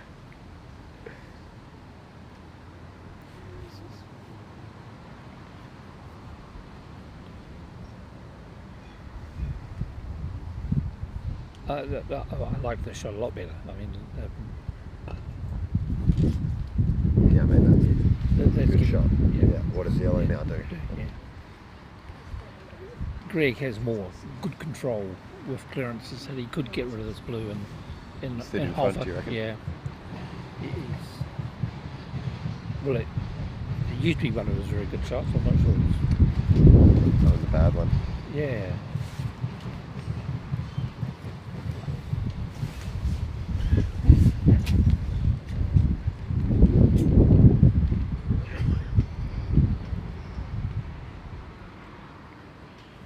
Left it open.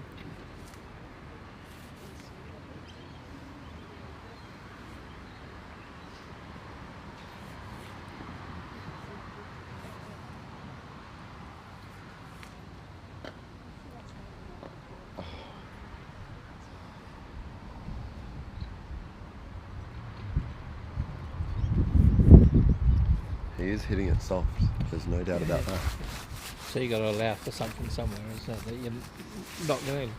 It's not going to hold true every swing. So you.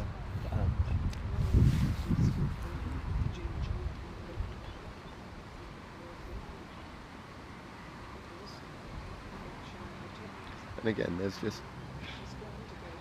better value in running, 5 controlled. That's a great shot. Yeah. But I'd still be hitting that a little harder, because if that actually does get through off a couple of sides, it's only going a yard. Yeah.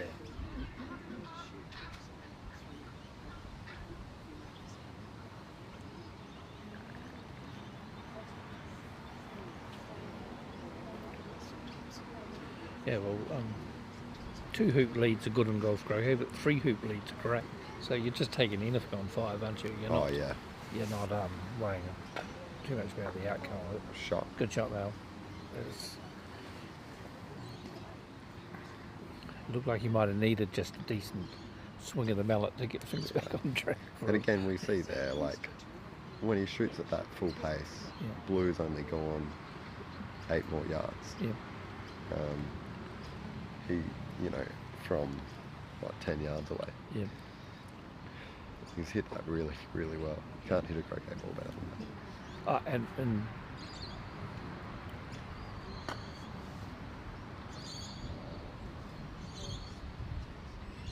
yeah, would not be surprised if that would have. He was in that direction just there. In that pace. Here, Greggy.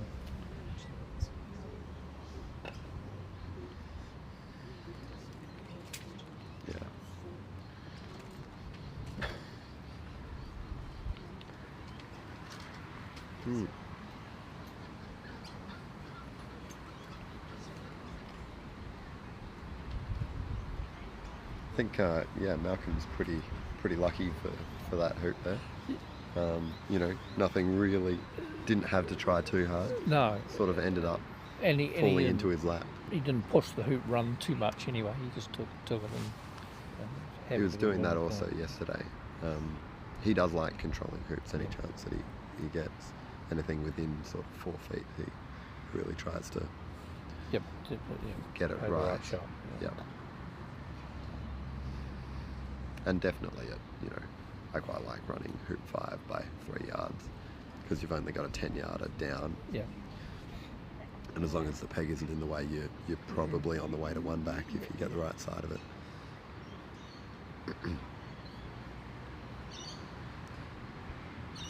And leaving it that little bit shorter also generally baits them into putting a good ball in. Yeah. Where if you go 2 yards past the peg, they're not doing that. Yeah, So you're not getting that reward for the play. Yeah. No, that's pretty good commented with it. It's the times when not running the hoop. Shot, Mal. The long shots were quite powerful. Yeah. Yeah.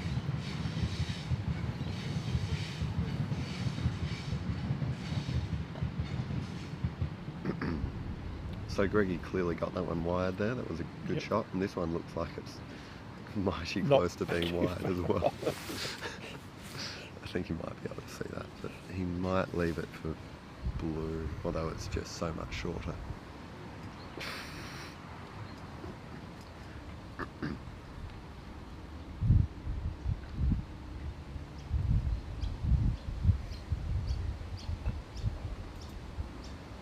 I reckon that might have been wide as well.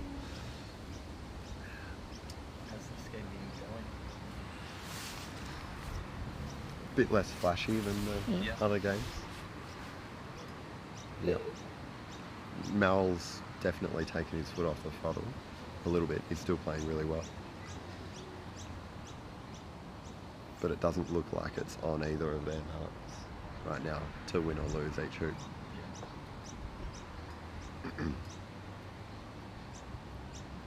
It's a very good shot.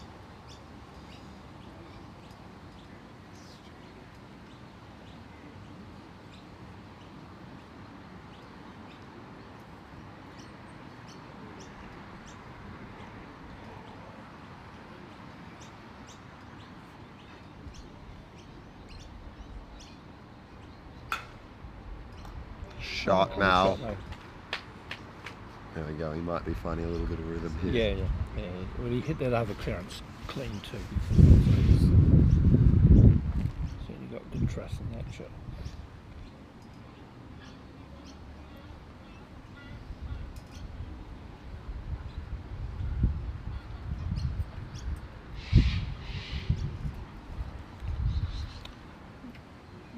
Malcolm had a good look at what Black's got. I don't know if it was a good, grimace or not. If He'll just want to jump it. Yeah. That looks pretty good.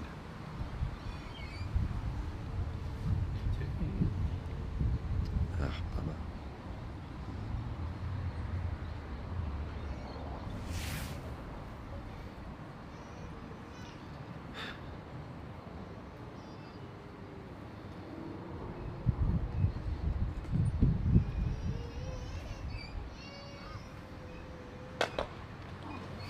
nice done.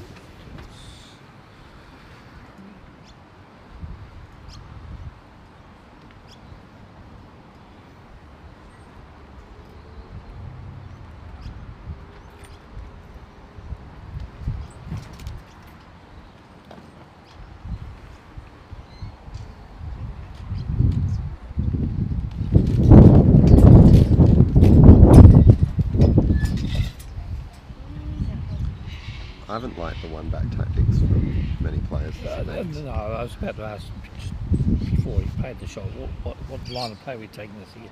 Blue does have a kind of a. You might as well take the shot at yellow. I agree. It's going to be on the back boundary and chance to cut this. I just think high. as It's a good swing. As Greg, you don't want to be Yeah. getting cleared all the way to this boundary by Black. Like, I just don't like it. You sort of, if Blue's in good position, you're clearing back into the lawn, and then you're running in. And I don't know. I just think that needs to be closer to the boundary for protection. Yeah. I think it gives Mal too easy a run back in if you've got to hit a 8-yarder in front of one back.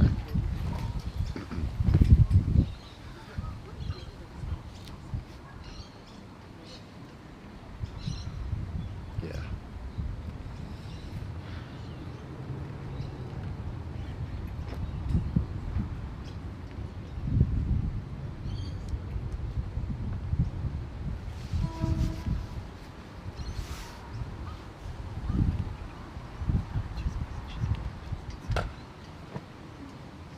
Don't forget.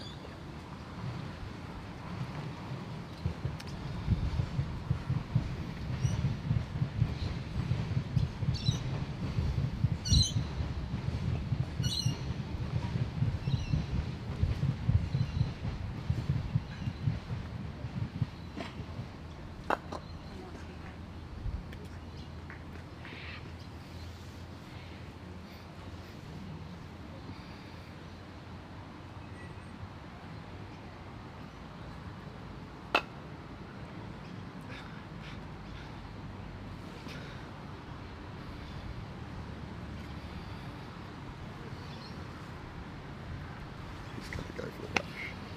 He's going to. So you think that's why he took the pace off the yellow run?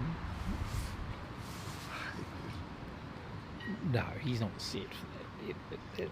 That was like still being slightly nervy on hoops, isn't it? And just making sure you've got the lead. He's shooting at Blue.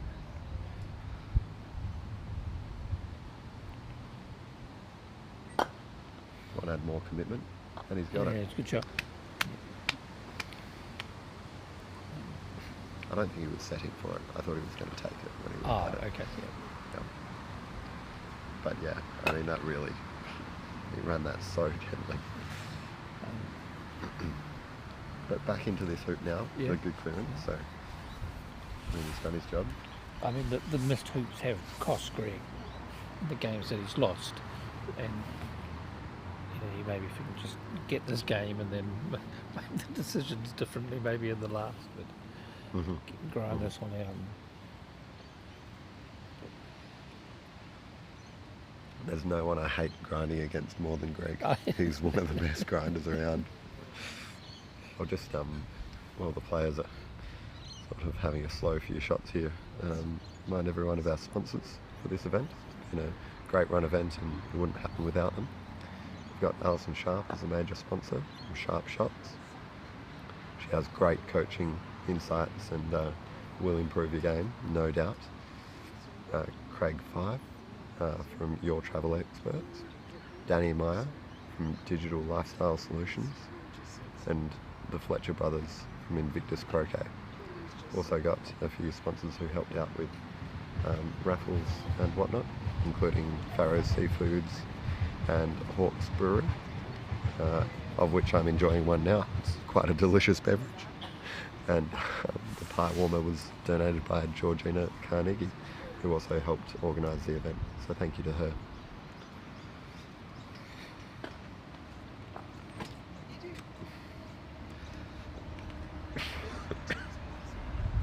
It's not a bad shot from Greg, but it just needs to be 15 yards further away, doesn't it? And he's got the ability to do that. Yeah, he has the power to do it. Yeah, I mean, there's just no value in this. If Malcolm hits back, you're just out of position for no worth. I mean, you may as well tap it 5 yards if you're going to hit it gently. He hasn't been staying with Malcolm being up to scratch. Well, not up to scratch, but the same as he was in some of the other plays and games. So he's not forced into that, I've really got to get this up to the top boundary shot. But it's a dangerous thing I think he is now, like, yeah. I think, even if he middles this and goes 4 yards, he's pretty much lost the hoop. Malcolm sits in front. Might have a power clearance on yellow with black, or he gets two in front. I realise that, but I think Greg's just playing. Well, it's a terrible thing to do. You're thinking, I hope my opponent doesn't play to their best net shot type thing. Yeah. Which, can be valid. Sometimes you have to play that card. If it's, I need my opponent to miss this hoop, therefore I have to, let him have the shot. That's why yesterday was so depressing, because you can't do anything when they're on the boundary. And they're going to run the hoop. Try and get one in there and yeah, see what happens.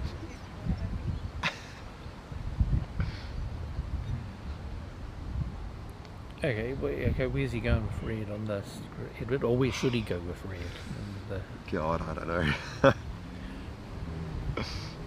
I think there's a pretty decent chance that if he's far enough away, Malcolm will. I wouldn't go there. If that's open for blue, that's crazy. You haven't forced him to clear it by being not in front of the hoop. And you've given him a clearance going across to three back, so not there.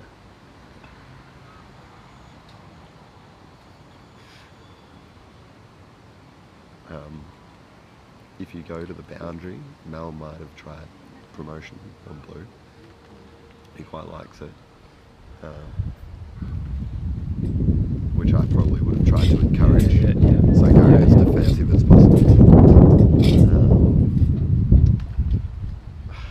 If you go in the court, but sort of in between blue and the boundary, black might have had a look.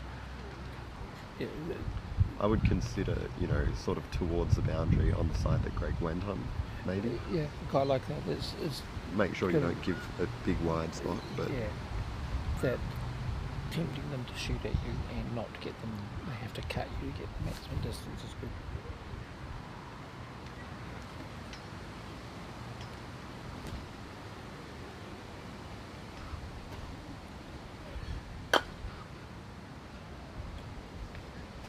And if you're not going to...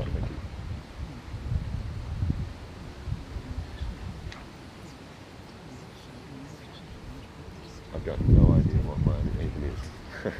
Thank you very much. That's good. And if you're not taking that, putting that temptation for him to clear it, you might as well be a deepest straight runner that they really do have to clear you. Exactly. Back enough that they may only get half ball or quarter ball or something. Now, exactly. I mean, if Greg's a clearer or a runner, he's still got to like even 5-6 yards back, still got a chance of a jump here, essentially. But not where Red is. And Malcolm might be shooting at it and getting himself out of position. And then if you hit back, well, you're suddenly back in with a pretty good crack at the hoop. Yeah, he looked like he tried it, didn't he? Yeah. Got the spin wrong. It's essentially a free shot spot, so.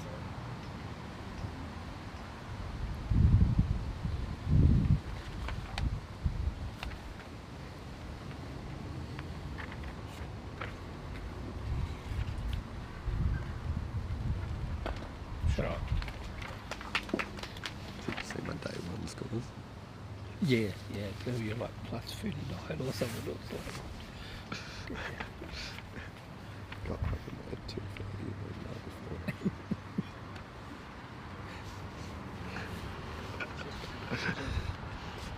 Oh. That was close.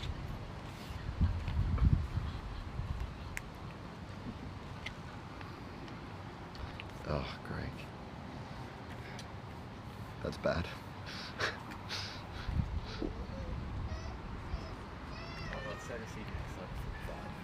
Oh yeah, that's really bad.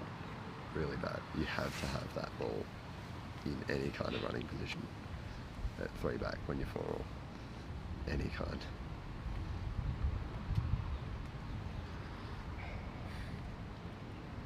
And if it's not, pretty much needs to be in corner 3. Sorry, corner 4 rather. Yes, then it can be. Yeah. Yep. Yep. Good position for Malcolm. Yep. Hard for Greg to cut that into the corner. Will definitely give himself an early run at the hoop if he wants it. Oh my gosh. That is 2 terrible shots that I think might have lost Greg the game if Mel plays well here. Yep.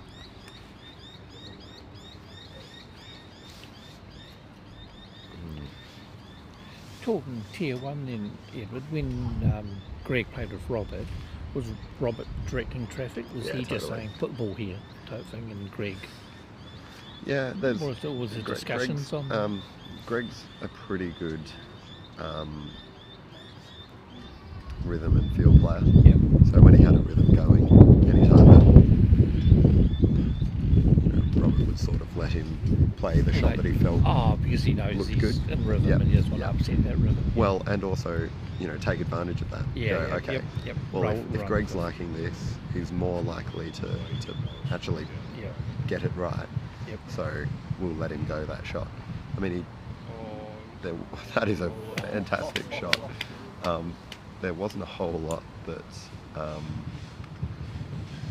is an exceptional shot. I can't believe how good that is. If only Red was in a freaking running position right now.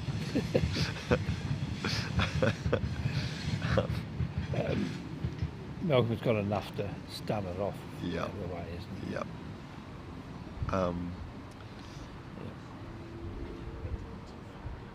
Yeah. So obviously not. Robert's pretty good at making the right choice when the time arises. And right choice of picking up what his partner's feeling and playing like. Exactly. Yep. So not not saying okay, let's do this crazy thing that might not make sense, but might be 40% you go for the hoop and 60% you go for the ball. But Greg says I like the hoop. Yeah. Okay. So let's have the hoop. Yeah. It's a good shot from Greg. Very good shot from Greg. He's got himself back in this with that great shot with yellow. Thought Mel was a very good chance of running that hoop had he not blocked it up. But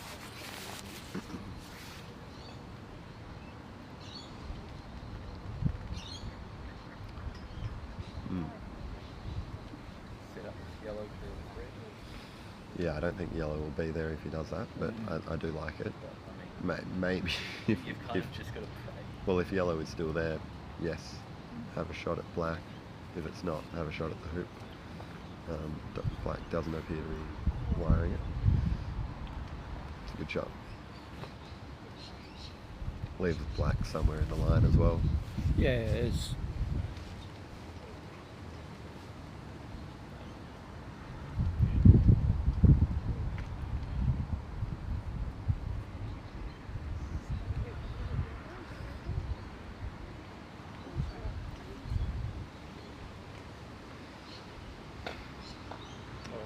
we see go. that? Yeah, Yep. yeah. It's, Wow, what a turnaround. He's committed a cardinal sin by leaving 2 shots short. And he's in full control of the hoop. and I'm not sure if that was planned, the yellow to be close there for a possible double clearance, you know, and muck up. Oh, he definitely wouldn't have no, thought but about it has that. fallen his way. But it's worked, yep. Yeah. Yep. Yep.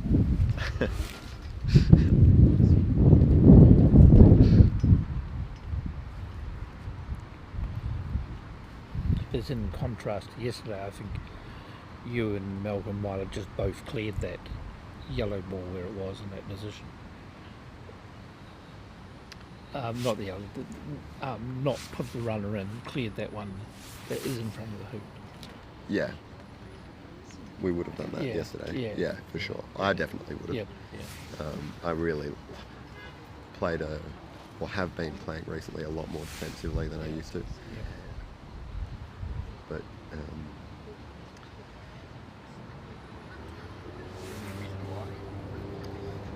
I don't like my opponent scoring hoops.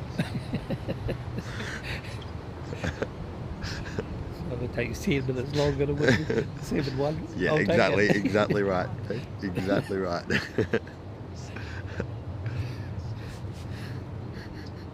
Yeah, once you start looking for 7 zips, you change your mind about what shots you'll let them have and not have.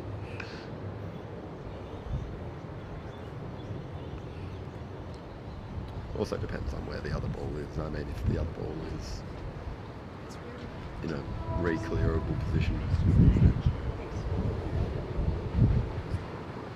getting them both into the court, and maybe shot, And Greg. good. That's his best hoop Yeah, of the, yeah. of the And he didn't hesitate. He just stood up and played at the pace that he's, going to the boundary. That's good. Totally. So, other than a couple of little missed shots and those 2 bad approaches to 3-back off the bat, that's been a good few hoops for Greg. You like 4-5 up as well with a chance here. Ball on the back boundary. You're able to get a nice power clearance. You're really in with a good crack. Blue's certainly well open for it. They're well open. Well open. We've just got to see what Malcolm does with black ball and disturb it. Yep.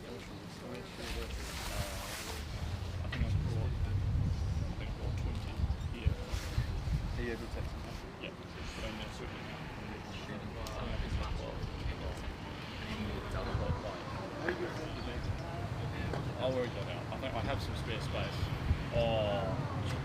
That's not a bad result. Right. I mean, it could be better, but you take that.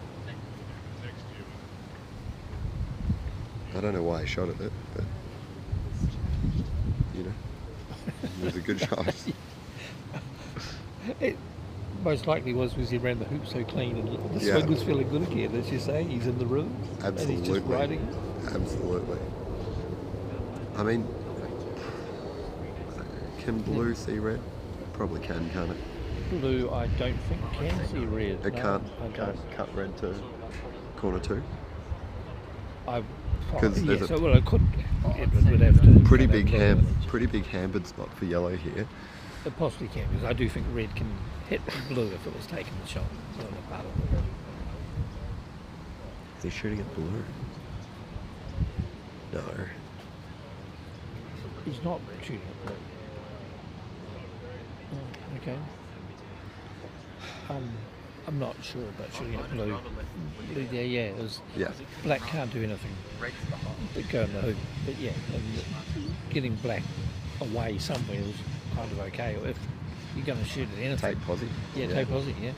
I mean, take posi out towards the boundary where blue's got a hampered shot at you. Yeah. So can't do anything with yellow. Can only go to a aggressive shot in front of the hoop. Yeah. Then you clear black with red, Yeah.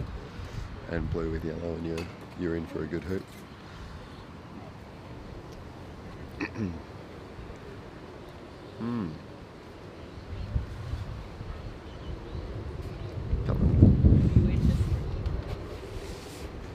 This is the wrap.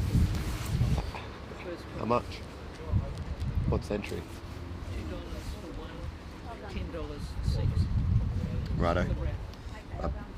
we've just seen the raffle come past, and it's one of our sponsors, Sparrow's Seafoods. And I'm definitely going to be empty. She got a zapper. I can get you a few tickets. Maybe $10. Yeah. Is that right? Thanks, Edward. No worries. Red stays pretty close, so blue can run from where it is. Yes. Yeah. I think it's about 35 degrees type thing. I don't think it's as bad as you're thinking it is. Okay. Yeah. Maybe 30, I think yeah. I think Straighter it's than that. unrunnable. You reckon it's unrunnable? Yeah. And I think Greg agrees. It looks to be looking for black rather than blue. Or just the position, actually.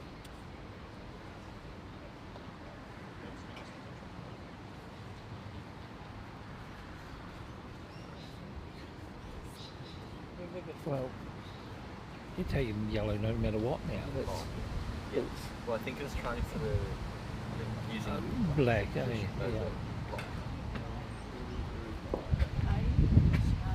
Now I feel like he may well be even just having a shot of the hoop. Oh, yeah.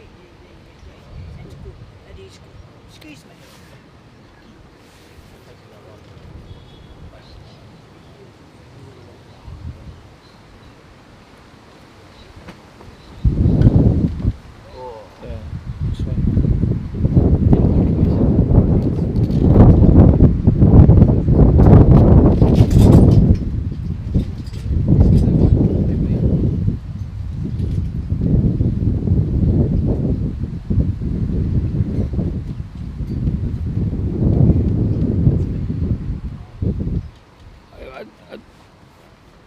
Do you believe that it was deliberate? I wasn't watching, but possibly because Blue's got no shot across, he might have been looking for it just to drop through the hoop and promote across. So.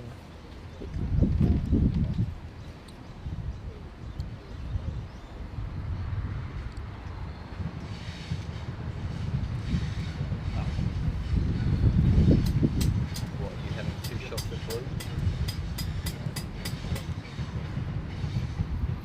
Yes. Yeah, definitely shooting with red. Yeah.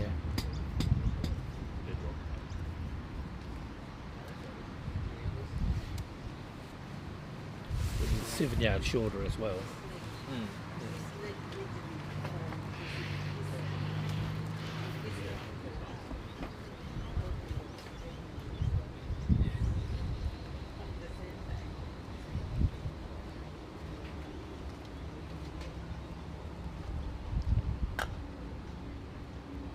Shots.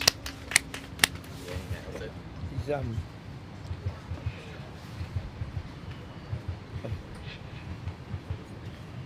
for Greg to win, I think he's going to have to take the shots all on offer.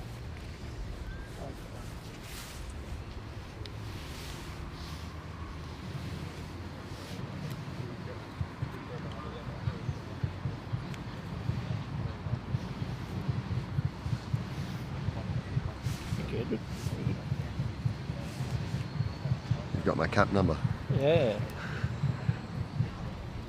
Must be a 63 in here, is it? 69. Oh, you're 63, eh? My cap. Well, we could swap that one. My birthday was 64, and I even wrote letters. How can this not be? I have to be 64.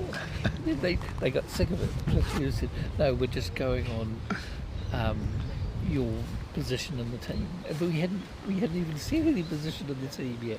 Oh, really? Yeah. No. I assumed I was going to be head of Kevin Beard. Were you? Yeah. Yeah.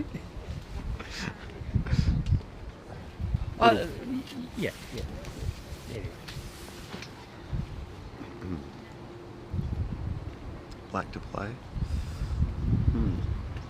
Still breaking play. Mal's just gone and done. Because I looked up the 2000 MAC team when they had a lot of Australian debut players, and it appeared to be in alphabetical order of the captains. Interesting. That was my argument. Interesting. Okay.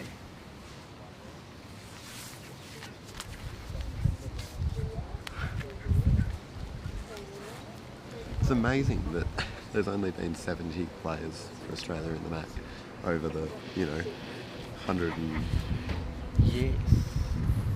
years or whatever it's been going. Yeah, it is, isn't it? It's not many. No. That is not many. It's longevity from some. How long has it been? 6 players. I think it might have been always 6 players. Always but 6.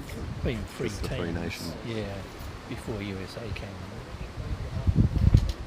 Well, originally 2 teams. Originally 2 Australia and teams, yes. Yeah. Yeah, 3 teams is awkward, isn't it? If you buy. Back when they'd do a 6-week tour as well. That would have been shocking. So Dwayne 70. Yes, yep. He was very disappointed not to get my number. Okay. I was disappointed not to get his number. I'm happy now though. My number. Yeah, good chance for Mel to get a couple hoops in a row here if red misses. Hit this centrally and hard and we should be in front of Ben.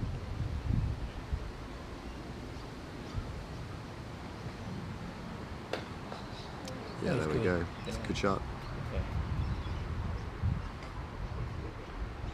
You can see the reaction off the ball. It's just so much different with these. Yeah, because that was to say they even on a pretty well in the middle. Yeah. It still climbs and jumps a bit. Climbs Could be a bit of action and on grips Malcolm's. and shoots as well. Yeah. Totally action on Malcolm's part. Yeah, he gets such a clean, hard contact that it does skid for a lot longer. But even still, the ball is the difference there. Yeah, He's got reward for hitting a 5-yard essentially. I've had some 5-yarders that have stopped, which feels like it's game changing in a hoop. Yeah. If you do that in a middle hoop, shot, Greg. Right, so again, Greg probably not looking at it, but red should be a runner here. Mel doesn't plug it all up. That's a bad shot.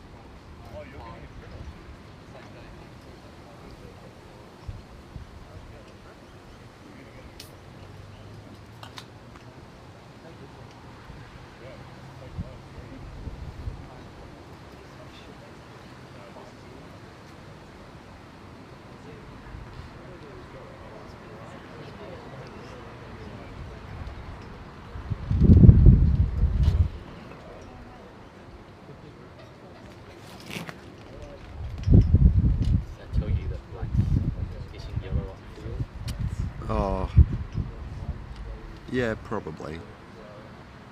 Probably either way, even if red were to clear black. I think Greg should just be shooting at the hoop. Yeah.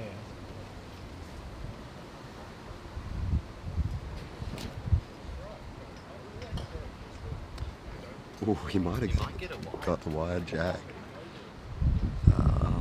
It'll be close. No, Mel's too positive.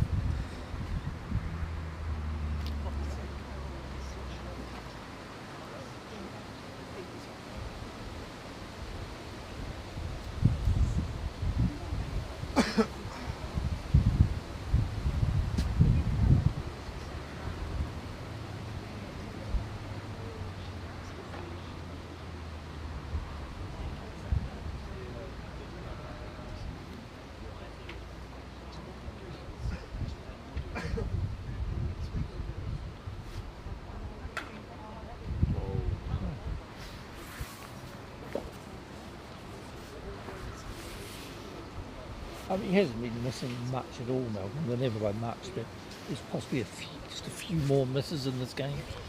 I think Greg's pace of play might be having something to do with it. I think this is actually good from Greg.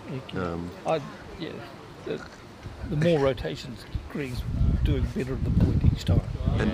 And not letting Malcolm have it his way either. He's just doing enough to make it so Malcolm can't, give himself a 5-yard crack at a hoop. because he's playing inside just enough. No, yeah. Like, yeah, again, you know, I would have never shot at black there because you're giving Mal a 7-8 yarder. But, you know, and we have mentioned that Greg's, yes, he's way quicker than he ever was, but he does seem to be just slowing it down a little bit at the moment, which I quite like.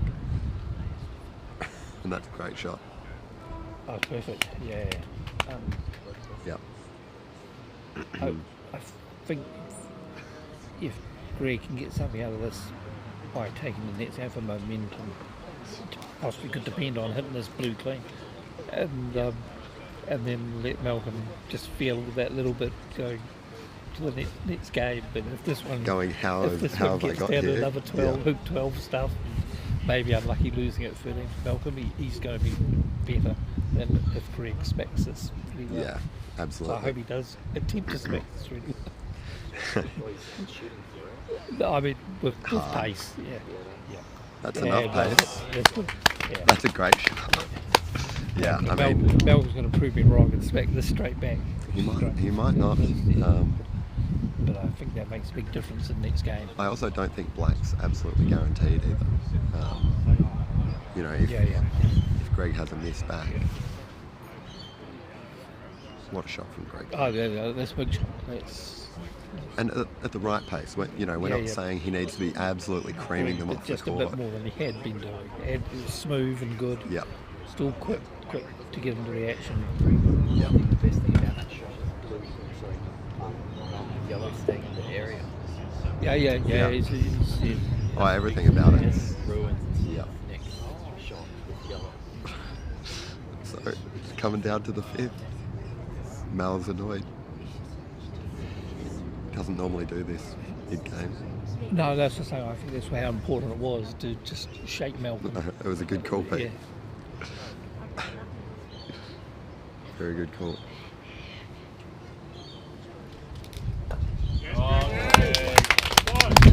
And runs it clean. And up to the sides. We're on here. And he's probably glad Malcolm was sitting at the far end of the Lord's Sea. Yep. He's not that about touching the sides. Yep. How good is this? You guys want to jump on? Yep. It all looks the other way around. Yeah, 100%. It looked like Malcolm was in complete control, even the one that Greg won. Sorry. Do you want to? Yeah, you guys can jump on. Do you want to come bowling? All the Kiwis and everyone going bowling tonight. Do you want to come? Yeah, I'd be. Just trying to work out numbers. I'd be keen for that. Yes. Jason. Thanks, guys. I'm jumping off commentary. Okay. Thank you, Edward. No worries. 14. We've got a lot of people. Yeah.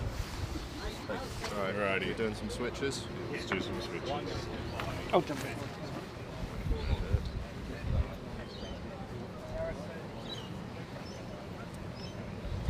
I'll come back.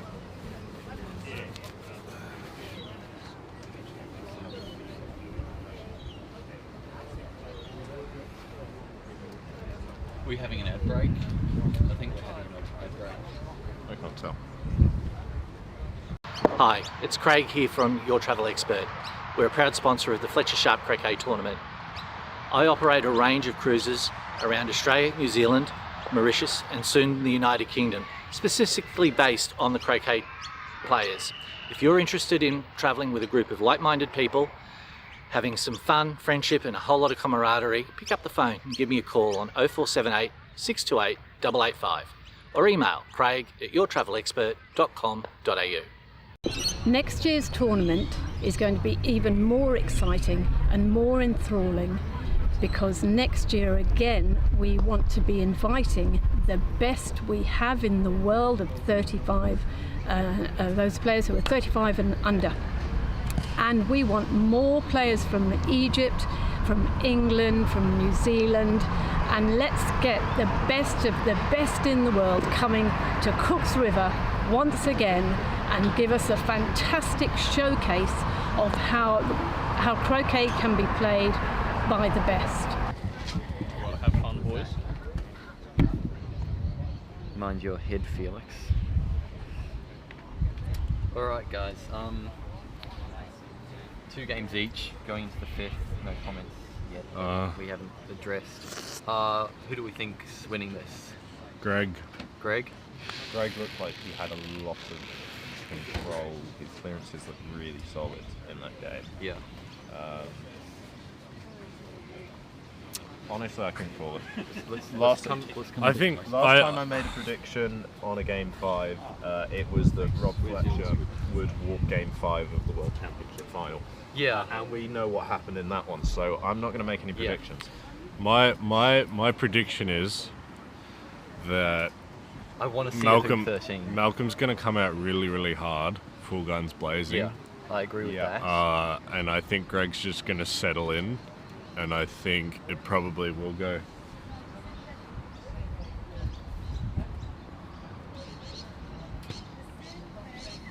I don't even know what that means, dude. 6:30. Oh, yep, sounds good. Yeah, okay. Where?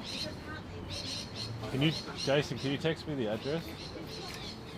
Okay. Sorry, they're just organising details for tonight. Apparently bowling's more important than croquet. I don't know what world they're living in. Yeah, but I think it's gonna go. I think it's gonna be like 7. 7's a good start, to be fair. I'm trying to think. I mean, I think you'll be 100% accurate if you say the winner's score will be 7. I think Greg's gonna win 7-4. That's a big stake. No, I think Greg's gonna win 7-5. Okay.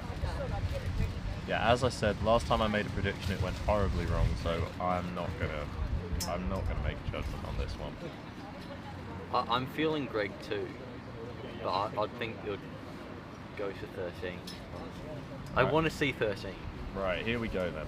Malcolm kickoff Game 5 of the. I think Malcolm's going to Sharpe play Invitational. so ridiculously attacking now as well. Yeah.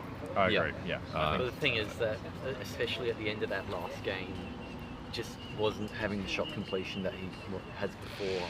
Saying that though, I think that was brought on by Greg's clearances improving significantly. Yes. But I think Greg will maintain it. I think Greg will maintain his standards and Malcolm will lift a little. Not bad. Slightly short, but definitely a runner. Yeah. It's not one I'd be having 2 shots at though. Yeah. No. But Greg looks to be having 2 shots at it. Yeah. Greg probably would have been better to actually go and check. Yeah. He's got it. Yeah. Well, the thing about this is Malcolm will probably go for that hoop, I reckon. Yeah, I agree. Well, unless yellow is positioned perfect. it. Yeah, unless yellow is perfect or positioned somewhere that black might have a better shot next time. Yeah. I agree. I think Malcolm is really going to try and take this game on the front foot. Yeah.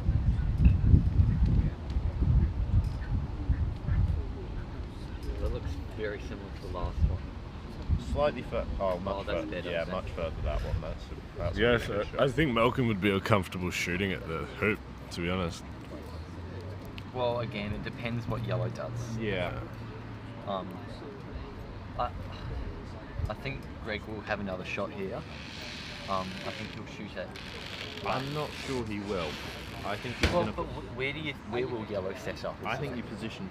I think, if anything, you instead of setting up, you just shoot at black. Or you just go for the 7-yard boundary line. He's positioning here. Short, very short. Yeah. He's kept on rolling a bit. Is he trying to get wide through the black? Do you reckon he was going for that? But he was going level with the black. I don't But think. as predicted, Malcolm. No, Mel's just going to set lining up, up isn't he? No, he's going to set up. No, he's got his eyes. Oh, okay. Line in this, aren't they? Okay. He's going for the wire? He's got his eyes locked for a specific. Potentially a block as well. Probably a block on red on black. Yeah. But also a really good hoop running position. Yeah, good as well. hoop running position, and it's got to run down to hoop 2. Yes. That's the thing. They're always doing more than one thing in every shot. Yeah. And I think that is the sign of a good croquet player. Of a top level croquet player. Yeah. I'd say once you're getting towards the minus levels of your handicap. Shot, Greg. You are trying to make sure that your shot serves multiple purposes, whether it's you're taking a position and you're clearing whilst taking a position, or you're taking a position while getting a block. You've got to be 2 steps ahead. Those are the shots that define a top level player. Yeah. So Mel's going to try and clear this down to hoop 2. Yeah. Worst case scenario is that it goes the yellow goes straight into the hoop or hits the blue. Yeah. Worst case scenario is it goes straight through the hoop and down towards hoop 2. Yeah. It's a great shot. It's only gone down towards hoop 2, so it's not that bad. Not got the wire, but pretty much maximum distance clearance there. Yeah.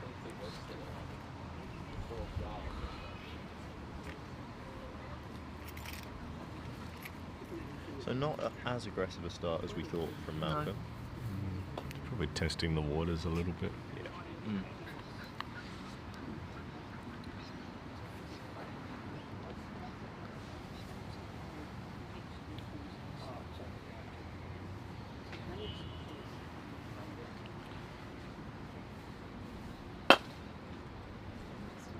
The beauty of right now is that they're back at square one. It's basically a 7-point final now. Exactly. You have to forget about every single thing that's happened the last 3 hours or 4 hours. Even this competition. The past 4 days. Yeah. And it comes down to a shot. It comes down to a shot. Yeah. A single shot. 7-yarder. Good to see you. How are you? No. Who's that? Tom Ingram, Hong Kong. Huh? He played at the World Championships for Hong Kong. For Hong Kong? Yeah. Is he a good player? Not bad.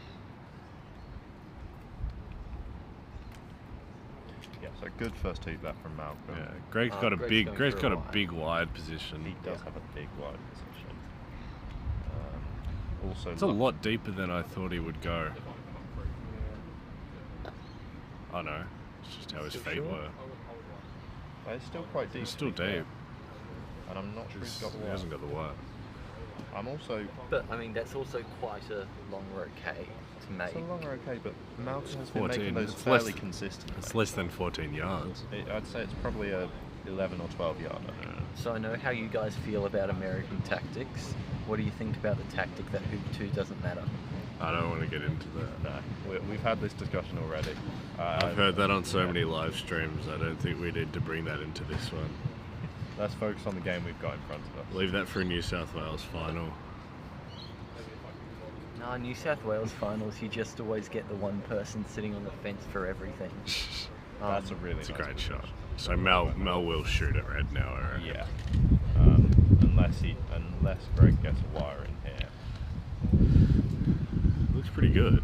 Looks very solid. Is it going to stop? No, it's not. Oh, I think he might have actually got the wire. No.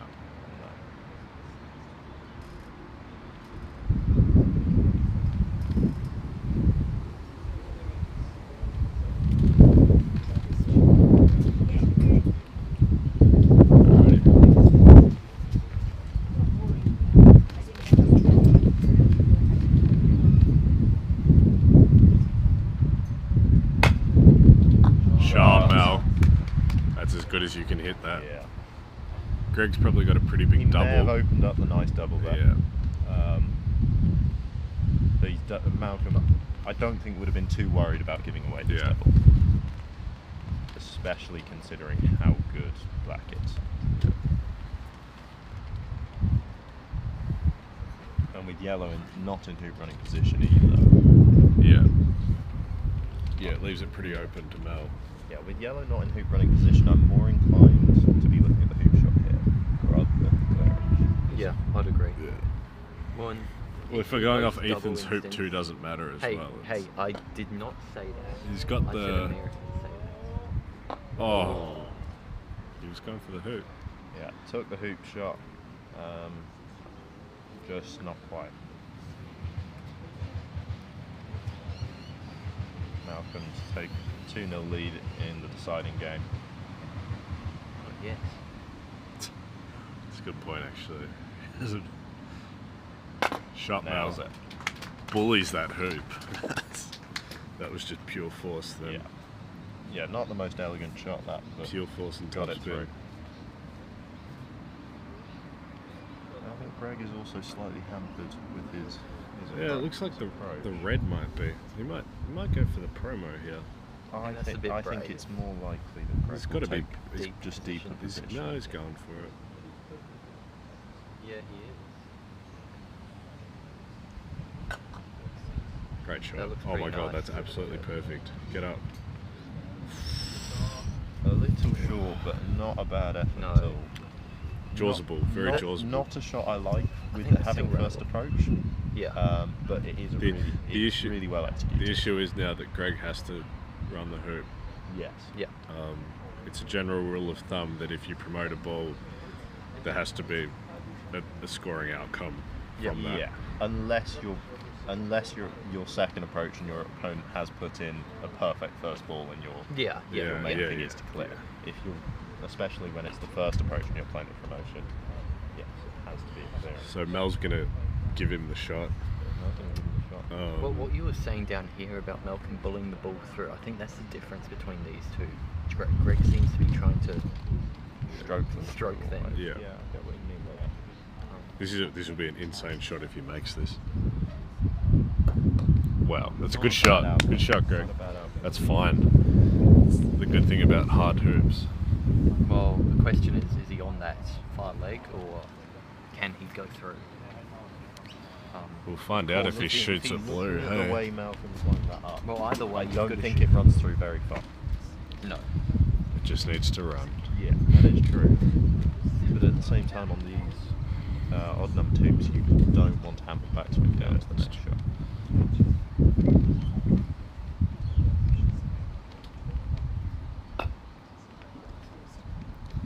So Mel's just played in, which probably furthers Sam saying that black, gotta take black. You've got to take black. Yeah. Yeah, agreed.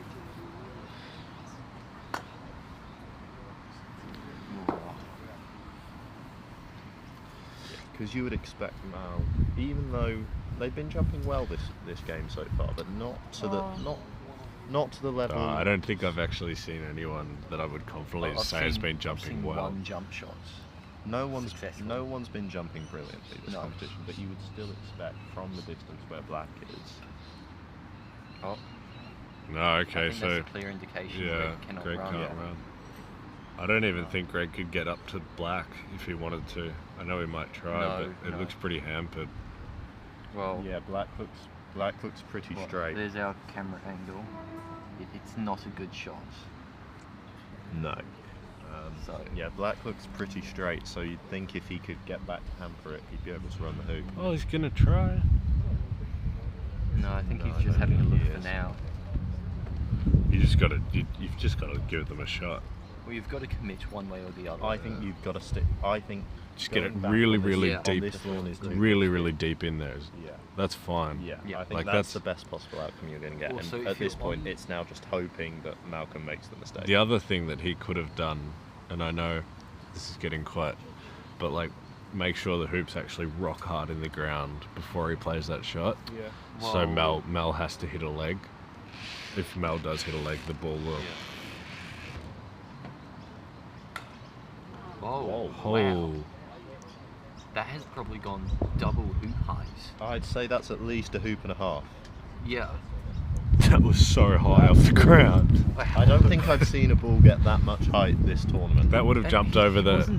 That would have jumped over the centre peg with the peg on the top of it. Yeah. Was he in a slight divot potentially? No, to get that. He looked to quite get that over the extra ball height? compared to his other his other Yeah, jump but shot. there's over the ball, and then he's a hoop and 3/4 above where he was going. Yeah. for. It was a great chance for Greg to get to 2-all now. Well, Yellow looks quite. I think there's a potential Yeah, chance. that's crazy. That is crazy though. There's a potential chance that this backward clearance takes Yeah. out both. That's the issue. And he'll be going for that. He's got to do. With black now really out of the game at the moment.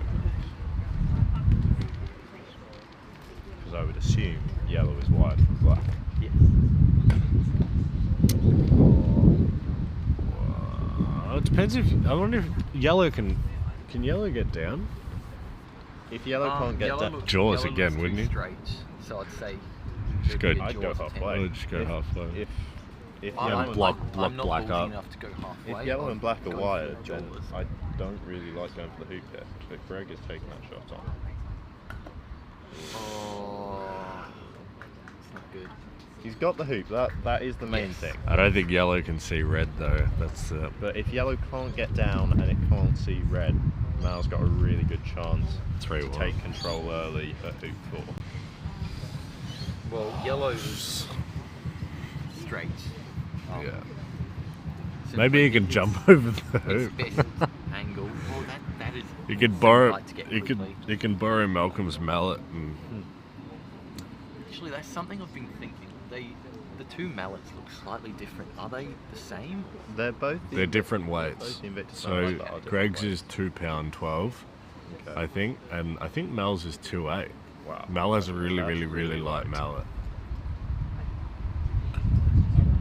but it works. Yeah. Yeah.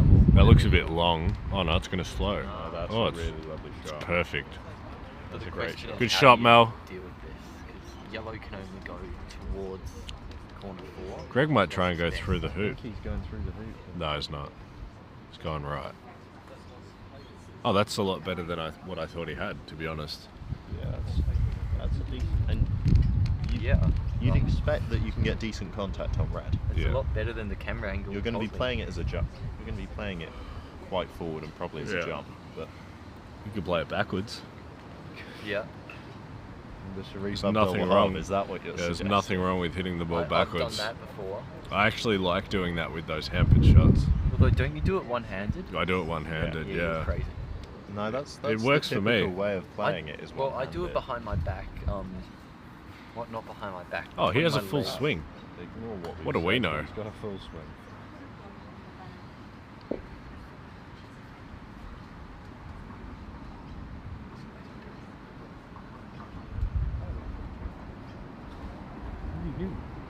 Okay, so a chance That's for so cool. Malcolm to go 3-1 up in the deciding game. But even if he misses, this is still a perfect shot. Yeah. But it's like, I think this is what we were saying. Malcolm's going to come out in full force. And he's come out, and he really has come out. It's just how long can he keep it going? Because Greg hasn't really played that badly yet. He's missed a few really long roquets, Yeah, but I think he's dropped a little from the last game, but Yeah. not much. 'Cause, as you said, he's still playing very well. There hasn't been any huge breaks in this matches that you'd expect from best of 5. I don't think they took a lunch good break shot. as far as I'm aware. no, I think that they're eating as they're going. I think they said. Hopefully, we can live stream the seafood raffle. That would be elite. To see you lose it, yeah. Bought 12 tickets, mate. I'm not losing anything. You're winning all 3. Is that what you're saying? Oh, it's short. Are we saying that's short or is that good? I think that's good. I think that's just about okay. Do you reckon Greggy's got a huge double now? No, I think No, he's I think completely it's blocked. blocked out. I wouldn't say well, I would say completely blocked out of the hoop.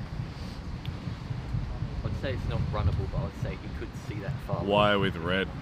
No, Ooh, it's a great that shot. looks like a great shot. Well, question is, can he see blue with yellow? depends. I think It he depends. can. Yeah, he At can the see- very he can least, see he can blue see the with right yellow. hand. So is Mel going to right-hand clear side. red or yellow? Yellow. I think yellow's the more powerful. Yeah. Because I think yellow runs the hoop. If in anyway. doubt, clear the ball that plays before you, right? That's Yeah. Yeah. As a general I rule think of thumb, if that's- black clears yellow, then blue takes the blue hoop. takes the hoop and red won't have the best shot down. Yes, that is also true.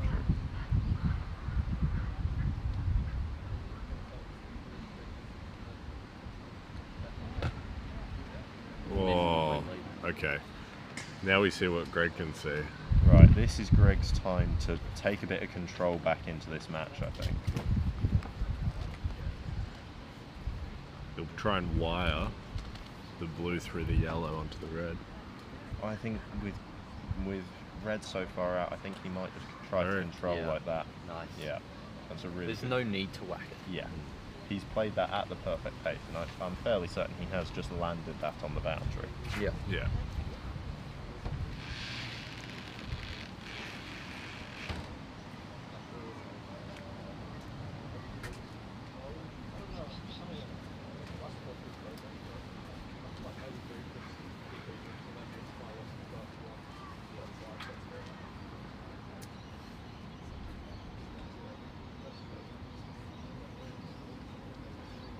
it's really important if Malcolm is to miss this shot that Greg runs this next hoop with control. Yes.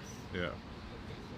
Because he had a relatively simple hoop shot at hoop 3, and it didn't it went through, but only by a couple of feet. Yeah. So he's really got to make sure. I reckon Mel's gonna hit this one.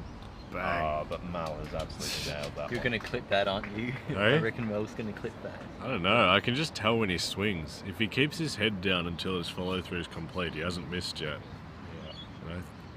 But I think that is the jet. Sometimes you've got the players that their swing is completely repeatable. But Like there are Greg. Like Greg. Or Really. like Ed Wilson. Yeah. Or there's just some people that just look like they're never going to miss. Exactly. And then you wonder how and they once miss. they get into that repeatable swing, you Yeah. think, they're going to start hitting everything now. I mean, I'd say neither ball was runnable, but there's an obvious promotion there available. Yeah. Is there a point to promoting though with blue there? Well, it depends where black goes. Because black's in a really good spot. I wouldn't say it's wouldn't really say that's good. really good. I'd say it's good enough. Yeah. I wouldn't say it's really good. I don't know. I kind of think that it forces the clearance. No, Greg is. I think this is the wrong shot, to be honest. Because what is that? No, What is- I'm not too fussed by that, to be fair. I would have Well, if liked Mel to have put clears some- this though, Greg has to clear. I I would don't have think looked, he does. I would have I liked think- to have put some bounce. I think black is at best okay. Mal is more than capable of running it. I just don't think I'm just saying though, like if he's gonna hit it. Oh, he hit has it. hit it, but So Greg has to go for this. Yeah. Right. But if Greg misses as well, Mel will go 4-1 up. Greg won't miss. Just focus. You reckon? Positivity. I reckon he's rushed it. Yeah. Alright, I'm done with positivity. We'll go to negativity. No, he just looked like he rushed that shot a little bit. Usually Yeah. it takes a little bit more time. Yeah. I do completely agree. I think Mel just goes for the hoop here. 4-1. I think it's... Or you just play dead straight in line with red and just say, just clear me to the boundary. Yeah, to me, those are the only two shots. I think it's a free shot. Yeah. Almost. Yeah, there's no other ball that can Hoop's a little bit looser. Hopefully it's a little bit wider because Greggy's had a shot. I don't think they've been hit in since the last game. I think they were. Oh, they were? They were looked at in between games. I reckon Mel's going to run this. Oh, and it's a beautiful shot. You need to keep saying this stuff. It's very obvious it's very obvious with both these guys when they're going to actually hit something think because their body position and everything, they don't move. Like, I think, kind of echoing something along the lines of what Chris Clark says, that while this final largely has been played to a very high quality, there have been moments where both players have slightly mispositioned or missed a few clearances. And I think the difference has been Mal's ability just to step that extra level up, I think. it's all the golf books he reads. Yeah. But would you agree that Mal has just had that extra step in this I think game? I think Mel's style and his I think Mel is just a little bit more consistent with his swing. Yeah. Yeah. That's It looks a lot more constant rather than Greg's. Yeah, there seems to be occasional variations And it's in Greg's so pre-swing preparation. everything Mel does is identical. Yeah. Like he's dead straight right now. Yeah. And if he keeps his head down and his body doesn't move, he'll hit it. Like I reckon he'll hit it. No, he No. swung through. He completely swung through that. Yeah, but I get what you mean. There are differences occasionally in Greg's pre-swing routine, whereas everything Mal does seems to be a purpose behind it. Yeah. And it doesn't really look like he's overhitting as well. No. It's a good shot by Greg. Ethan. How much? Foot and a half, at least. Yeah. Foot and a half. Yeah. It's a long way to go.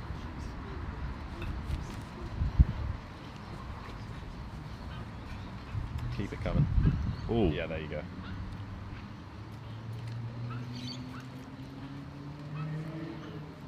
Kind of like the idea of...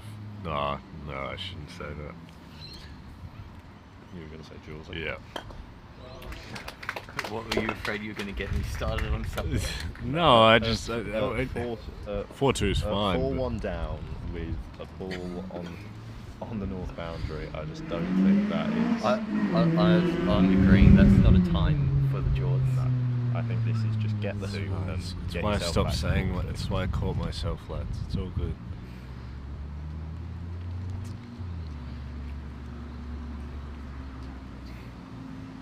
Mel just making sure that he's less than a yard in.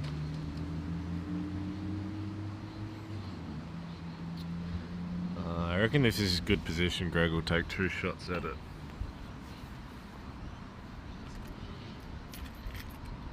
Short. Oh, okay. This makes it interesting. And how Greg doesn't have to play too deep here either. He wants to make the snuggle difficult if that becomes an opportunity, but there's not going deep in that. This looks like he's going for really tight position and just relying on a solid clearance from yellow. you reckon he'll clear? Yellow's got to clear. Yeah. Yeah, I would. Well, Mel's going to try and promote blue. Like 2 yards deep. Mel's going to promote blue, so... He's got it. Oh my god, what a shot. Oh! Has potentially opened up the in-off though. Yeah. And, but well, it's... blue is still cuttable. Yeah. Blue needs to be upward. Black is just inexcusable to put it that short. Alrighty.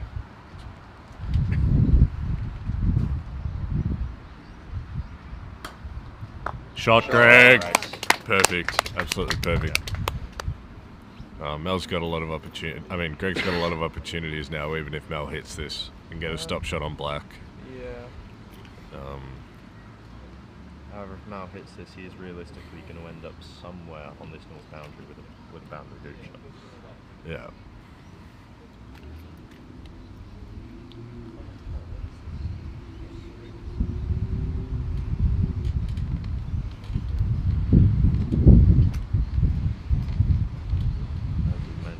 Mal having that dead certain pre-shot routine that Greg hasn't consistently. Let's see if he's hit it. He's got it. Oh, he doesn't have it. That was on the right.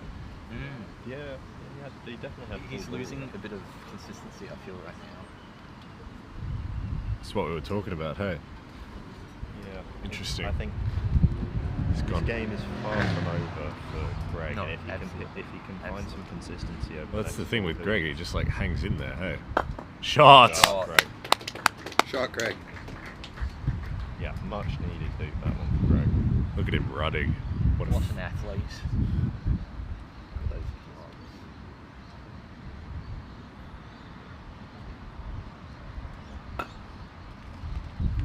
that looks short. It's short, but I think it's also deep enough that Oh, it's actually quite good. it's deep just enough kept that rolling. Red is not certain with that clearance anymore.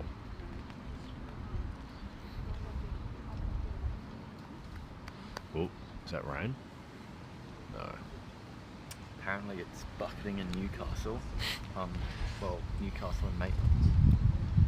Is that the flooded lawns that we were looking at? No, I just got sent this. Oh, yeah, wow. Yeah, It's flogging down there. Yeah. And that's longer than Greg, but That's not what Greg wanted. no. The question is, has he wired himself? No. It's a good shot with blue. No, but I still think Red has the shot on black. Yeah. pace on, pace off. Pace off. Pace off. Agreed. The Greggy mid pace. Yeah, definitely. Because it doesn't really matter how much he hits it. Yeah, it just needs to get out of the immediate way. Yeah, get it 10 yards. Yeah. Be happy with that. 10 yards I'd be very happy with. He's got it. Shot. Yeah, exactly. It's like That's the got 10 perfect pace yards. to hit that ball. Yeah. Yeah, it is. Because the thing is, he can hit and hold blue with blue. He should hold position with yellow. Yeah. Yeah. So then it's all about the return clearance. Oh, that's. Oh. That is just. We call it, that's runnable, isn't it? I think that's runnable. Yeah, that's right. That's fact. I mean, I didn't say that anywhere near the commentary. I think Egg you're Wilson quiet did enough not back just there. say that. Yeah. Samuel, you might want to add a bleep. So is Greg just forcing himself to jump now? Is that what's going on? Or does he reckon he's going to clear that? Well, apparently he is the best jumper of the Fletchers. Who said that? I think Pete Landry said it, and apparently one of the Fletchers did too. Oh, okay. Possibly Wesley.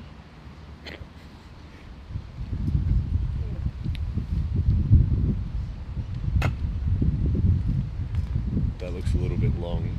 Might go in the hoop though. Go on, son. No, it's not. Question is, can Greggy clear this out of the hoop? It kind of looks like he can hit right leg still. So he might just aim. If he aims for the middle of the hoop, he'd probably. Just about. I've noticed that I've started doing that, and it's more more reliable. So I think he's going for a jump here. See Yeah, where we he can't stands. exactly tell from the standard. Maybe Black can't run. No, he's jumping. You're right. He's moved his hands up, down. Yeah, and he stood over the ball. Yeah. Oh god. This could either be really good or really bad. Oh, I don't like watching these. Don't look away. One bounce, two. One. Oh, No. And again, I think after the rain we've had today, the lawns are just... No, it was a good height. It just wasn't straight. Yeah, I'm not sure it had the height on the second bounce to get. I think it did. I still think though, the only thing after the is rain that we've had today, long jumps on these lawns just aren't the way to be going about things. Well, I mean... Oh. Alright, 5-3. Clearly it was runnable. Yeah. Alright, the honeycut didn't happen.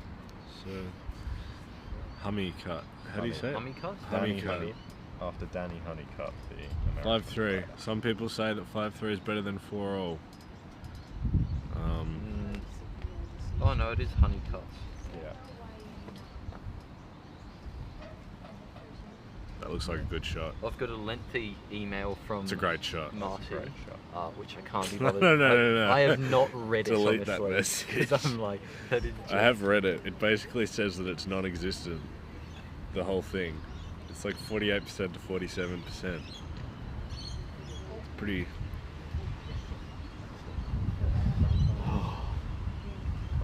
Yeah, well, I mean, that's not a clear statistical. Oh, okay. Well, Greggy's on the offensive now. Well, funnily, we've had Ben Rothman just comment Honeycut Gambus is No, on. Ben. No, it's not. What's Ben said? Shot. Honeycut Gambus is on. Oh. Ben, the percentages are literally the same. Yeah. Greg, we do not deal with that beep here. Yeah, Ben, if you want to explain the Honeycut. No, don't. No, do not get over to you. Do not allow this. The percentages are the exact same. It's 1% of difference. So on commentary, I'm Ethan Gumbrell, we've got Felix Gelman-Weiss, and we've got Sam Cuthbert here. He's got it. No, he doesn't. Just misses on the left-hand side there.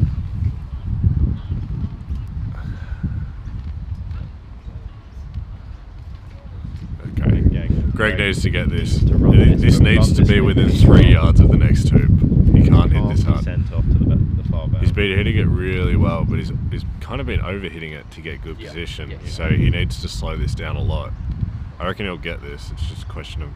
Good pace. That's all right. That's fine. I'd rather it there than past the hoop. Yeah, I agree. Because at the end of the day, that can run the hoop. Yeah. Yes. And it can jump the hoop. That's the whole idea. Down 3-5 is a good position. No. We've got a guy called Marty Clark, Ben. You might have met him. He has a tally of 870 games or something, and he did the math for the whole thing, the total, and that was 47% chance to like a 48% chance between being 5-3 and 4-all. So I believe it when I see it. But The thing I want to filter out of Marty's cowing stats, because that's how he does it. He uses cowing analysis. Yeah, yeah. He's It's a good cowing shot with blue. analysis. But prove so me wrong, Ben. I want to see him filter out the like It was Div 3 downhill. games and such.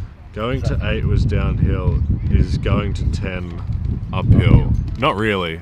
It's pretty flat. There's a bit of a drop off. That's probably the main thing, but the ball doesn't really move. I think we've just been saying up and down as in relation to where we're sitting. Yeah. These lawns are so good. I'm not even over exaggerating. Like they're so good. I've seen them in ever. Yeah, of the four compared, ones, I'd say 2 is definitely the one that hills the most, but even still, compared to Launceston, Ben, where they had the world teams, these lawns are like a million times better. I will say no exaggeration. The good thing about Launceston is the curve is obvious. Yeah. I found. Yeah. Once you knew how to work around the hills. Where's that gone? Oh, and that's just gone long. That's The issue is, I'm not sure what yellow's got to see here. Or can blue run? Well, it can see the hoop. And it can see half of blue. I reckon he's got full ball on blue, to be honest. The perfect scenario for Greg would be hitting it on the left. I don't think and then getting over. Yeah, he's got half ball on blue, and he can see the hoop. Ball, I reckon. No. You reckon he's going to go for the hoop? Or even so. No, I think he's going to go for blue. Even so, having half ball on blue is a ballsy shot. But you've got to start doing. You've got to. Left. But you've got to start doing that now because you're 5-4 down in game 5. Like you can't just stay stagnant because Mel will just walk through. I'm going to take my good shots through from this game into the next one. This is the last game. You've got. At some point, Greg has to bite the bullet and say, "I've got to go." All right. What are we saying he's going for? Hoop or blue? I'd rather shoot hoop here. What does he look like he's going for? Oh, that's so slow. It doesn't even. It's behind. Yeah. All right. Yeah, I'll Come on. the YouTube live stream up. Come on, Greg. I reckon he's gone for blue. I reckon he's got it.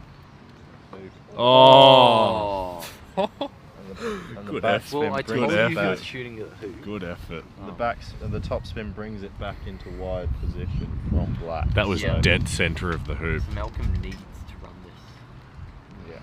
If Malcolm runs this, I reckon we're going to the 13th. Gold decision from Felix Gelman-White.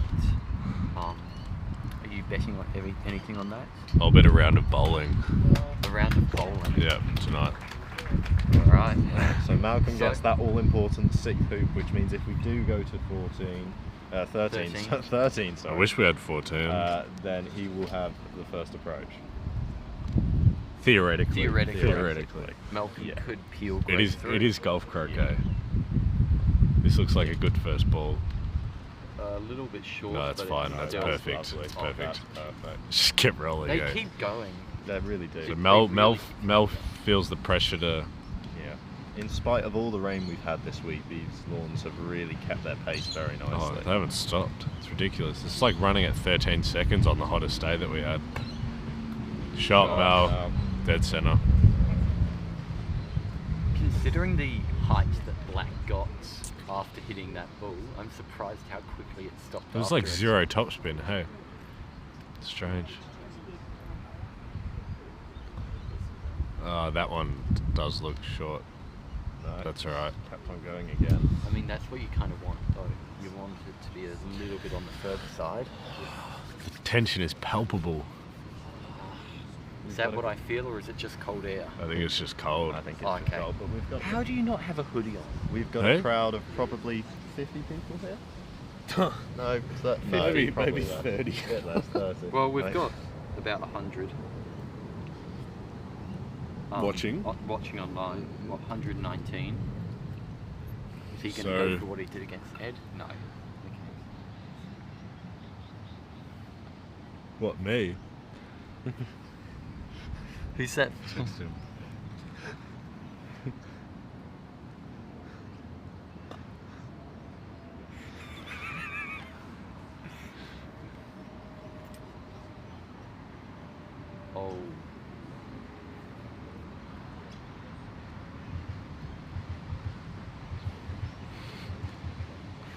Felix Jim.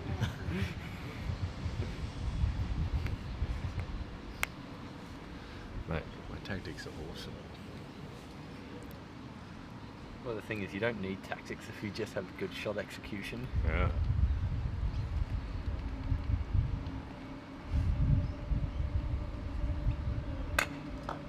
Yeah. Oh. Complete reset. But That I'd is say black is now the ball in control of this hoop. Yes, yes. But So, yes, it's not the idea. that is so unlucky. It's a great but annoying, I'd say, outcome that for Mal. I wouldn't say it's a bad outcome because I would say he's now got control over this hoop. Yeah.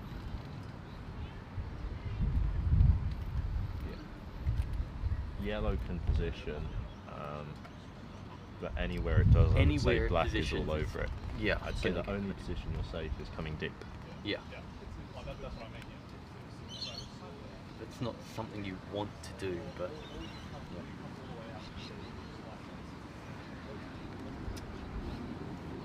so I guess now is a time to address our sponsors. Alison Sharpe from Sharpe Shots. We've got That's Craig an Fyfe interesting from choice. Your Travel Experts, Danny Meyer from Digital Lifestyle Solutions, the Fletcher brothers from Invictus Croquet. We've got a couple smaller sponsors too. There's Pharos Seafood, Hawks Brewery, and the Pie Warmer from Georgie Carnegie.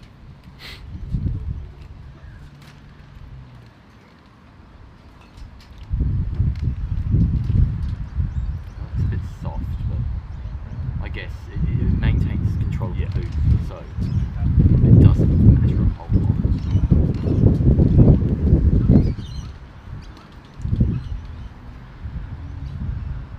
I said it before, I'll say it again. How is Malcolm out there in short sleeves shorts? He's from the Sunshine Coast. The wind here really is picking up and it is getting a bit Me cold. in a hoodie, whose legs do not get cold. I'm getting cold. It's a good shot with red. You could even get a wire. I don't think he has. I think it's overshot. I think Mel might have half ball. I think you've got to take this shot on. The hoop? No, the red. Oh, okay. No, I'm like, geez, not that the is hoop. great. That's too aggressive. He must not have as much of the ball as we think he does. It's taking a long time to look at it. If you don't, It would honestly not surprise me if Mel did go for the hoop. If you don't have a shot, He's 6'4" up. Yeah. He's looking at it. This is how he won yesterday. Yeah, slightly. Literally, it's the exact same angle. The same angle, but a slightly shorter hoop. I think he's going for it. Looks like it. So this is a shot to win the match and the tournament. Yeah.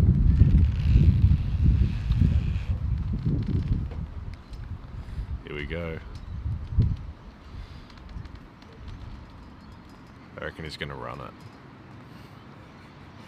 What, you hit her first? Oh! Well, Felix's first incorrect prediction. Yeah. But no matter what, it's a Much big, pressure back onto Greg now. This is a big it's clearance. a big clearance here. Could theoretically get this down to 12 as well. Yeah, but you're not trying to. No, but I'm just The main saying. thing is get this out of the front position.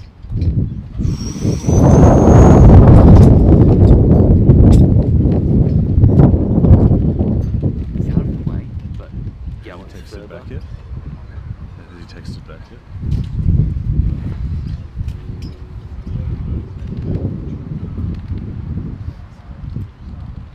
Here we go. Again, a sensible clearance, and Mal takes control over this hoop again. I think there's no need to bash it. I think he'll just hit this at his normal pace. Great shot. Perfect. Yeah. I don't think I've really seen Malcolm hit many things mid-pace, and all of them have been already pretty close.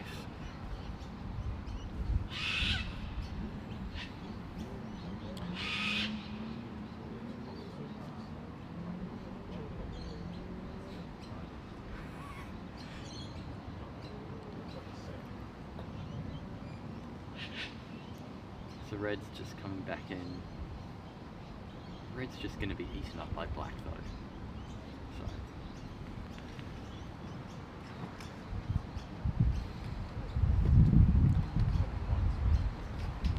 Question from Ben Rothman: what's the purse? How much money on the line in this match? $6,000, Ben. $6,000. It's a lot of money. 6,000 Aussie dollars for the winner, and I think 3,000 for the runner-up. I have Yeah, played that's with nice. them. That's nice. Tell them that I've beaten the Greg Ender. So that leaves blue open to clear red down.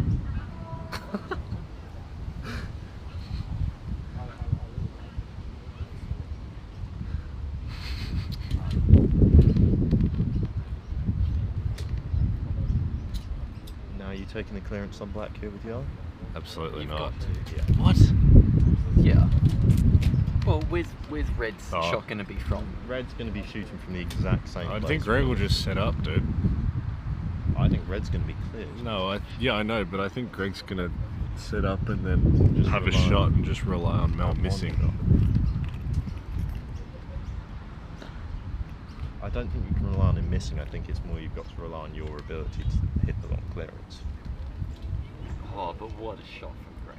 It's a great shot. Yeah.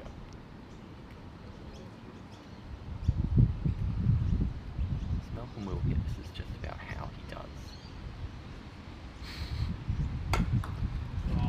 Yeah, and again, he's just returned to its position.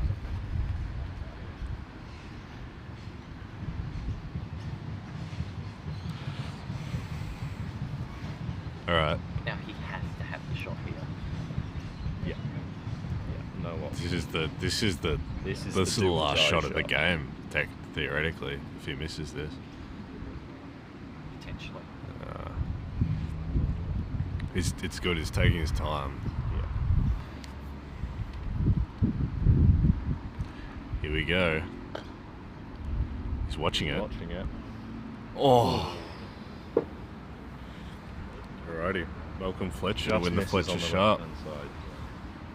Much easier Any than his last predictions, two. Felix? Yeah, I reckon he's going to run this. All the way to the boundary? Yep. I reckon he's going to hit this so hard. You play this at whatever pace you feel most comfortable. He's gonna hit this so hard. Taking his time.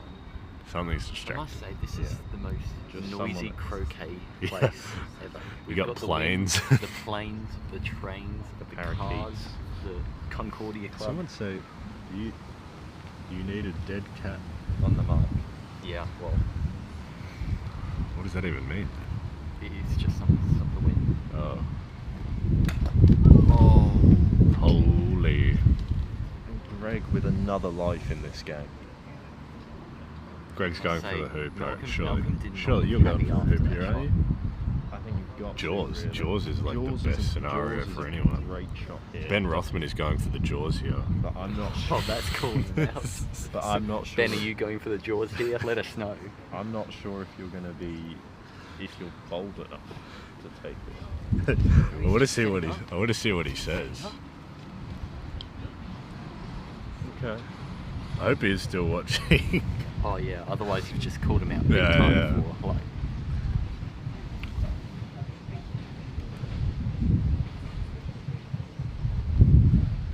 Yeah. Next year, if it's windy, we will find a dead cat to put on the mic. Who do you reckon has the better moustache? Oh, who do we reckon has the better moustache? Greg. Has to be Greg. Greg.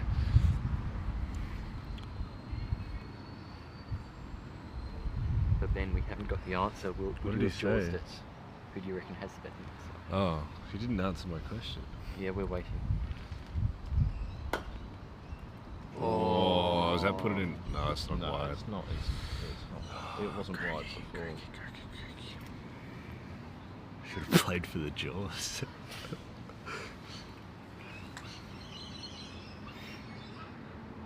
Here we go. Malcolm did miss one of these earlier. He's not going to Nailed miss that this one, one. Missed another. Alright. Greg with yet another make or break shot. But this time he doesn't have a ball already in position to Yeah. keep pressure on. It's a 15-yard roquet, this shot.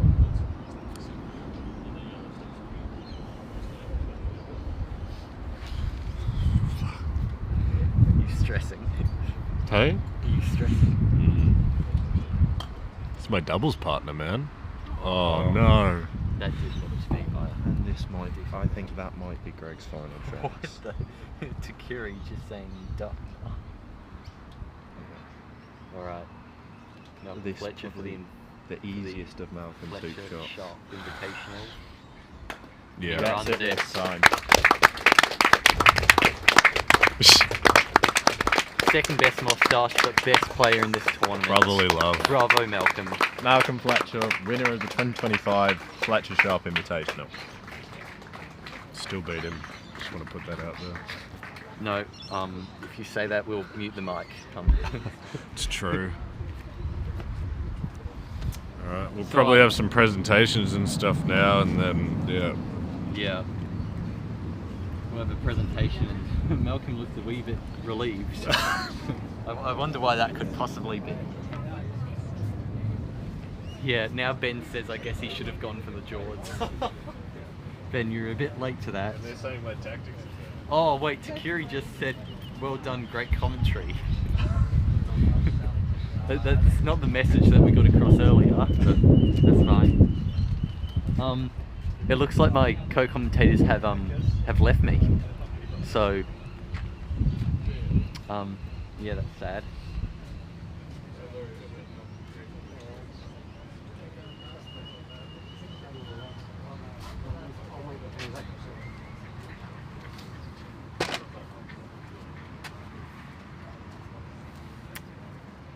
Hopefully we've got ads playing, otherwise this is just going to be really awkward.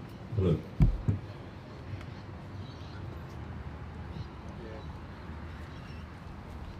Sharif would have made me go for the jaws and doubles.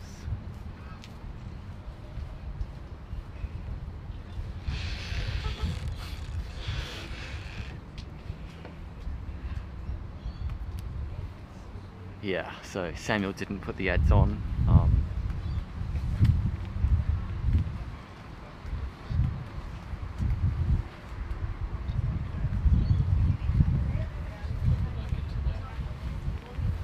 Plug the mic. Oh, I see.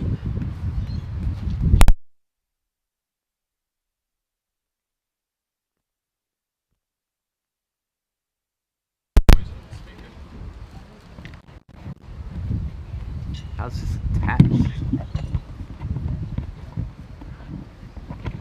Oh, I see. I see. Wait, so what am I doing? Oh, okay. Personal thank you for coming down.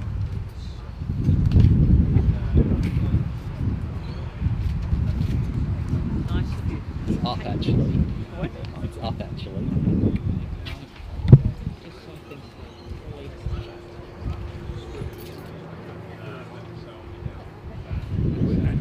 Go for it. Oh, any opportunity to try to go for these. Thank you. Jamie, thank you for saying that I've got a nice face. I'm really complimented.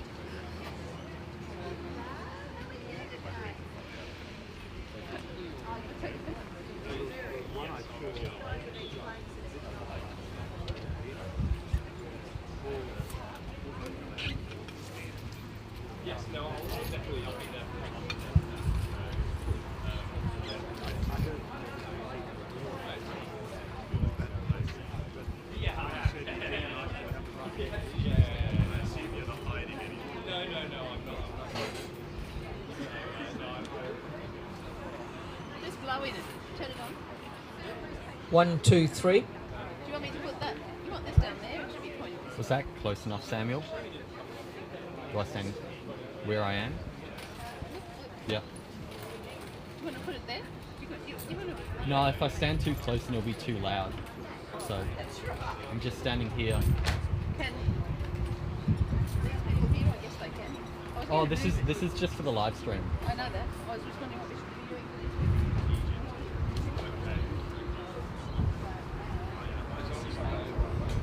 people. Hi, it's Craig here from Your Travel Expert. We're a proud sponsor of the Fletcher Sharpe Croquet tournament. I operate a range of cruises around Australia, New Zealand, Mauritius and soon the United Kingdom, specifically based on the croquet players. If you're interested in traveling with a group of like-minded people, having some fun, friendship and a whole lot of camaraderie, pick up the phone and give me a call on 0478 628 885 or email craig@yourtravelexpert.com.au. Sponsors, so we've got Sharpe from Sharpe Shots. I don't have that good of a memory. We've also got Craig Fife from Your Travel Experts, Danny Meyer, Digital Lifestyle Solutions, the Fletcher brothers from Invictus Croquet. Then we've also got some other smaller sponsors, so we've got Farris Seafood, Hawks Brewery, and the Pie Warmer from Georgie Carnegie. So a final thank you to our sponsors, and hopefully we'll move into a presentation soon. That camera's following me. Okay. Yes, get it.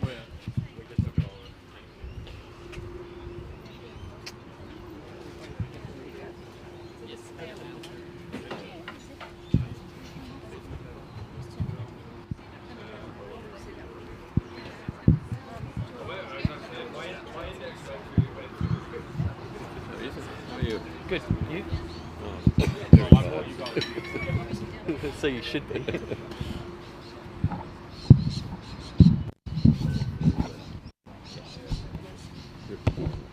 Oh yeah.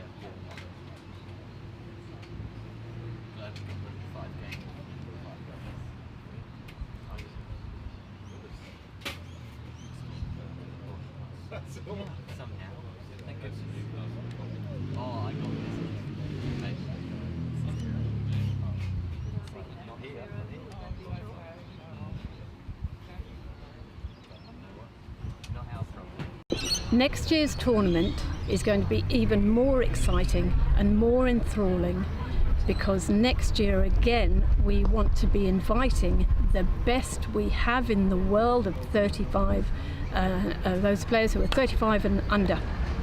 And we want more players from Egypt, from England, from New Zealand, and let's get the best of the best in the world coming to Cook's River once again and give us a fantastic showcase of how croquet can be played by the best.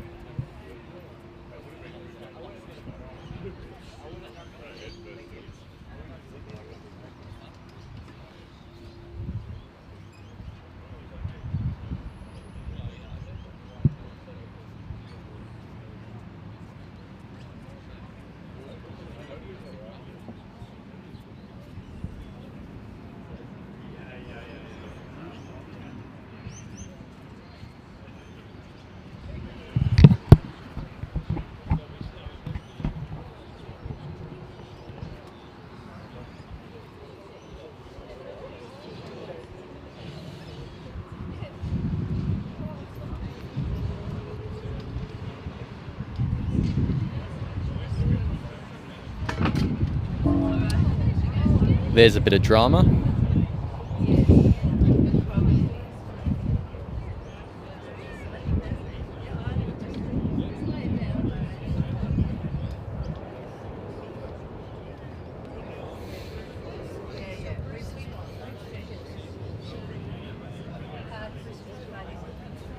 Hello, hello.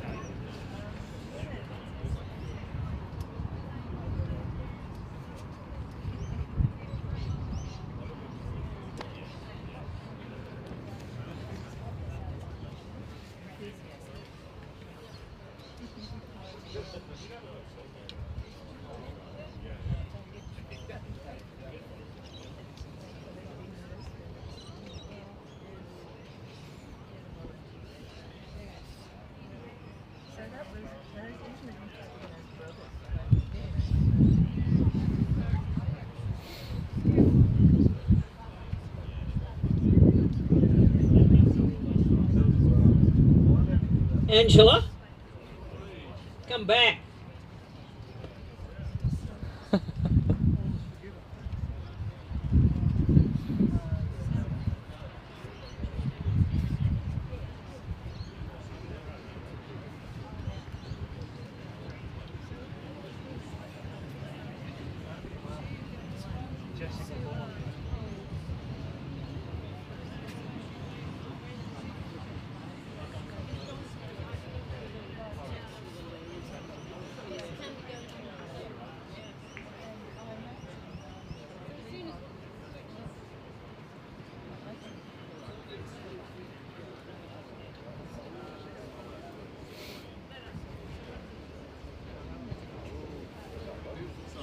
airplane mode, so I don't get a call in the middle of talking over That'd be a little bit embarrassing.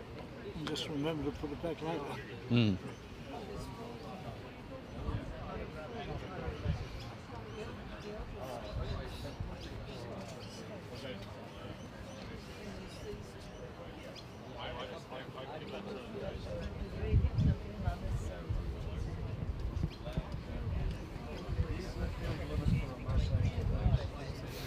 So have you been here all days?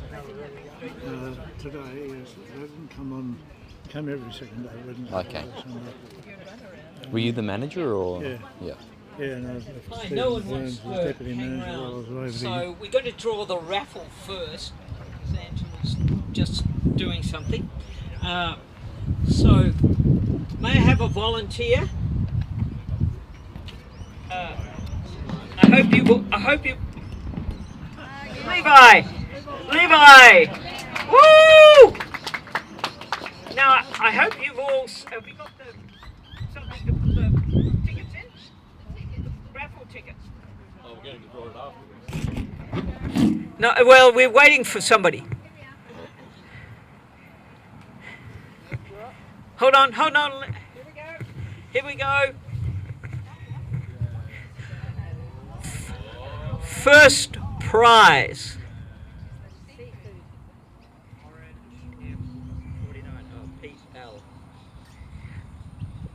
Pete L.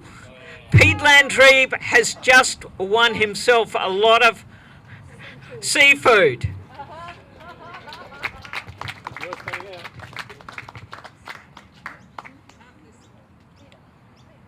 What's the second prize? Hawke's Brewery, isn't it? 2 cartons of beer. For 2 cartons of beer, Carol, who has been working tirelessly behind the scenes. No, you've got to say yes. The club will enjoy it. Oh no, we chuck that.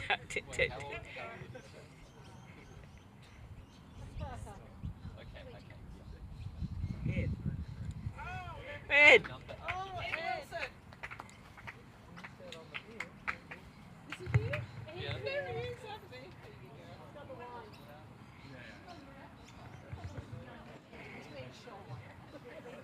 Okay, she back?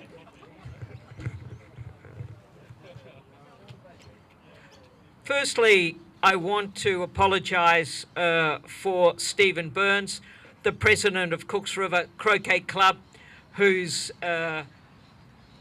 attending his grandson's 5th birthday party, an unmissable event, and he apologises profusely. For those who don't know, my name's Georgina Carnegie. I'm chairman of the organising committee, and I'm very proud that we're hosting our 2nd Fletcher Sharpe Cup. Our main sponsor, as you know, is Alison Sharpe, Sharpe Shots, Australia's top woman player, and if I may so, a very great friend of mine. This tournament would not have been possible without Alison, and while she will be giving out the prizes, would you give her a round of applause now?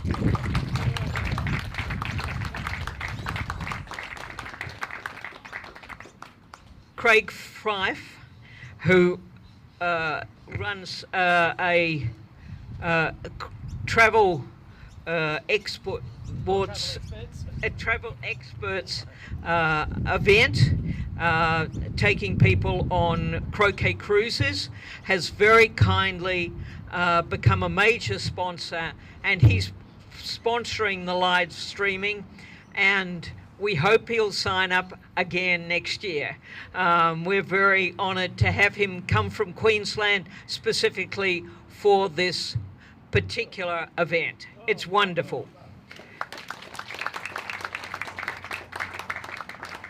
Last year we didn't have a loudspeaker system and no one could hear anyone. This year we have digital lifestyle solutions with our own speaker system, and I hope you can all hear me.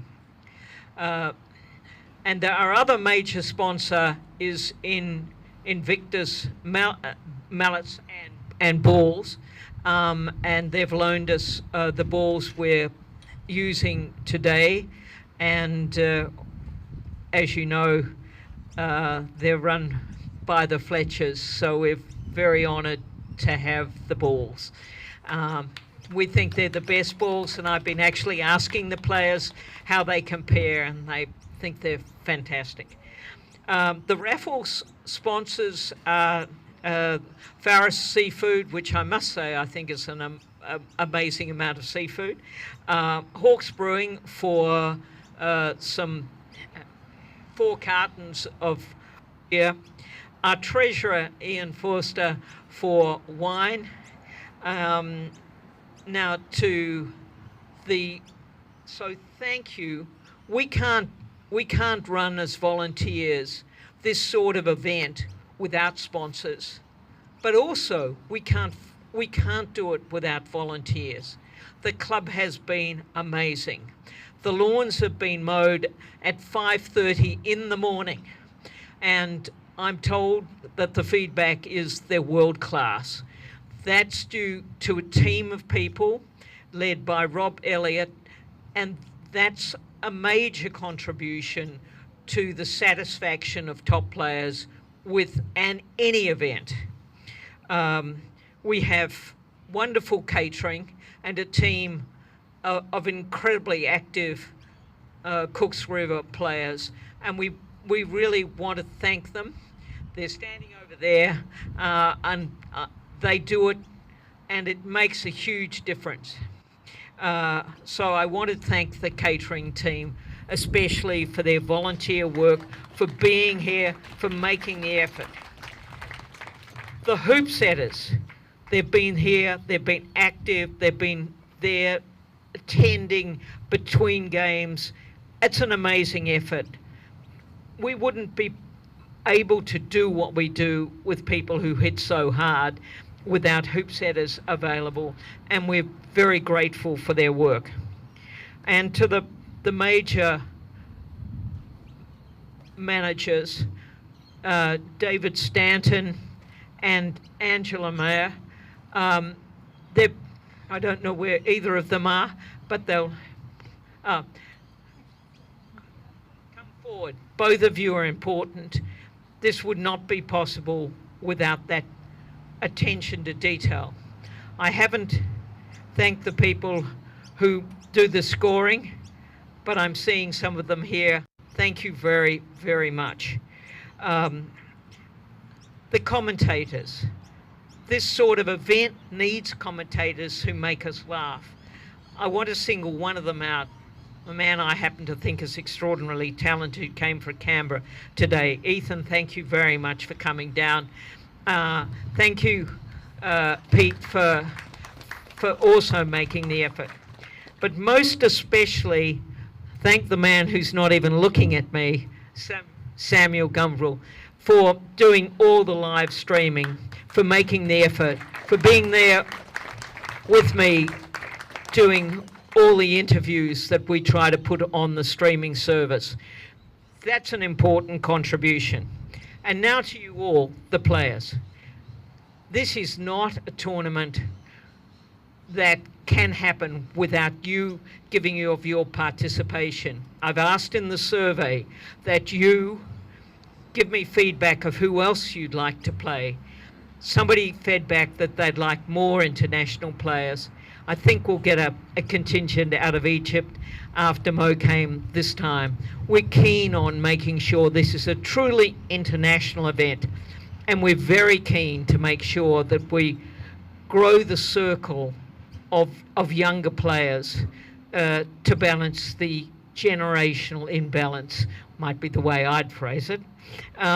So thank you very, very much to all of you for coming, for participating, for volunteering, for visiting. And thank you all. Now I'll hand over to David.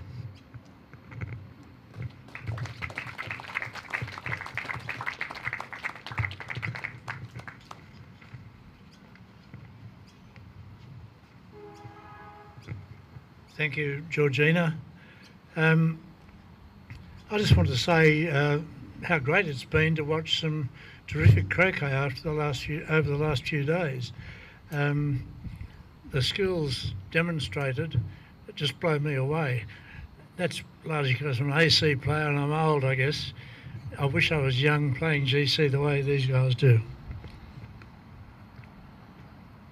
I've lost my spot.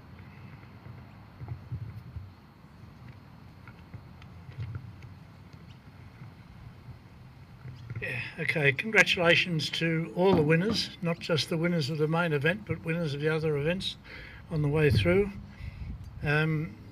It's been interesting to see the wide range of ages, even though it's all under 35. And if you had an under 15, there'd be 2 or 3 who would qualify, I think. And it's been great to see those younger players come along. I think everybody won at least one game, and everybody lost at least one game. Some have only lost 1 or 2, but it was good. I need to say something about something that concerns me. That is players opting out, saying, no, we're not going to play anymore. That is your right, but you need to think about the effect you have on the people you would have played. 2 young men, Ben Bowen and Daniel McLean, I don't think they're aged 25 between them, were looking forward to playing in the W event. Both their opponents pulled out. Which meant they were in the W all of a sudden playing against the 0 and -1 handicappers, whereas they're on 6 and 11 or something. Their place was in the plate, where they'd have been playing against their peers, and one of them would have had a chance of getting through and winning it, instead of which they're in the W with virtually no chance of getting through, and that was, to me, quite disappointing. I would like to see some more consideration when people want to pull out and decide not to play, saying I'm too tired, but then pick up your mallet and go and play speed croquet on court 4, even though you're too tired to play your game. I'm disappointed. I'll say no more. Let's get on to the winners. Would you like to present the badges and things to the first lot? Alison will do the major ones, yep. Our plate winner, starting from that end, was James Womwell, who I think, has he arrived? Is he here? I don't think so. There's somebody who can collect it for him. Alison will take that. Okay. So James wins $250 for that, which is good, should be a good encouragement to him. The W winner, who collects $300, was Nathan Bullen from New Zealand.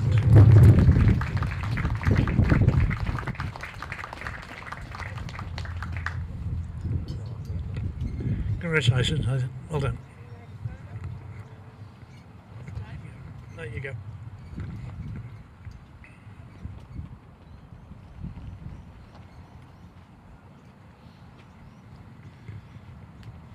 The winner of the Y event, which is the event for people who lose in the first round of the X, was Jason Hodgett, also from New Zealand, in a best of 3 match against Aston Wade from England. Jason wins $500.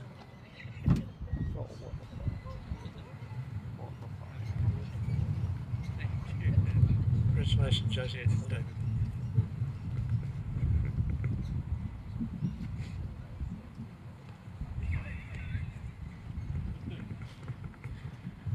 The final of the Z, which is for people who lose in the round of 8 in the X, was played between Josh Winter and Paul Kaiser as a 19-point game rather than a best of 3. And I understand that they decided between themselves they'd split the $750 prize money, $500 to the winner, $250 to the loser. I hope that's right, guys. If so, both come out. I think there's only one of you will get a medal, but you'll each get some money. So if you can come through.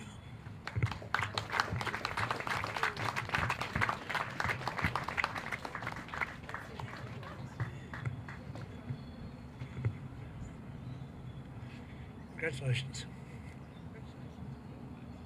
Congratulations.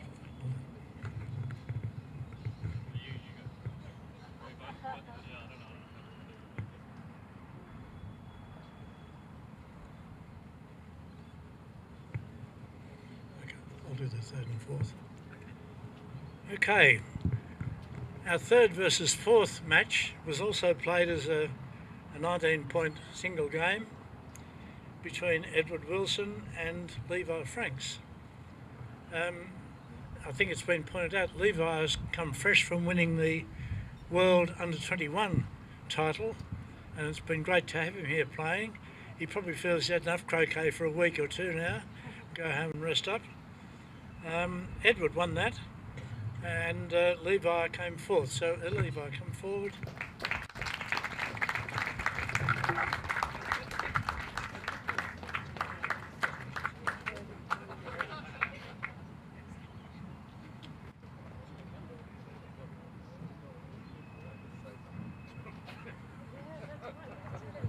As far as I'm concerned, we're equal third. So well done, Levi.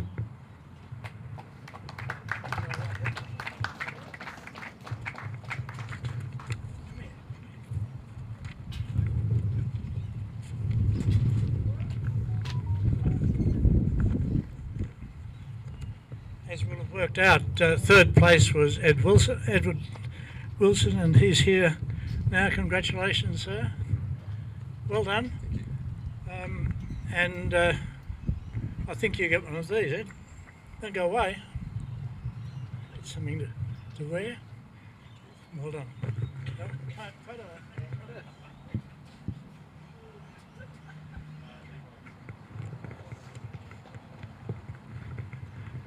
And that brings us to the main final that we've just enjoyed watching here.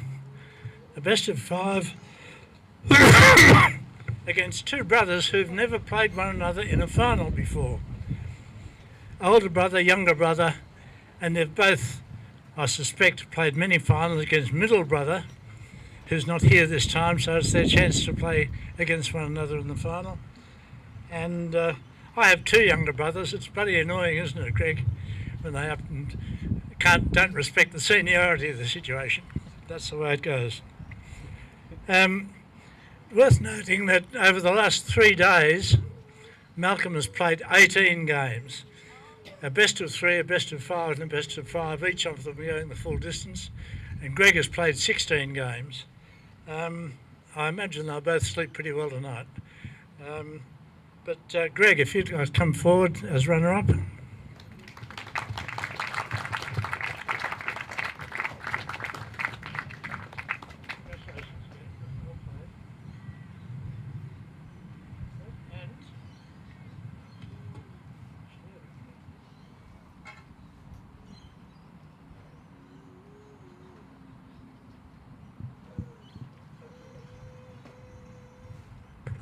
Yeah, thanks, David. I will say a few short words. Thank you to Georgina, Alison, and the organising committee. Also to Cooks River and everyone else who has made this event possible. There are many people I know who could not make it this time around, and I hope that they can next year. It's a great event. It's one that I wouldn't miss, and I think it really does a good. It represents the sport in a great way for those who are up and coming. For those who love the game, who can watch it through the live stream, many thanks to those who made that happen. And I really hope that, if people can spread the word and continue this event, I think it's a great event. It's really rare to have an event where you can have 4 fantastic lawns such as these with excellent hoop setting, and also a general atmosphere of camaraderie and general friendliness. So many thanks to those who made this event happen. I really hope that it continues, and I will definitely be here next time around. So thank you very much.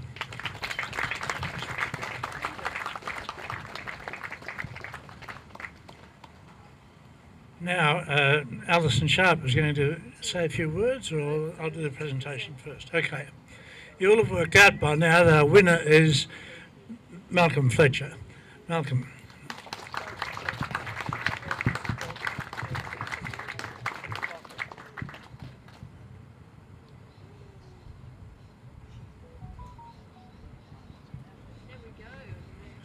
Congratulations. Well done.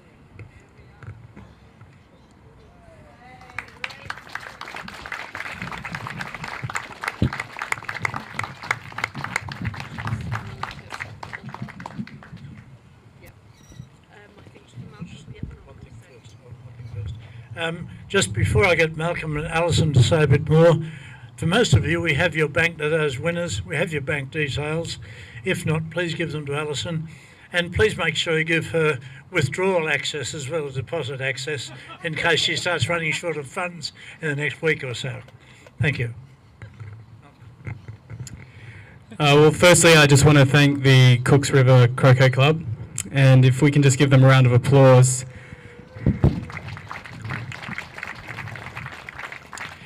You guys did a fantastic job from everyone that has been here setting up from the get-go before even light, I'm sure, and just the hospitality that you've shown to all the players has been really fantastic. David said it before, but just it might have been Georgina actually, the mowing that was done, that's just brilliant from a player's perspective. Particularly when we've been playing so long, there wasn't time to do it. So that was just incredible to have that happen. I want to thank also the referees. I think they did a really good job, particularly Linda. I thank you for your attitude, how you treat the players, and you've shown them respect, which is sometimes unusual, but you did a really good job. So thank you, Linda.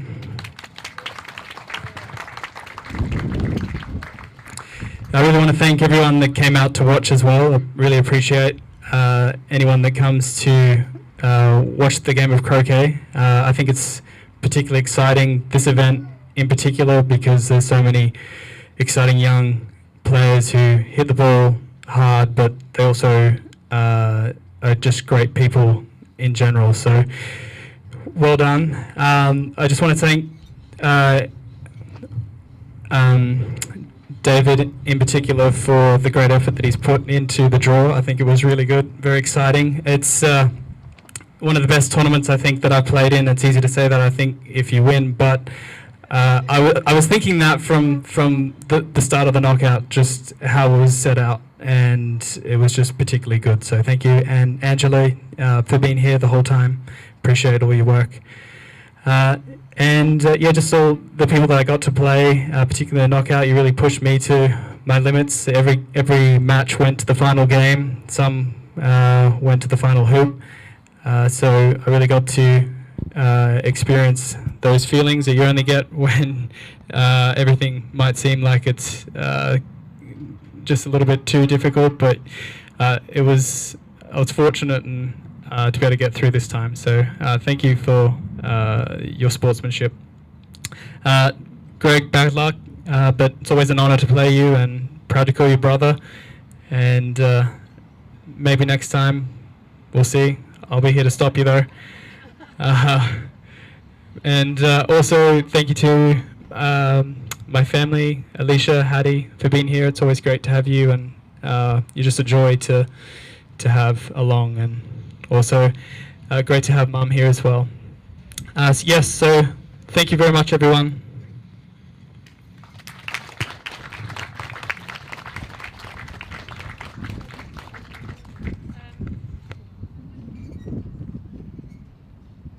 Yeah, just a few words from me, but before I start, I know that Georgina did want to mention, as all of us here at the club wanted to mention, the referees who did a brilliant job. Thank you very much for coming each day.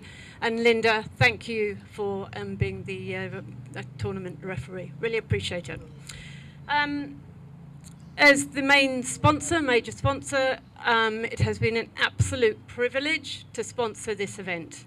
A big thank you, an enormous thank you to each and every one of you who decided to come and participate in this event, especially the international players, but also for those up-and-coming young players. It's brilliant having them here playing with you guys, and for them to get that experience. It's just great. And you were just showcasing such high caliber play and kept us as spectators just entertained and enthralled. Exciting play, some incredible shots, and just a pleasure to watch. The live streaming of this event has had and does have so many benefits. So a big thank you to Samuel to have organised it, and also to those who are prepared to commentate. Thank you very much.